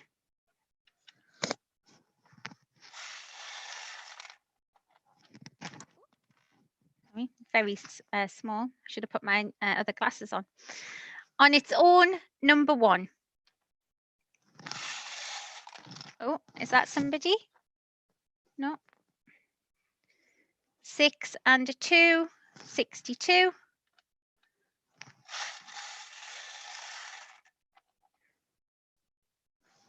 4 and a 6, 46.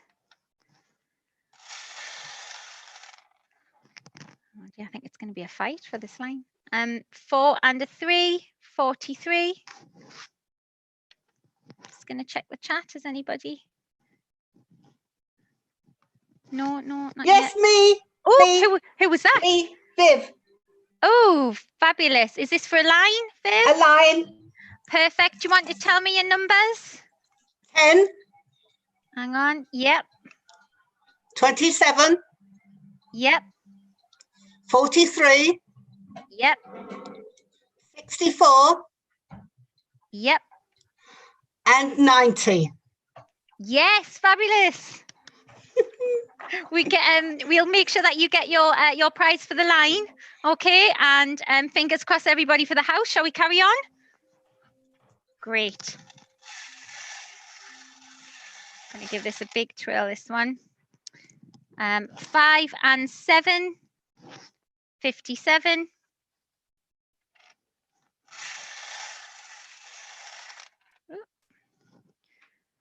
5 and 4, 54. On its own, number 6. Oh, we've got a runaway bingo ball. 2 seconds. That might be the winner. I'm going to make sure I get it. 3030.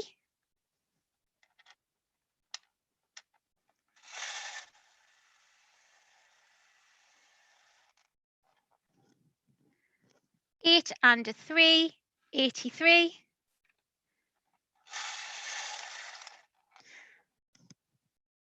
1 and 6, 16. Suspense is killing me. 7 and 9, 79.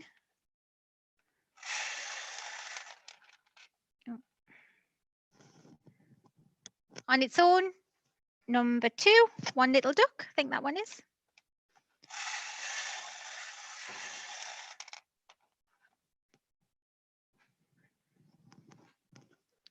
On its own, number 9.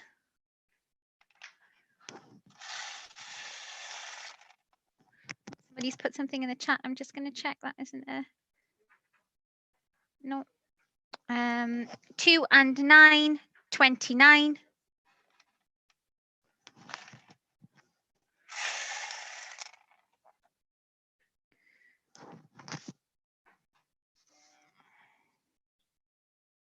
5 and 5, 55.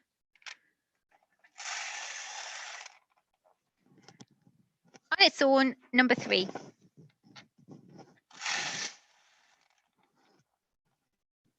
Oh, one. Yeah, is anybody close? Does anybody want to put in the comments? Corinda, one more, right? Okay. 6060. Was that the one? You needed? No. Oh. 3 and 7, 37. Bingo. Is it a bingo? Yeah. Is it? Oh, perfect. Yeah. Fabulous. Do you want to read me your numbers then, and we'll tick them off? 1. Yep. 10. Yep. 88.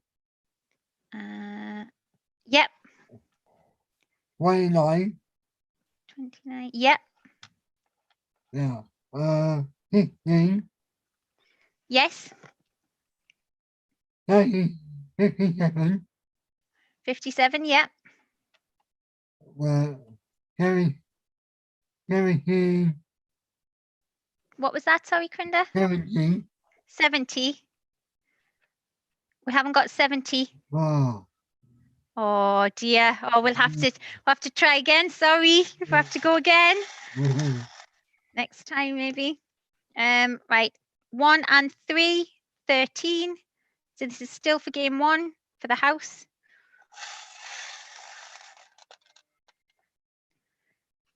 3 and 9, 39.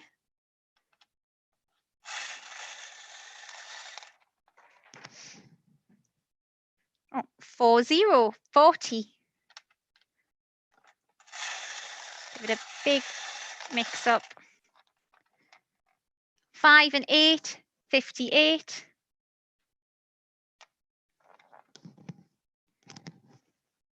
8080.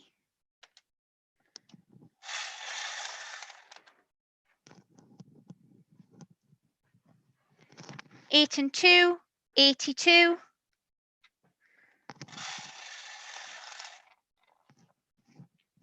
Anybody, do you want to tell me in the chat how many are people waiting for? Is anybody waiting for 1 or 2? Is anyone close? 7070.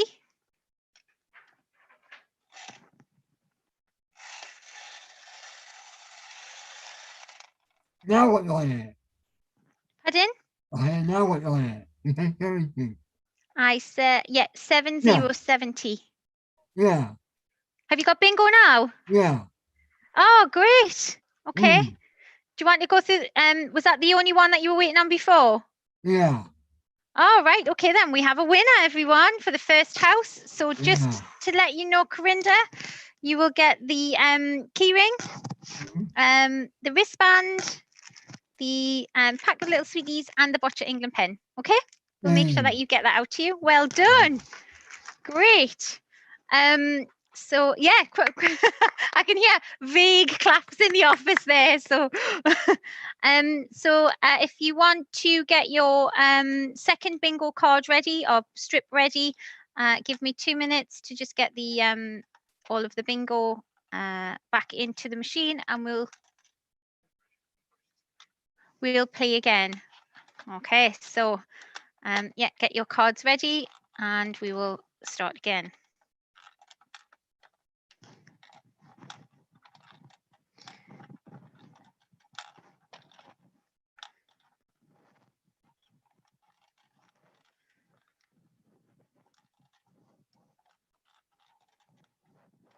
How many people do we have playing at the moment then? Around 10. We've got 10 people playing bingo. Oh, wow. Fabulous. So we've got some bingo lovers out there. Great stuff.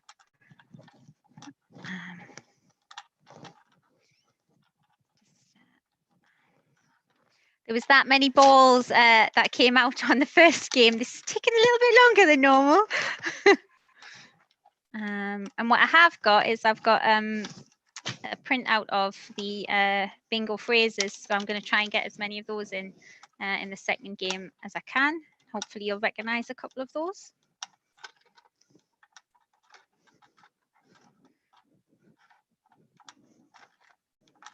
Somebody, I think, just has asked me what the prizes are for the second game. They are the same. So the wristband and some sweeties for the first line, and the key ring, pen, pack of sweeties, and a wristband for the second house as well on the second game. Well, the first house, sorry, on the second game. Okay, just going to check my chat. So if we're all ready, everybody ready? Eyes down for game 2. So the first number for the second game is Garden Gate, number 8. It's on its own, number 8.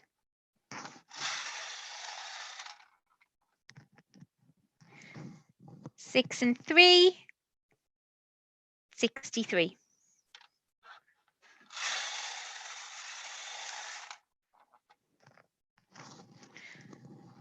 1 and 5, 15.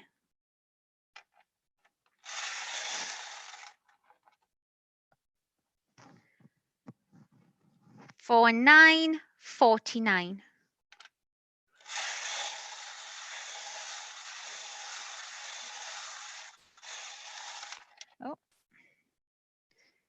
8, 0, 8 and a blank. I think that's how they say it. 80, 80, 80.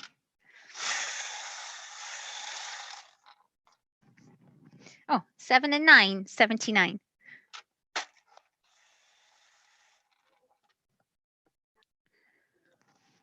1, 0. I think they call that the Prime Minister's Den. 1, 0, number 10.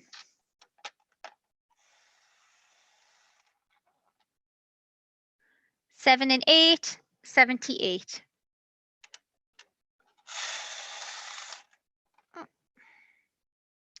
1 and 2, 1 dozen, 12.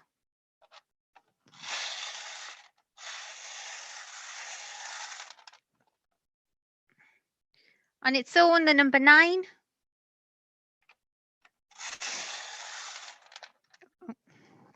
Runaway ball. I think we call it Kelly's Eye. On its own, number 1. Runaway bingo balls. Oh, sorry about that. Legs 11, number 11. Number 11. 1 and 1, number 11.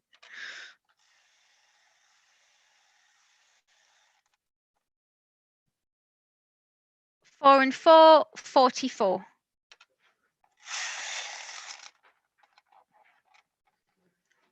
9, 0, 90.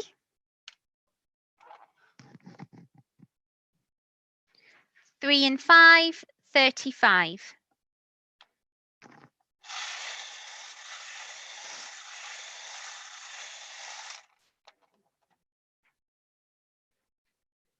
'On its own, number 7.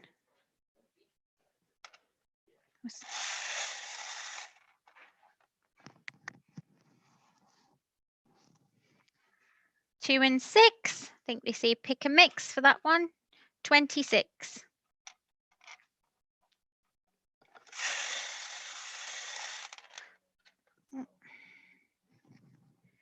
6 and 1, 61.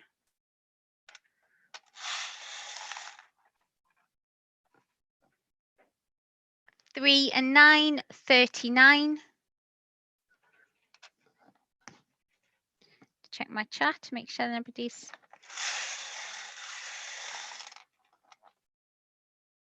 2, 0, 20.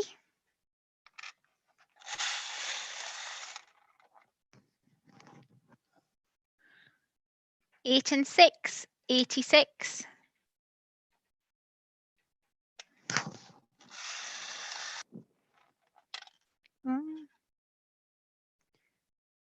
6 and 2, 62.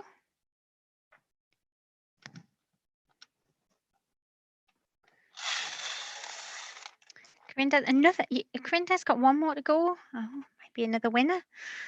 1 and 4, 14.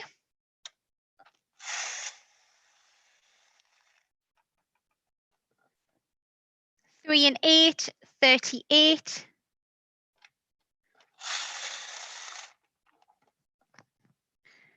3 and 7, 37.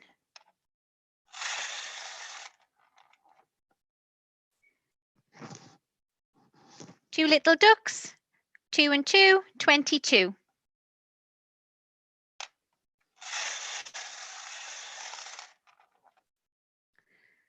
1 and 7, 17.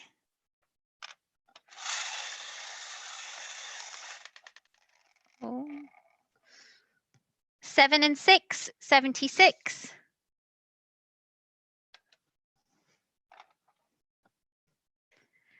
6 and 8, 68.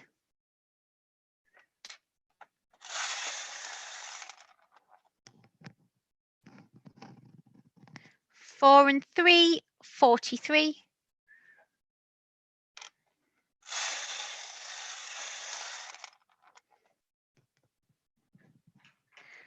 6 and 5, 65. Is anybody close for a line? If anyone wants to put in the comments.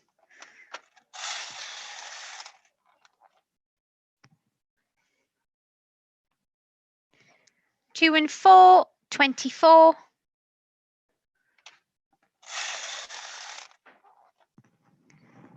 1 and 6, 16.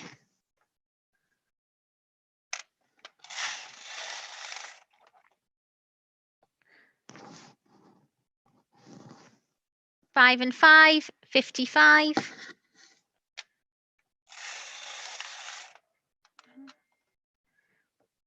3 and 2, 32.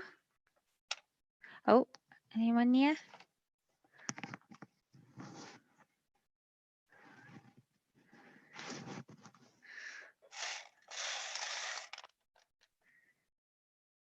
7 and 5, 75.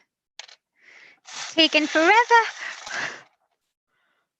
8 and 1, 81. Let's speed it up a bit. Bingo. Bingo, did you say, Corinda? Yeah. Bingo. Yeah. Oh, is this for the line then? Give me your numbers. For the first line. Pardon? For the first line. For the first line, yes. Yeah. Yeah. 20. 20, yes. 30.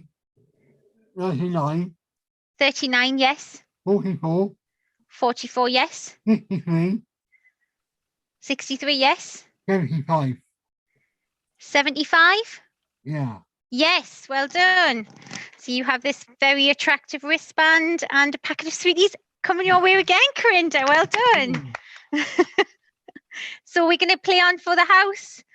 And I think I'm going to speed up a little bit because, yeah, just to try and see if we can get it out a bit quicker because it seems to be taking a little while. So let's go. 59, 59, 59.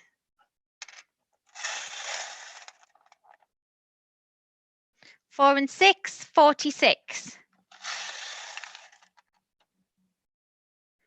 2 and 8, 28.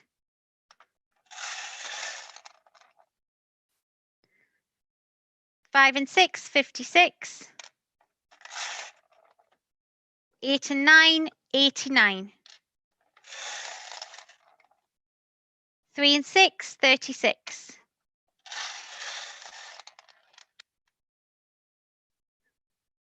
4 and 2, 42. On its own, number 5. Oh, when are we ball? 4 and 5, 45.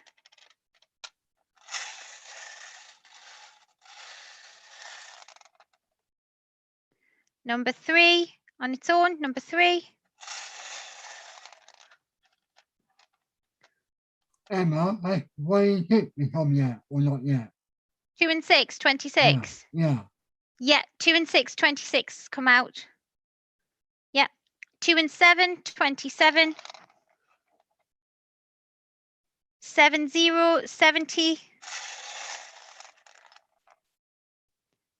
7, 2, 72. 8 and 5, 85.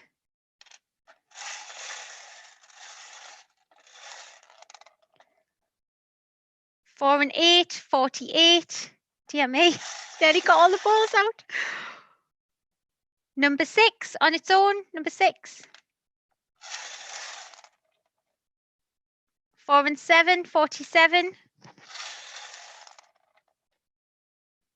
6 and 4, 64.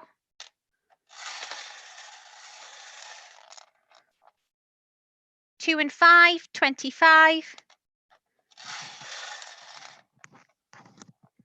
Has 3 and 4, 34.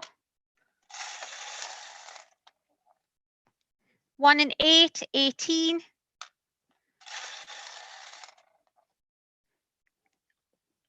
8 and 8, 88.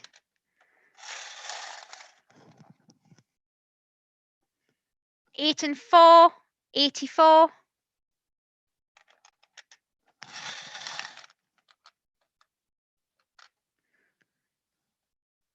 6 and 6, 66. Is anyone close? Because I think I'm running out of numbers here. 4, 0, 40. 1 and somebody's just asked a question. Has 1 and 8 came out? Yes, 1 and 8 has come out. 18. 2 and 1, 21. Is anyone close? 2 and 3, 23. Vanessa only needs 2. 6, 0, 60.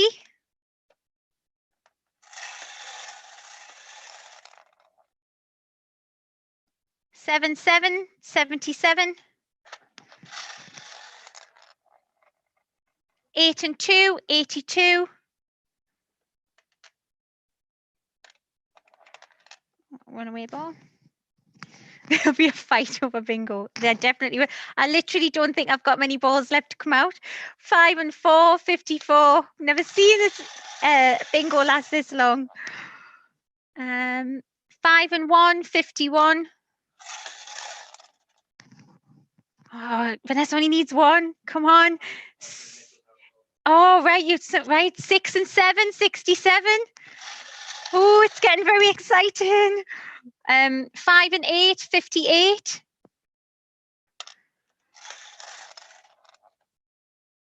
3 and 3, 33. Bingo! Yay! I've never been so happy for bingo. Who was that said that? Me, Felicity. Oh, hi, Felicity. Yay! I literally only have a handful of balls left. When you said it must be soon, I was looking at my card like, I've got so many still to go. I literally look at all of the balls. Look at all of the balls, and they're nearly all out. Dear me, that's fantastic. I also have been known, Emma.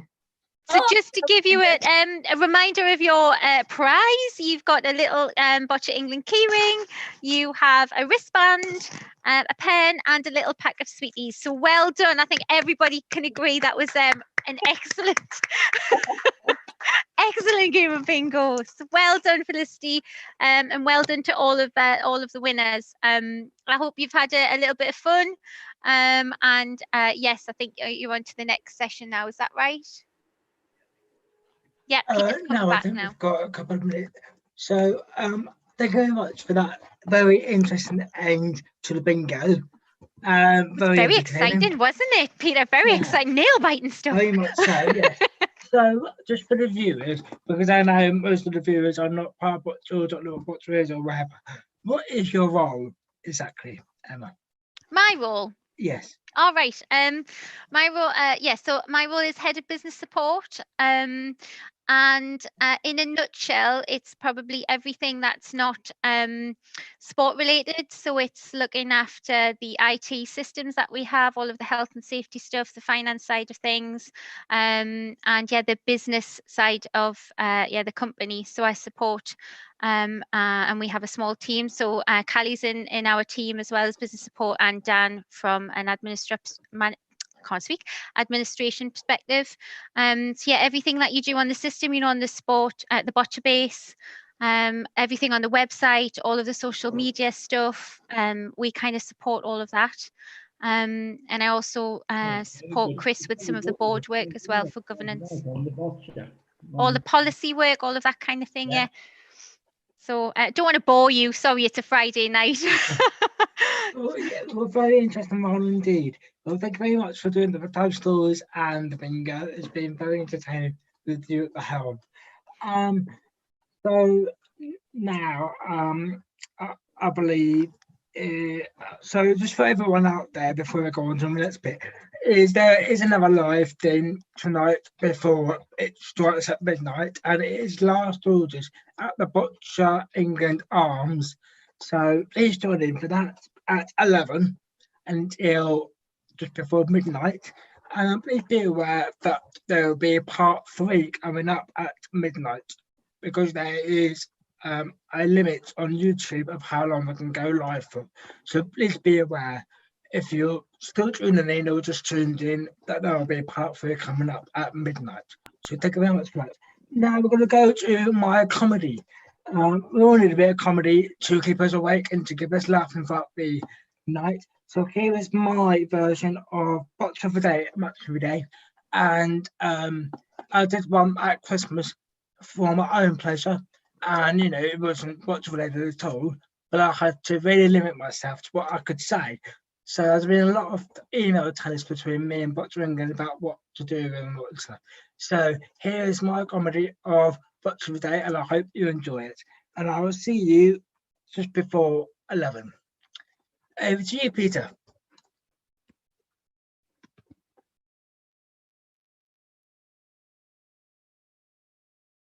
Hello, I'm Gary Lick. What do you mean Leicester City and Mama title again? They haven't. Oh, there is a contact change. Sorry. Hello everyone, I'm Julian the Goal and welcome to the match. Boccia for Day. Before we get on, I'd like to make a few adjustments to today's program. Obviously, I am not in the studio, as you might see. I am at home having a safe isolate again, as I am very old. Alan and Mandela were supposed to join me tonight, but their Wi-Fi connections are awful, so they're not able to join me today. As we all know, at this moment in time of recording, disabled sports are not allowed to be done, apart from the elite team going to the Olympics in the summer. So, this is not a football special, it's a Boccia special, and we're going to go and look at 2 games from the last 2 years. One is in May 2019, and one is in February 2020, last year, before the COVID pandemic. And we're going to look into those with the commentator. Please welcome today's commentator, Peter London. Thank you, Gary. I'm Peter London, and I'm here to commentate on some matches that have been given to me by Gorilla Good in the Virtual for Day piece. And I'm here to commentate on 2 big matches, and I hope to do a very good job. Thank you, Peter. I must stress that there is no analysis happening tonight. We are not intellectual, which we are not used to much really. And of course, we can't have the analysis because Alan Shearer and Jermaine Girelis is not in the studio or online with me tonight.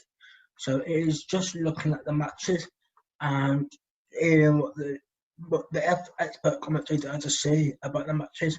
And that's it for today's special edition of Boccia of the Day.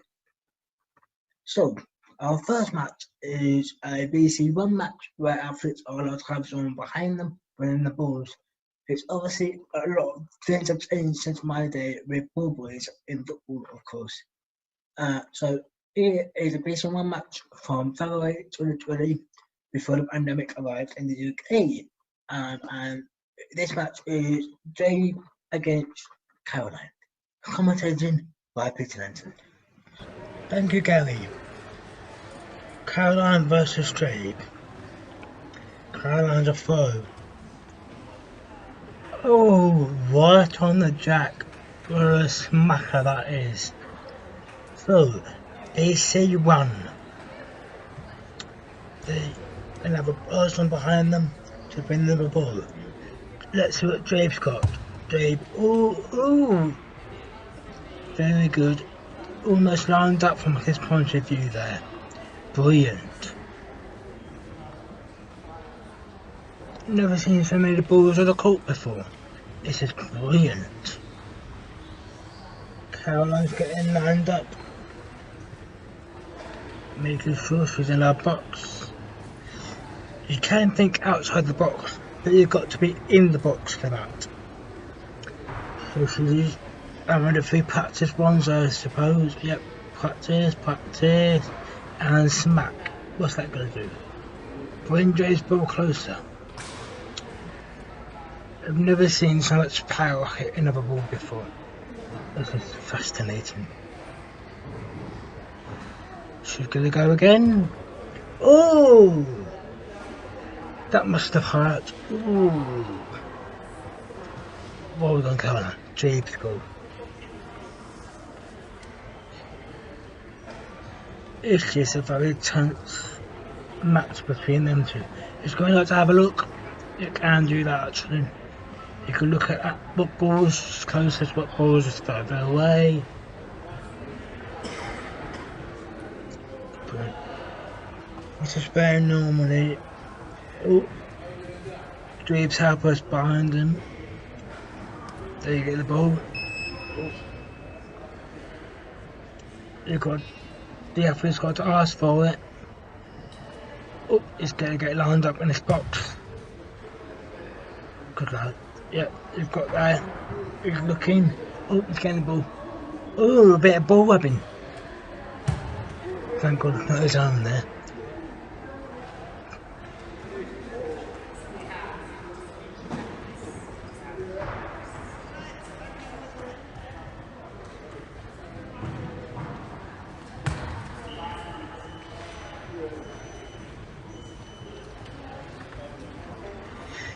another end now. Oh, he gets it closer. So they have 6 balls each. And it looks like Caroline has got no balls left to play. 1, 2, 3, 4, 5, 6. Oh yeah, there's one by the side there. You have 6 balls per player. And it looks like Draper's going to win this end. Oh, brilliant technique. He pushes Caroline's ball away so we can get more balls closer to the white to win. That's a very good tactic for anyone out there. We're going to have a look, see how close he can get his balls. Out of the end now. This is a fantastic highlights, this is.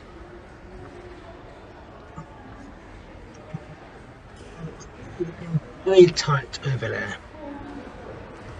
No word I'll use. Straight lines up in the Boccia game. Making sure she's lined up. The high can throw the ball straight onto the target. She's going, gone.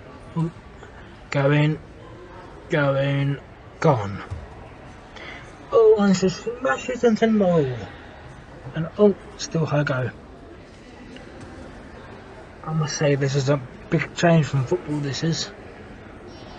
The days where you didn't have to social distance. Looks lovely, doesn't it? Oh, it's going to go over to another court. It's got a mind of its own, that ball there. Oh, the referee's going to go over to get the out of bounds ball carrier. There it is, it's bringing it over. And he puts the ball on top there, in the colour tray. Oh, Caroline's go again. And she's small, almost went over. Surely she's closer. She's not. Drape's balls are always going to be very close to the white, aren't they? Caroline's again. Come on. And if she just goes over. And then behind us smacking the balls before either as well. He's having a look. He's seeing who's closer. Oh, he's got his measure out. He's going to measure how far away the balls are. This is unseen. So from this show anyway. This is a oh, Caroline is fair enough to give Gabe a go. This is fascinating. He's going to have another look, see how close, see how he can get his ball closer. Fantastic. Oh, he's having a look at the referee to see if it really is. Nope, it's not. This is very interesting indeed. Gabe is, they're both members, I believe, of the ETG Boccia England. So sort of in between Academy, Talent and Boccia UK, they're in the middle of both levels. This is a fantastic game from both fabulous, fantastic athletes. This is a thrilling game. Oops, he's dropped his ball with. Hold it, is he allowed to have that back? He is not. Oh, this could be a game changer, this. Oh dear. Today's second match is a BC3 match from May 2019. A BC3 means that the athletes count for themselves, so they have a ramp with them to put the ball on court, and they have someone there to help them move the ramp and to put the ball on the top of the ramp for the athlete to release themselves. Obviously, May 2019, this is the last finals of Boccia England that I've ever had to put on, because since then we've had the pandemic come in.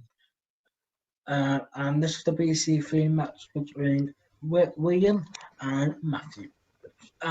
So commentary by Peter Linton. Thank you, Gary.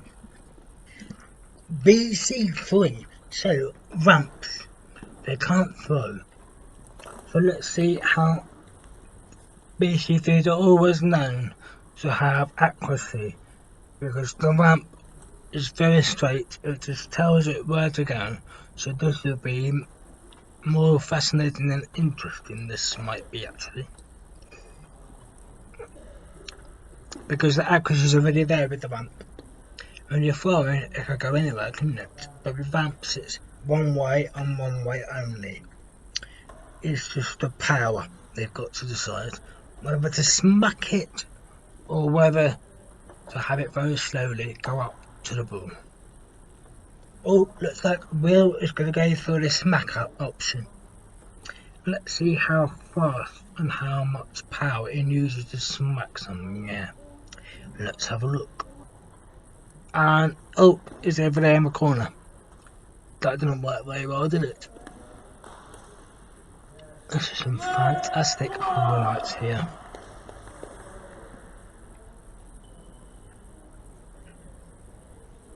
Only the athletes can talk to the ramp. The ramp assistant isn't allowed to talk at all. So it must be really hard for them not to be able to communicate. I've never heard it so quiet before. It's incredible. It's never like this at a football match, is it? Thank God this is Boccia of a day, not much of a day. Oh, it's going to go really slow up now. Oh, he's done brilliantly, but it's still his go. This is brilliant to watch. Oh, and the ramp assistant can't look behind them to see what's going on court. You know, it only takes him an instant to have a look. It's a bit like when you're in a classroom and the door opens. You can't just not help but look to see who's coming in. It must be really hard for them not to look. But again, when you've been with them for a few years and you've done all of your competition together, you do sort of get used to it. So Will's going to go for. Oh, he's got his other extension up. Oh, and he puts it right down there. Good, talented athletes for the BC3 category. They're up there at the top of the game with other BC3 athletes in Boccia as well. Will's going to go. Oh, and Will is right in there. Matthew left a gap there, so Will can get in. Ooh, good tactics there. I've never heard a ball roll around the floor so quiet before.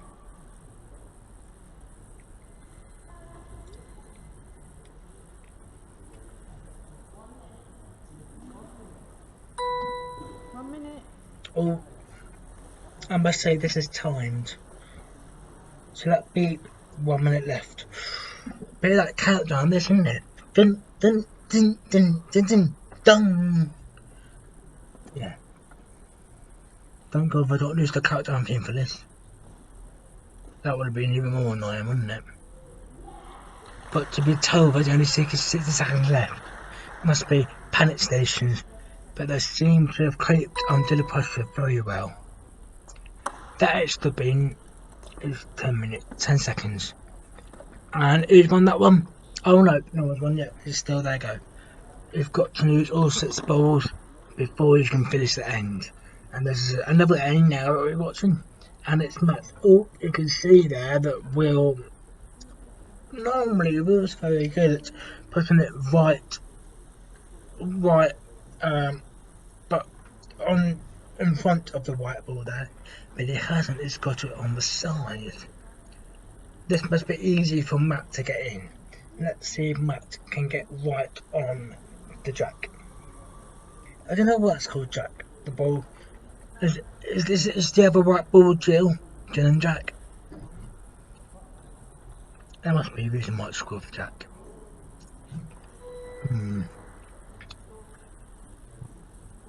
Matt. Oh, Matt doesn't get on top, but he's actually got it on the side.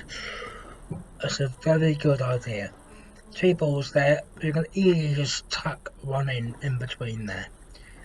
Brilliant initiative that is.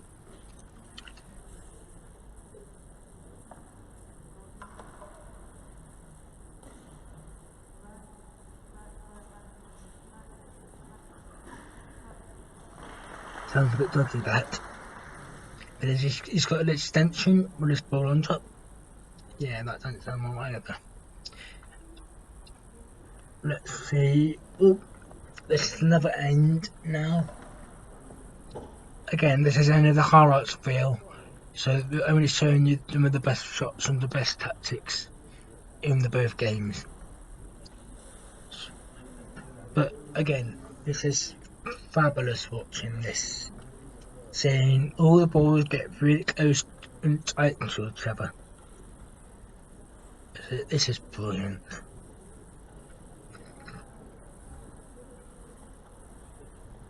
It's always fascinating with 2 BC3 players get together. This is Matt puts it away. So he's got an easier chance of getting closer now. With Will's ball a bit further there. Again, there's that bridge to sort of get in between both balls to get closer. This is again another brilliant initiative. He's done it last time we saw it, and now. This is just brilliant.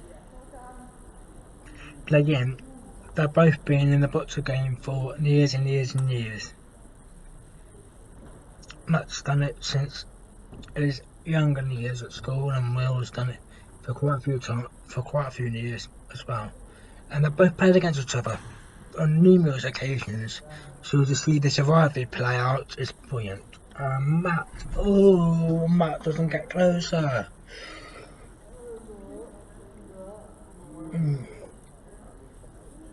This is just thrilling. It's almost as if you want to keep watching, and of course you can. Both matches are on the Boccia England Facebook page under videos, so if you just want to see more, they're there for you to see. Again, note all camera quiet. This isn't, of course, a clap for the harbour for putting an extension on. This is, of course, going on when other games have been played as well.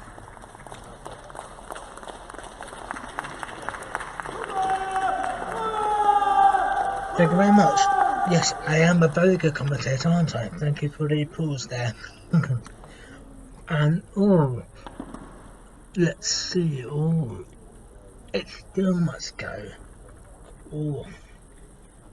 But, you know, when you think you've got an easy chance and it just doesn't go your way, then you're going to get less balls. And of course, it's some people might panic and go, oh dear, I've only got 2 left, but they are taking it in their stride. They've got the experience to know if that doesn't go wrong, what will, and when it does, how to recover. This is astonishing. Boccia techniques there. Tactics as well. Let's see what Matt does now.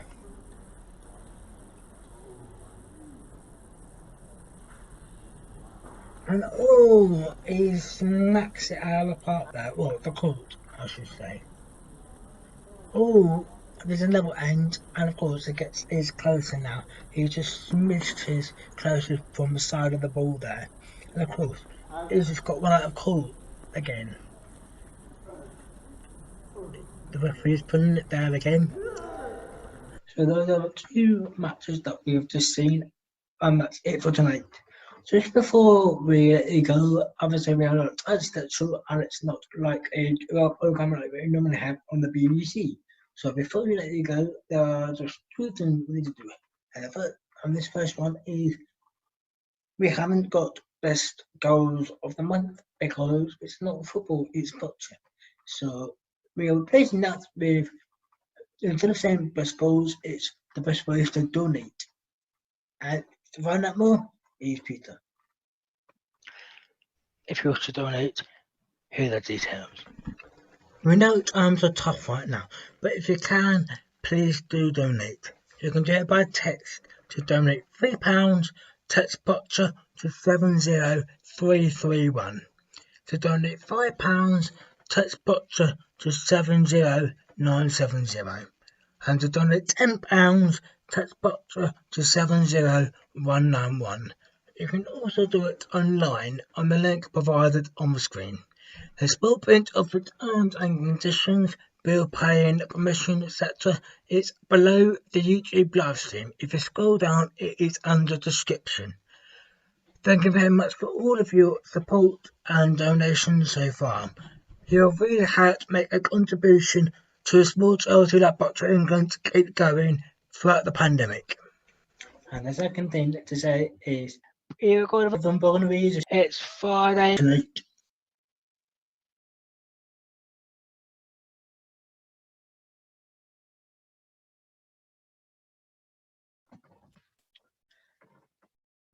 Thank you very much.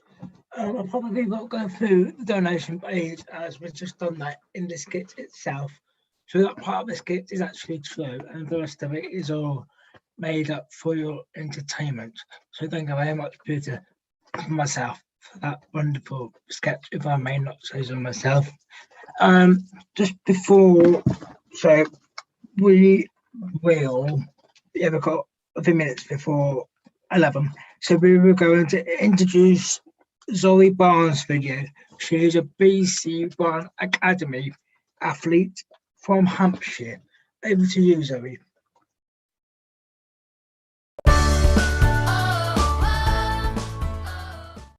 My name is Zoe Barnes. I love boccia because I can play it in my wheelchair, and I really love it. I can play against other players like me, and it has helped me focus, strengthen my core and arms. It is a fun sport.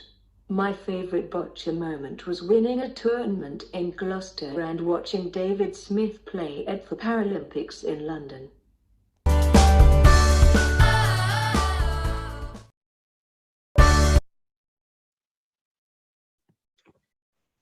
That's quite quick. So coming up next in a couple of minutes' time, now the pubs and bars are able to reopen, but only be served outside, following the latest restrictions from the government in the UK. Obviously, this time we can't obviously do it outside because it's freezing cold and it's just before 11 o'clock in the evening. So we're having a virtual pub with Jules Ballard and Natalie Bailey as the pub lady and the pub lord. So please do tune in for that, and that is a live. And if you've got a Zoom pass, please do join in now. And of course, the next live segment after this will be at 8 o'clock tomorrow morning with our mindfulness session. So please do join in for that one if you can at 8 o'clock with a yoga mat or somewhere quiet to sit for a mindfulness session, and that would help with mental health as well as a space to breathe for your morning exercise. So, without further ado, coming up next is George and Natalie chatting all things boccia or non-boccia. Just having an informal chat with all of you with the Zoom pass in the Zoom chat.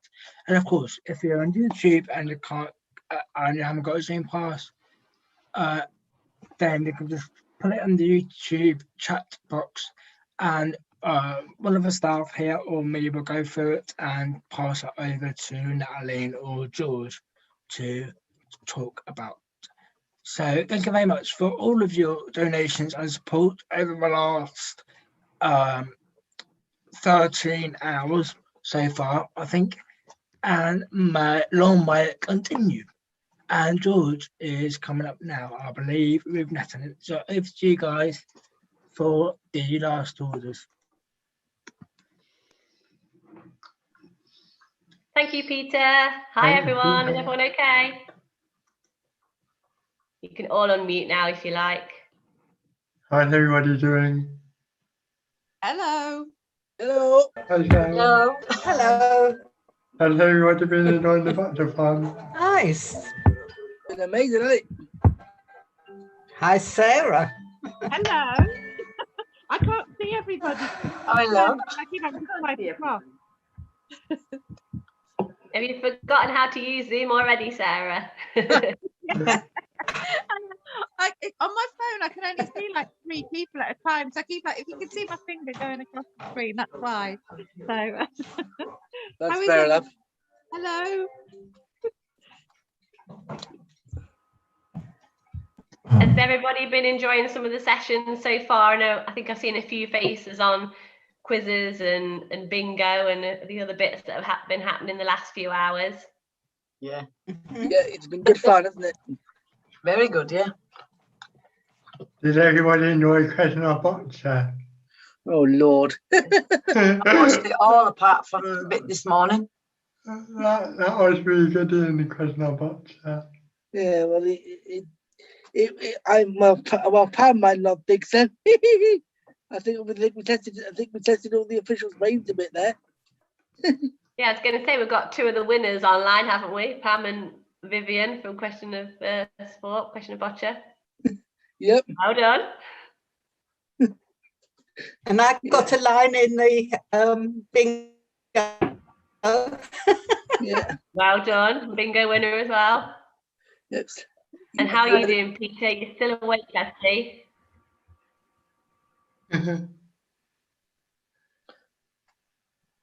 Hello, Kate. Hi, Kate. Hi, Kate. Hello, sorry I'm a little bit late. How is everybody? It's fun. We're fine. Pub's still open. Did you enjoy the scavenger hunt, Kate? Oh, the kids loved it. It was brilliant. They were great. Oh, that was good. Yeah. Yeah, difficult trying to get into bed after that, but very difficult to try and think really quickly though. And also, I'm very fond of Rachel, but her accent can be very difficult to understand sometimes. You have to translate a little bit. All part of the challenge. Oh, yes. I could understand it perfectly. I didn't have any problem with the accent.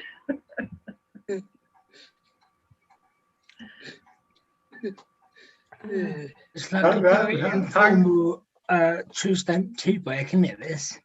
It is Yeah. extended version, but later at night, yeah. Yeah, who's staying up all night though?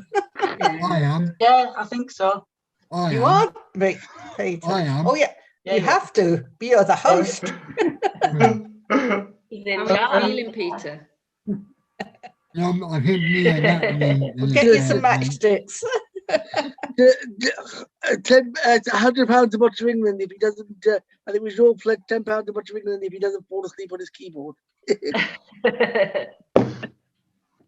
Sounds like Corinda's trying to stay up as well. Did you say you were, Ian, too? Yeah. I'll probably stay up till about. I think till after the next segment, and then I have to get some rest. Yeah, no pressure. I'm energy drinks to keep me going for the night. Oh, that's George's choice of drink. Look at the Boccia England Arms. Yeah. I'm ready to have the alcohol, but I've got to start for 11 more hours. So what's everybody's favourite bit been then so far? Question. Oh, of course. A question of Boccia. Hey, no, you didn't have to say that, you know. Well, I'll hand you your £5 bribe later. Oh, it did win. Very close one. Oh, I didn't know. I just want to say something to George. George, give me that. No. Yeah, give me I've that. just got to- I hope you how it is from you. I must. You know how it is from you. Yeah, I must admit, I did enjoy David Smith's interview earlier. Oh yeah. David Smith. Thought he came across as very down to earth. Yeah. Did anybody catch, well, it was early this morning, actually, a long time ago, at 11 o'clock this morning, Smile did the Boccia Adventureland session. I enjoyed that, actually. There was some good exercise moves for referees in particular. Yeah, I was so you have to scroll back, rewind to that one if you missed it. That will certainly get you more warmed up when we can return back to competition. Yep. Well, as I had to hit, beg my pardon, I had to hit Zoom with a hammer then because it decided to go down. Yeah. Oh, really? Yeah. Standard technical. Yeah, I'm actually amazed we managed to get through the day without any major technical hitches. I know we have one or two minor glitches during the baking session, but other than that, we seem to have got through it remarkably well. I know, it's very impressive. We're over halfway now and we're doing pretty well, I think. Don't have a halfway if you're having been on a lot Touch word, obviously. And Ian, you cleaned your camera as well. Remember to clean your camera this time. Oh yes, yeah. What you did? I'm so glad they edited that out. That could have been quite embarrassing. What you didn't see, Natalie, before the when we were getting set up was I had this weird kind of halo thing around me, and it turned out that I had a mark on my camera, so I had to improvise with the towel.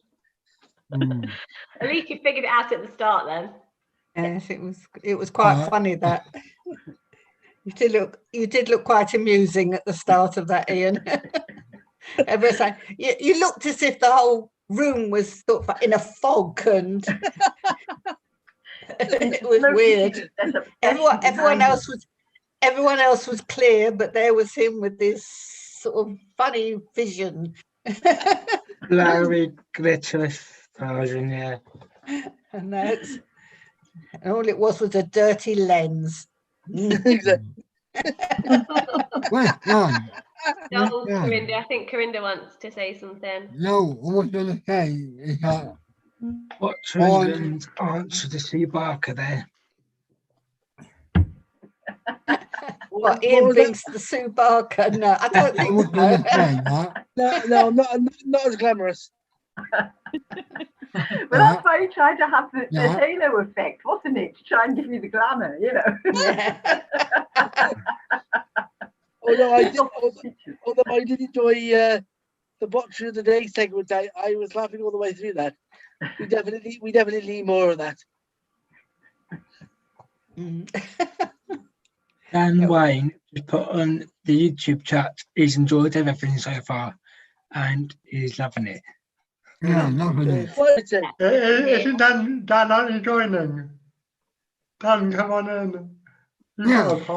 Dan here. What is Dan? Dan, come on. Come on, Dan. If he was still awake, his Empire says, come on in. Come on in. You got the Empire, come on in. You want the screen to be full, but I know this hasn't. So Peter, what's your coffee of choice then?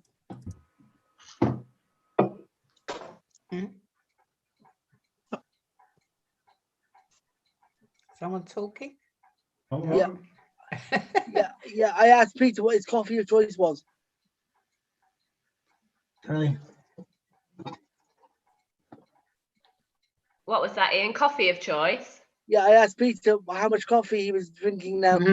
Oh, the coffee. Don't do coffee, but doesn't drink coffee. Yeah. Not that night. Anything. Anyway, I was going to say, right, if we are going to move like going to the tournament in Tokyo and August, you still need to wear a mask.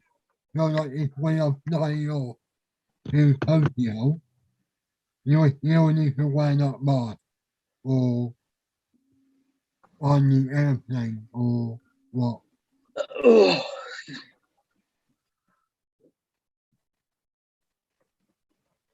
Yeah.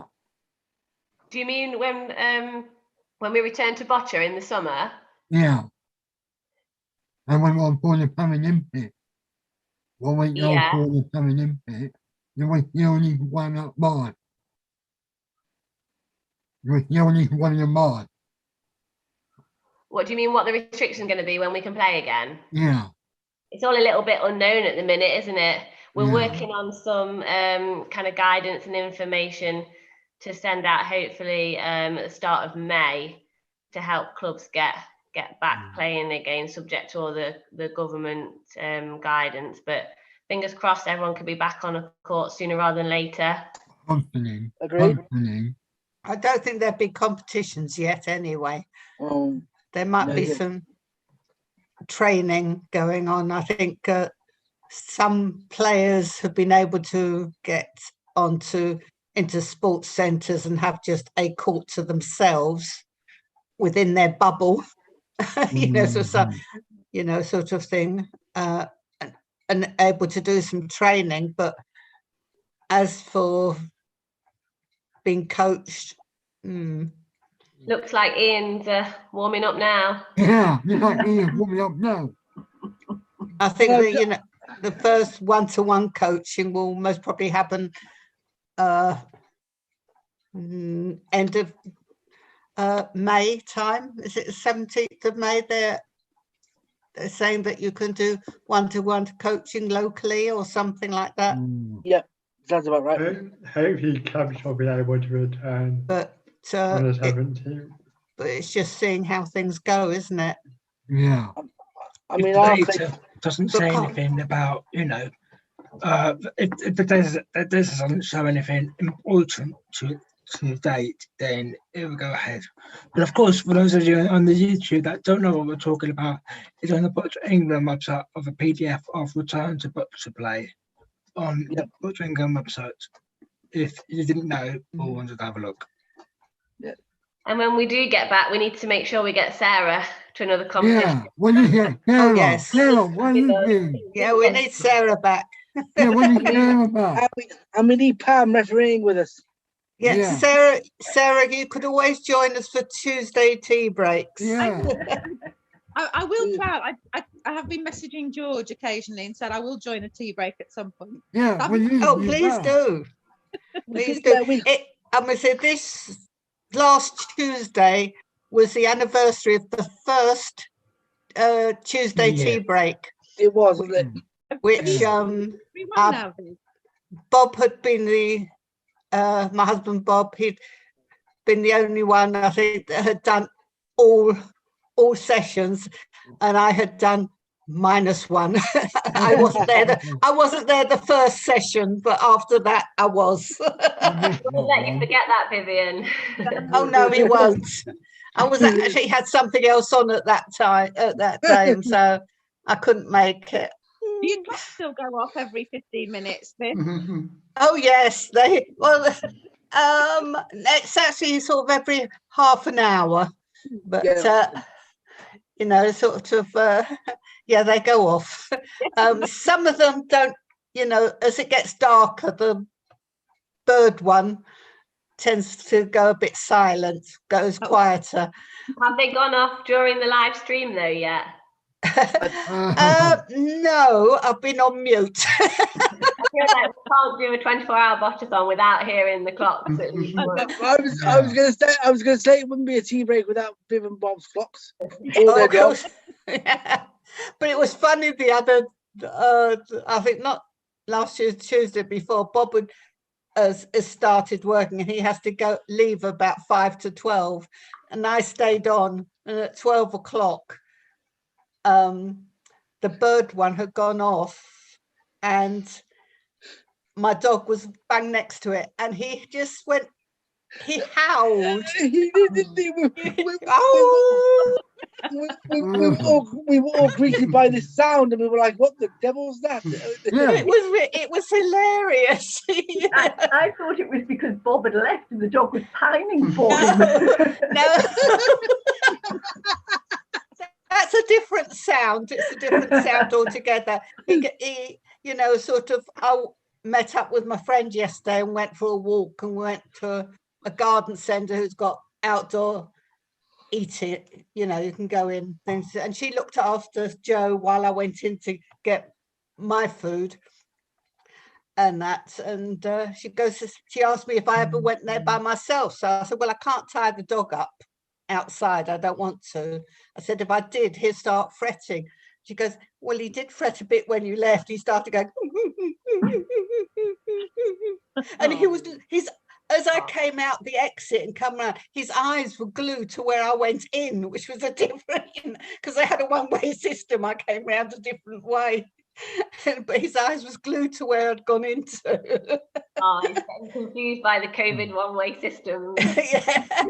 Oh yeah, been there, done on that. YouTube, want to know what the I don't know what he meant by that, but I'm looking on YouTube, and Dan, he thought he had knew it better. Is that the gate? Don't know what he meant by that. I mean, he can't get in. Like on YouTube comment. I don't know, Peter, can you see it? For our YouTube viewers, Tuesday Tea Break was introduced last year as a Boccia England's answer to the COVID pandemic to keep the staff close to its volunteers, coaches, and players. If you do want to know more about it or get involved in Tuesday Tea Breaks, you can look on the Boccia England website. It's every Tuesday, 11 till 12, I think, until the pandemic finishes or something like that. So it's every Tuesday. Are you away your shoot again? Are you away your time? Or not really? Peter, are you away your time again? And it's the first birthday party this coming Tuesday as well. Yeah, go on, I've done it. Will there be virtual cake? I was just thinking. Will there be virtual cake? Yeah. That's what I was going to ask. I'll make sure that I've got some cake. We have a very good question from the on the YouTube from Lewis Willard, who asks us all, what does the future hold for Boccia post-COVID? Yeah. The same as any other sport. I think it'll be anything. I personally think that we will gradually get back to it, but it won't be the same as before COVID. I think there will be different procedures that we have to go through to be able to play it, and to play it safely, etc. You know, we can't have everyone coming and staying in a hotel to perform a bubble to do it. Exactly. I don't think we can do that, but you know, we have to make sure that when we do get back, we play safely, and we have to see how things go. Hopefully, by the time we get back to competition, everyone have a full, you know, their second vaccine. Perhaps, I don't know, it's up to Boccia England, but perhaps they might have some sort of say that, you know, perhaps you need to have your show that you've had your vaccine before you know, sort of thing, unless there's a reason. They're talking about having boosters now, aren't they? And also a tablet you can take to, you know, if you sort of diagnosed, you know, sort of come positive with the COVID, that you can take that can actually stop the virus in its tracks by this new thing. So it's all things, but I think it's going to be like any other sort of virus. It's something that we're going to have to live with. Agreed. What happened at your cat then? I don't think it's ever going to go away, but it's something like flu. Yeah.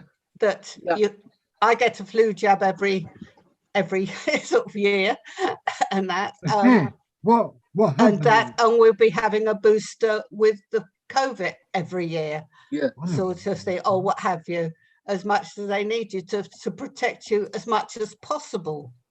But like the flu, there's people who will, Corinda, it's an antiviral tablet. Oh, what like?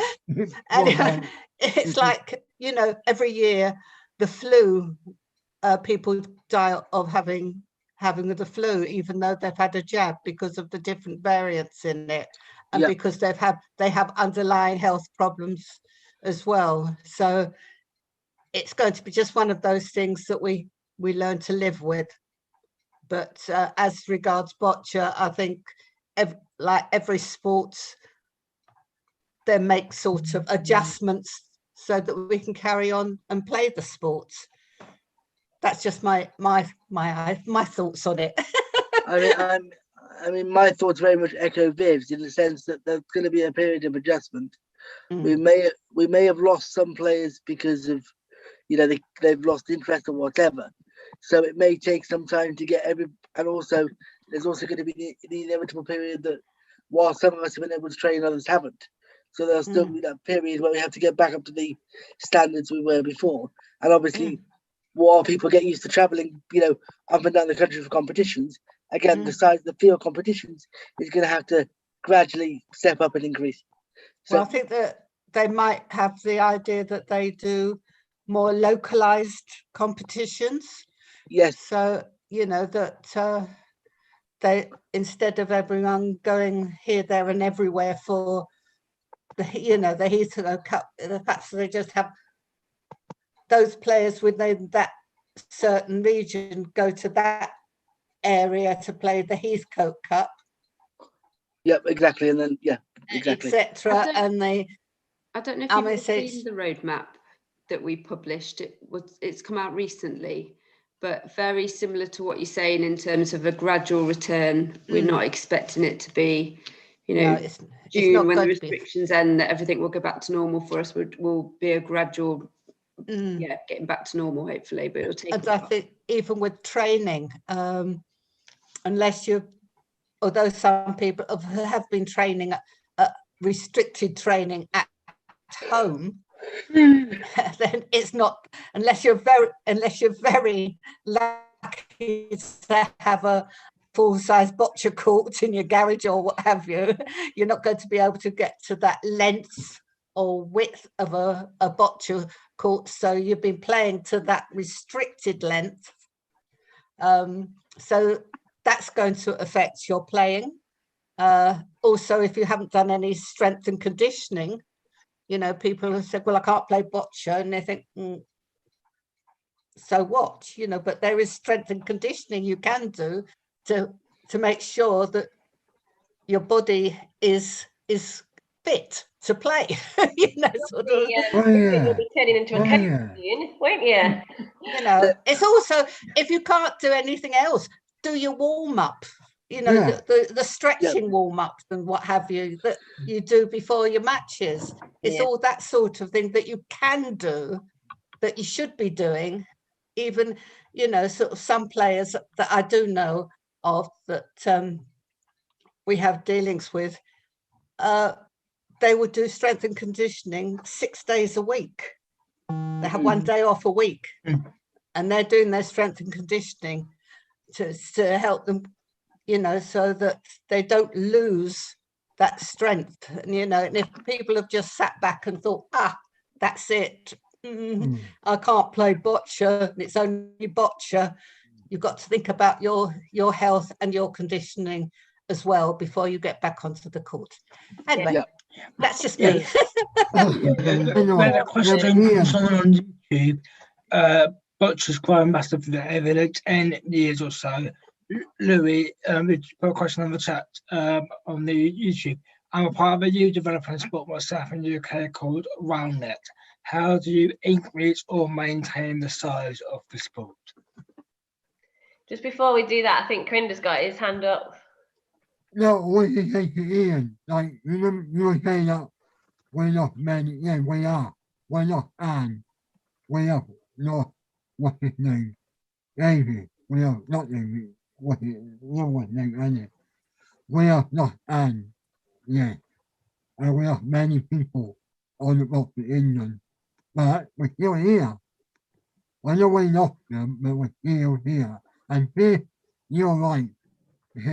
Many people don't have any friends, right? They don't have any friends at all. And for me, I've got so much friends in me. So, yeah, I think once we go back to the sport, I think we need to retrain people and we need to discuss what we need to do next for the Boccia. I mean, so even Pete, you say that, Corinda, but about people not having the strength to do things, but you know, you can just pick up, just to think, see what I could pick up to use.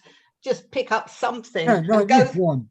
and just go, and just go through the motions of either doing, you know, darts, you know, whatever way you deliver, even if you're a ramper and you use a pointer, get used to wearing that pointer, you know, because if you've not been wearing a pointer for over a year and you've lost how to use it, you know, you're going to have difficulty when you go back. So, you know, it's all these things that you can do.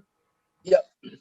I think in the short term, we're going to be focusing on getting people back safely for fun and social reasons, aren't we? That'll kind of be some of the priorities.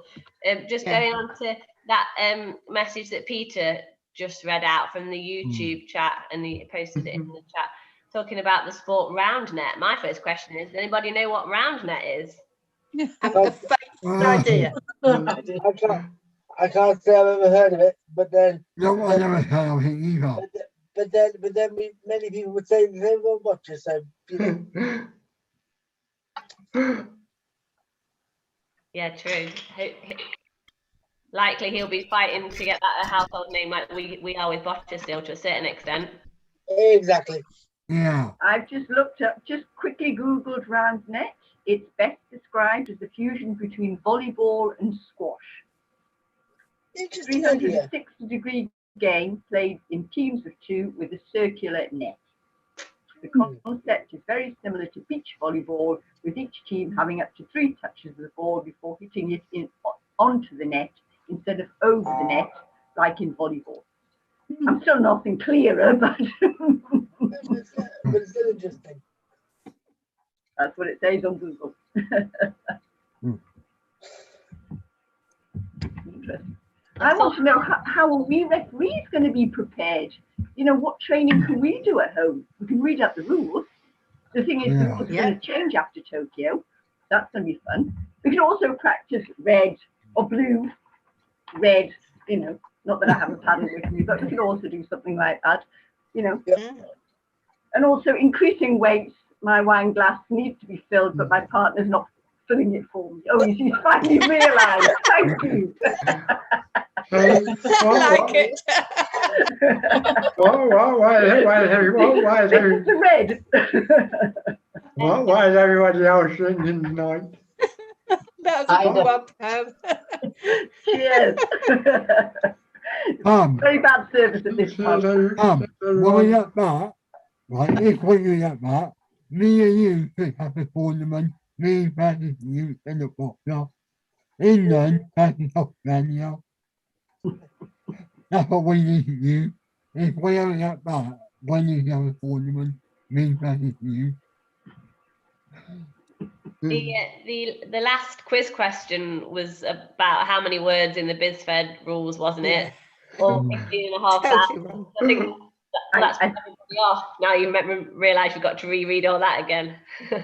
I didn't even bother answering that. I couldn't even bother to think. I could tell you what the words are, but counting them up, I just know content, not quality, not quantity. Yeah. I'm intrigued to know who counted every single word for that question. Yeah. I think they just cheated and highlighted everything and used the word count function in Word. I think you might be right, Ian. Oh, Natalie, I know this sounds daft, but I shouldn't bring it up at this. Your online tutorials that you have, could one be? Learning? Yeah, could one be on showing apart from the boccia ball equipment check, how they do the other equipment checks and what they use? You know, when they have an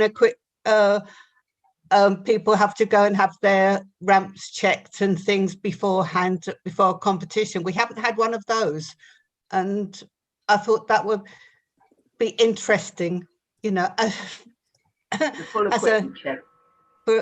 equipment check, for, you know, especially for the officials. Yeah, that's a good idea. Did you cover any of that in the officiating the call room one at all? No. No, okay. Yeah, that is a good shout. Probably Yeah, when we get towards the end of the year and perhaps a little bit closer to competition, because we've never really done any kind of training on that. So yeah, I like that thought. You know, because we don't have that sort of things, and also perhaps about how they go about doing clarification as well. How do they decide if someone, you know, goes from a BC2 to a BC5?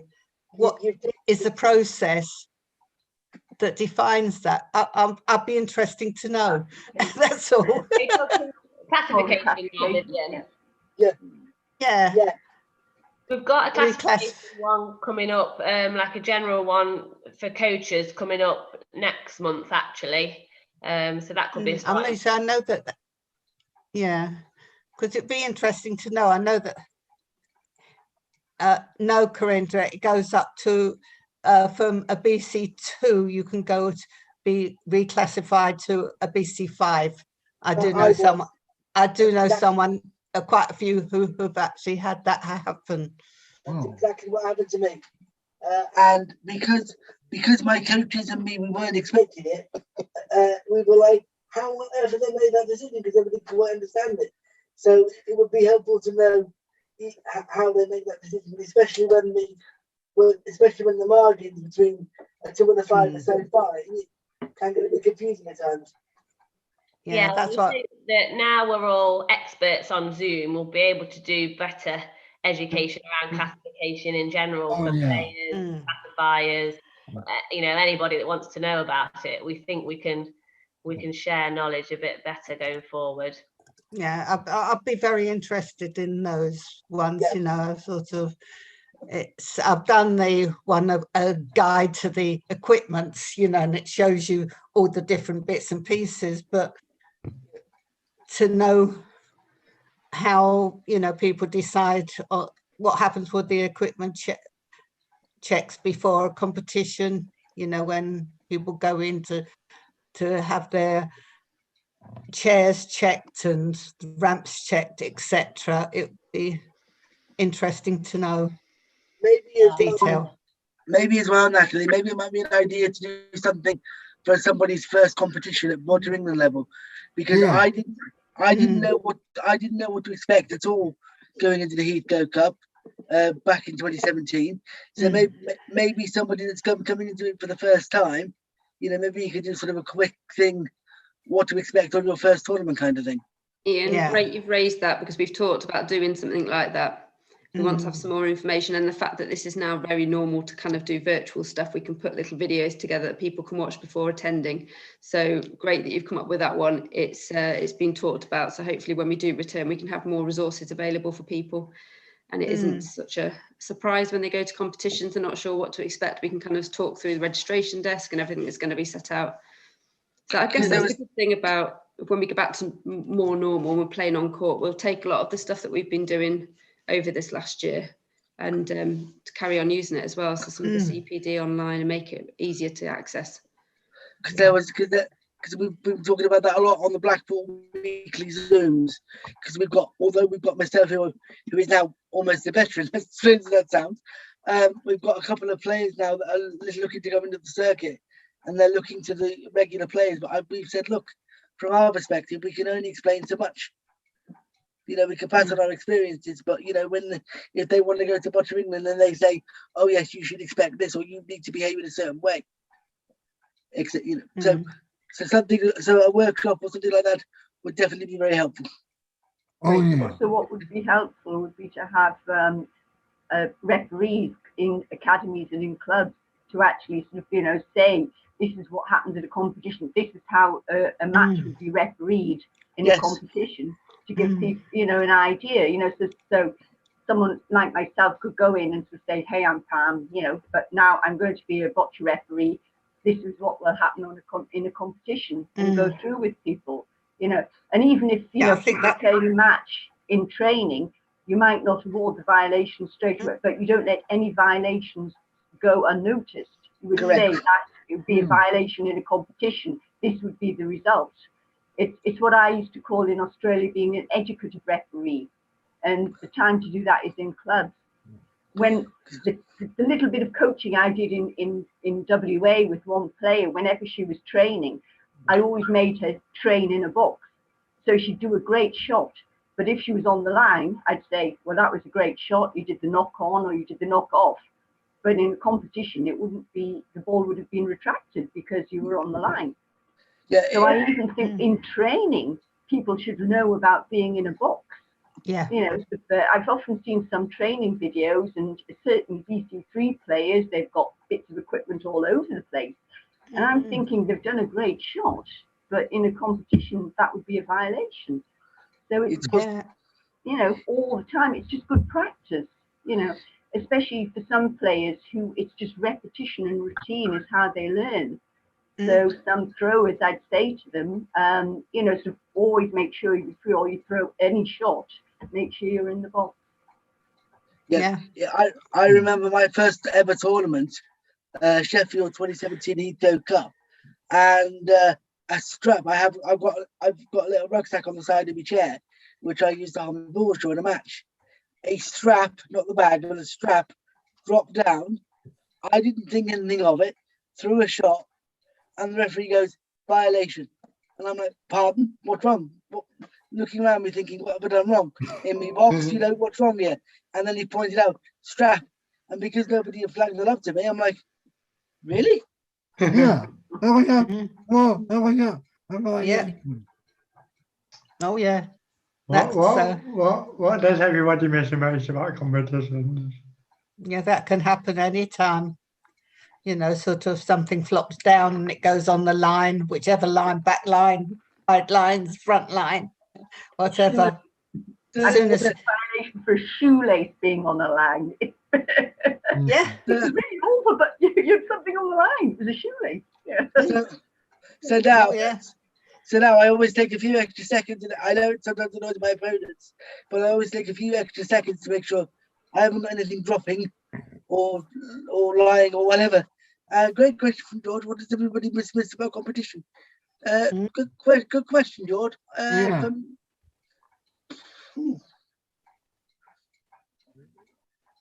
I'd say the atmosphere. Yeah. The atmosphere. Yeah. It's the, I don't know, it is a family. Yeah. It's just that everyone's so friendly, welcoming, etc. until they got on court. It's a different matter. As soon as they get on court, it's a different matter.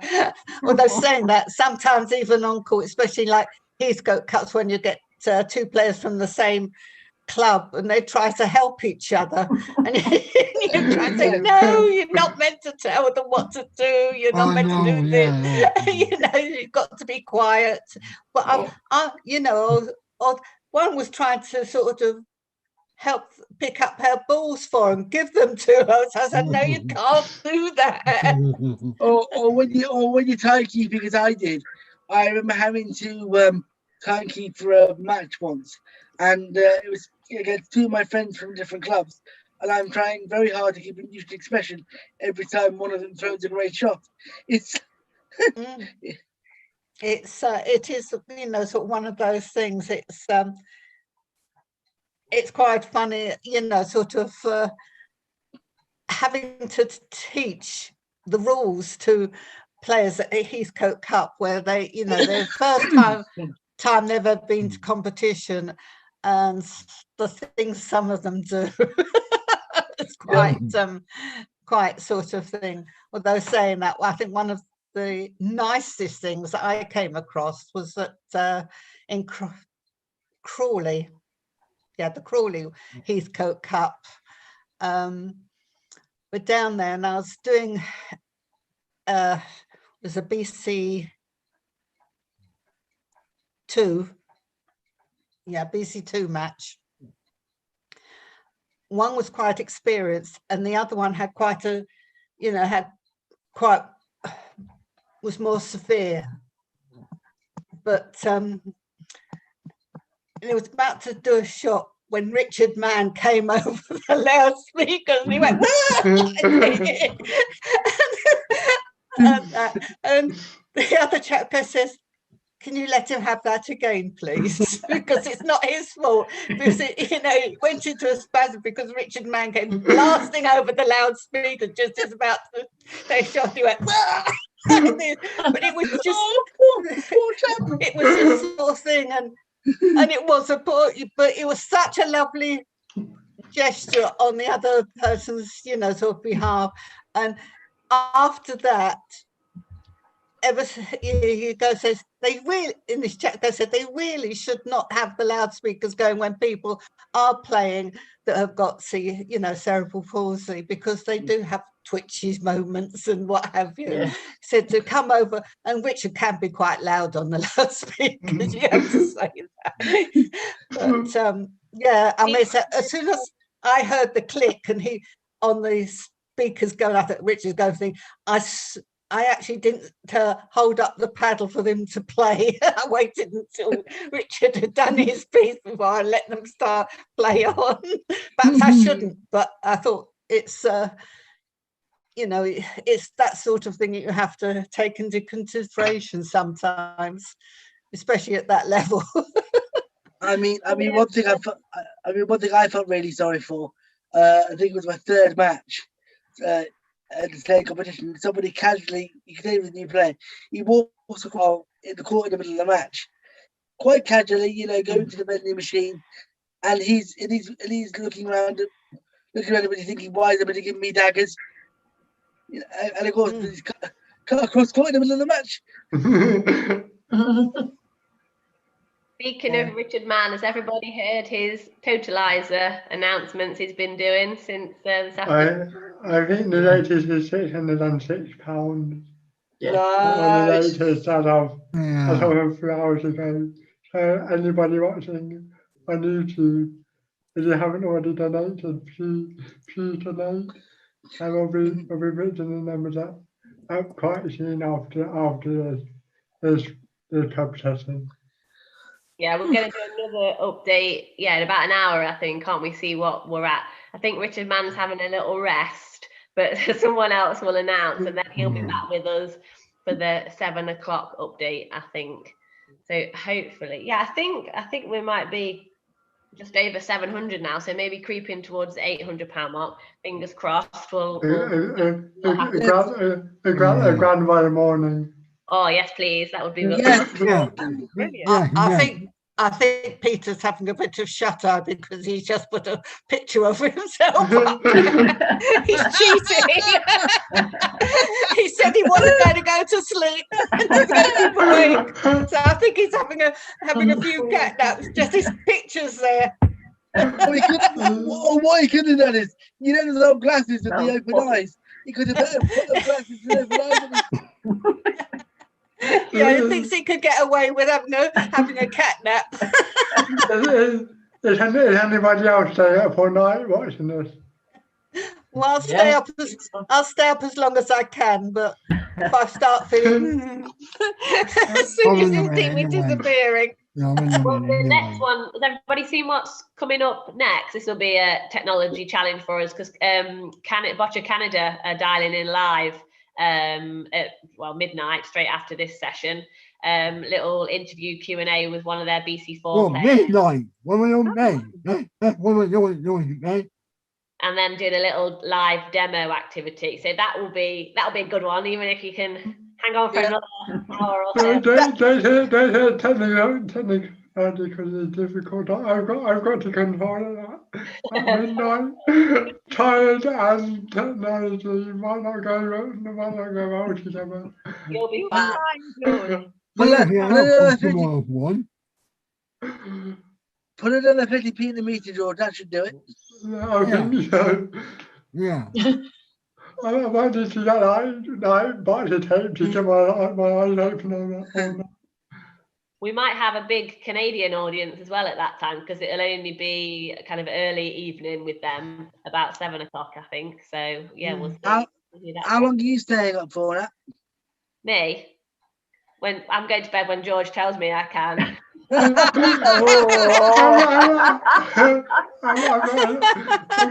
in charge. You might get Australian people joining in again soon. I'm surprised. Yeah. Did anybody see Australia video earlier? The Moreton Bay Boccia Club. Yeah. Yeah, I saw that. It was just wonderful seeing them again, because I know most of them. It was just, took back memories. If anybody missed it, I think we were saying it in about just before 1. Just before 1 tomorrow morning, we'll be showing it, and I definitely recommend staying up to watch it if you missed it earlier. Yeah, I'd recommend it as well. I enjoyed the Boccia South Africa segment as well. I thought that was very interesting. Yeah, that was good. I think everybody knows by now it's a tradition to get a TV photo. So would everybody be happy to get a Friday pub social photo? Sounds good to me. Yes. I give you your basic glass to come in. I've got sweets. What they do? It's a glass. It looks like a glass. 3, 2, 1. I haven't taken a photo, but I'll get a screenshot of the YouTube recording tomorrow morning. Oh. Natalie, here's a challenge for you. We should have a tea break Boccia tournament when we go back. Have a what, sorry? Have a tea break tournament. So everybody that's been involved in the tea breaks has a special Boccia tournament or something. Yeah, no, it is a core group of us, isn't it? So we should certainly do something. Or it would be nice just to have a face-to-face tea break at some point, I think. Yeah. Definitely, good idea, that, yeah. Very exclusive. We'll pass that back to Callie for a challenge. So we've got to recreate everything we've done virtually, but it's got to be face-to-face at some point. Oh, God, as long as we don't have to do question of Boccia again, we'll be laughing.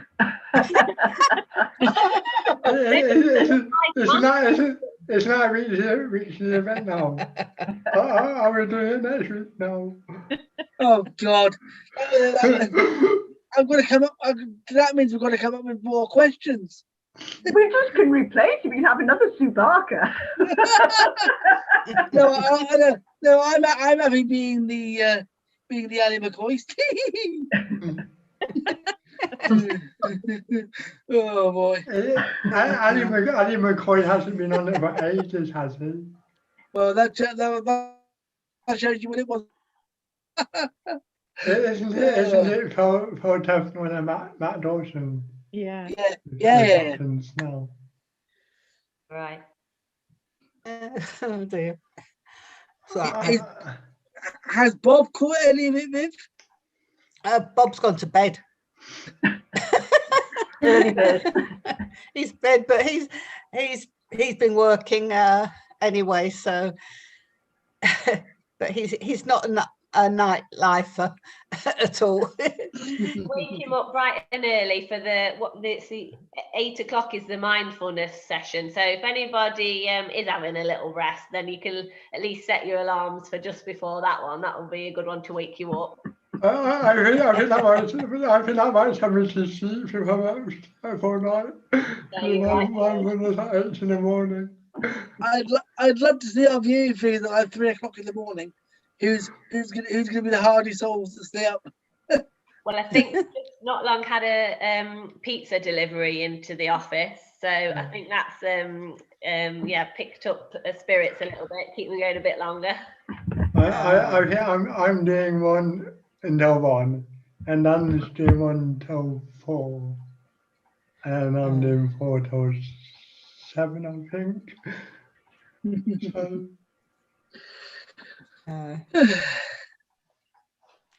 I hope everyone will show me watching at 4 in the morning. I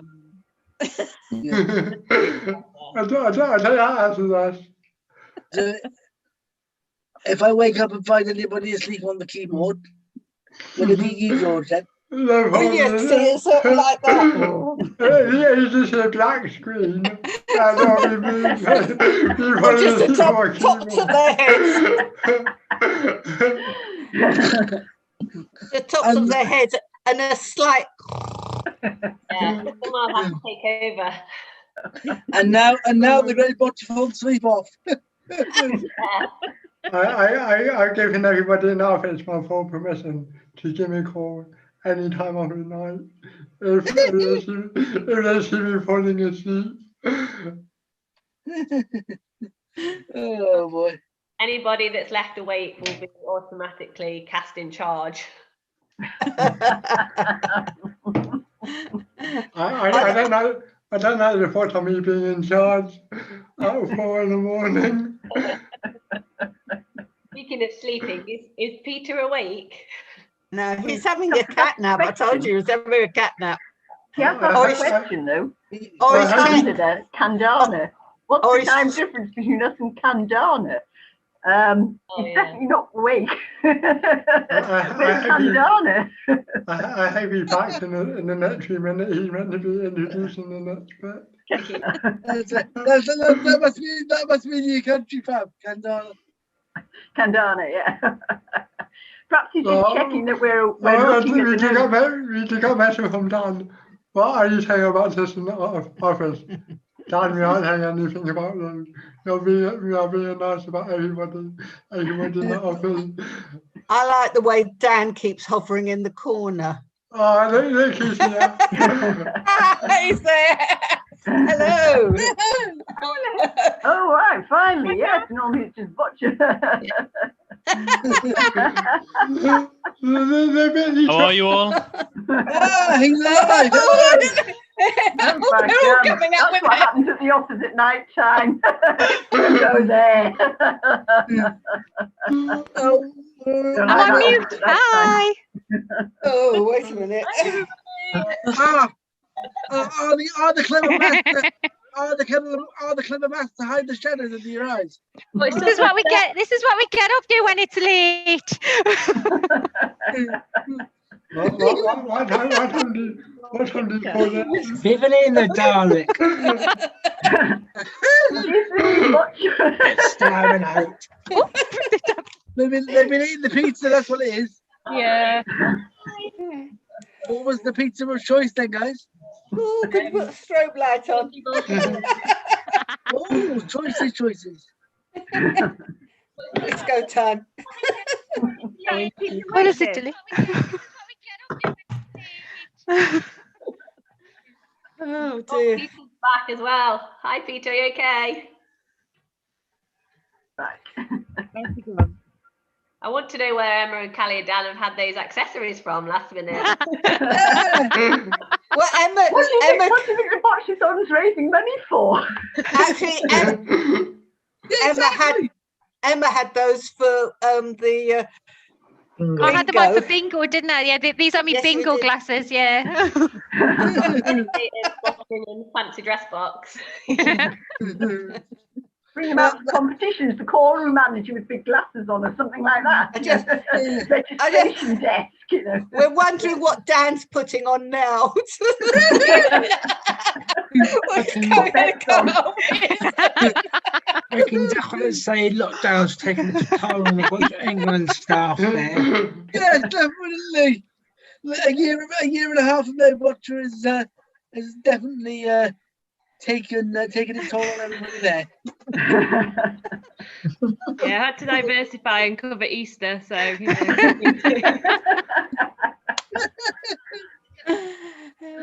Oh dear. Right. I'm going to disappear again, guys. Nice to see you. Nice to see you.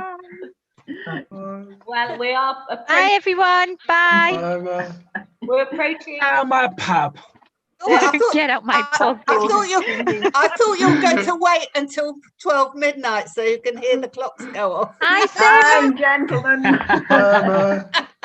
We've got a bit text stuff to sort. I think Peter will explain our handover in a minute, but we perhaps need to swap YouTube links, don't we, before Canada come on. So hopefully some of you can hang around for the Canada slot.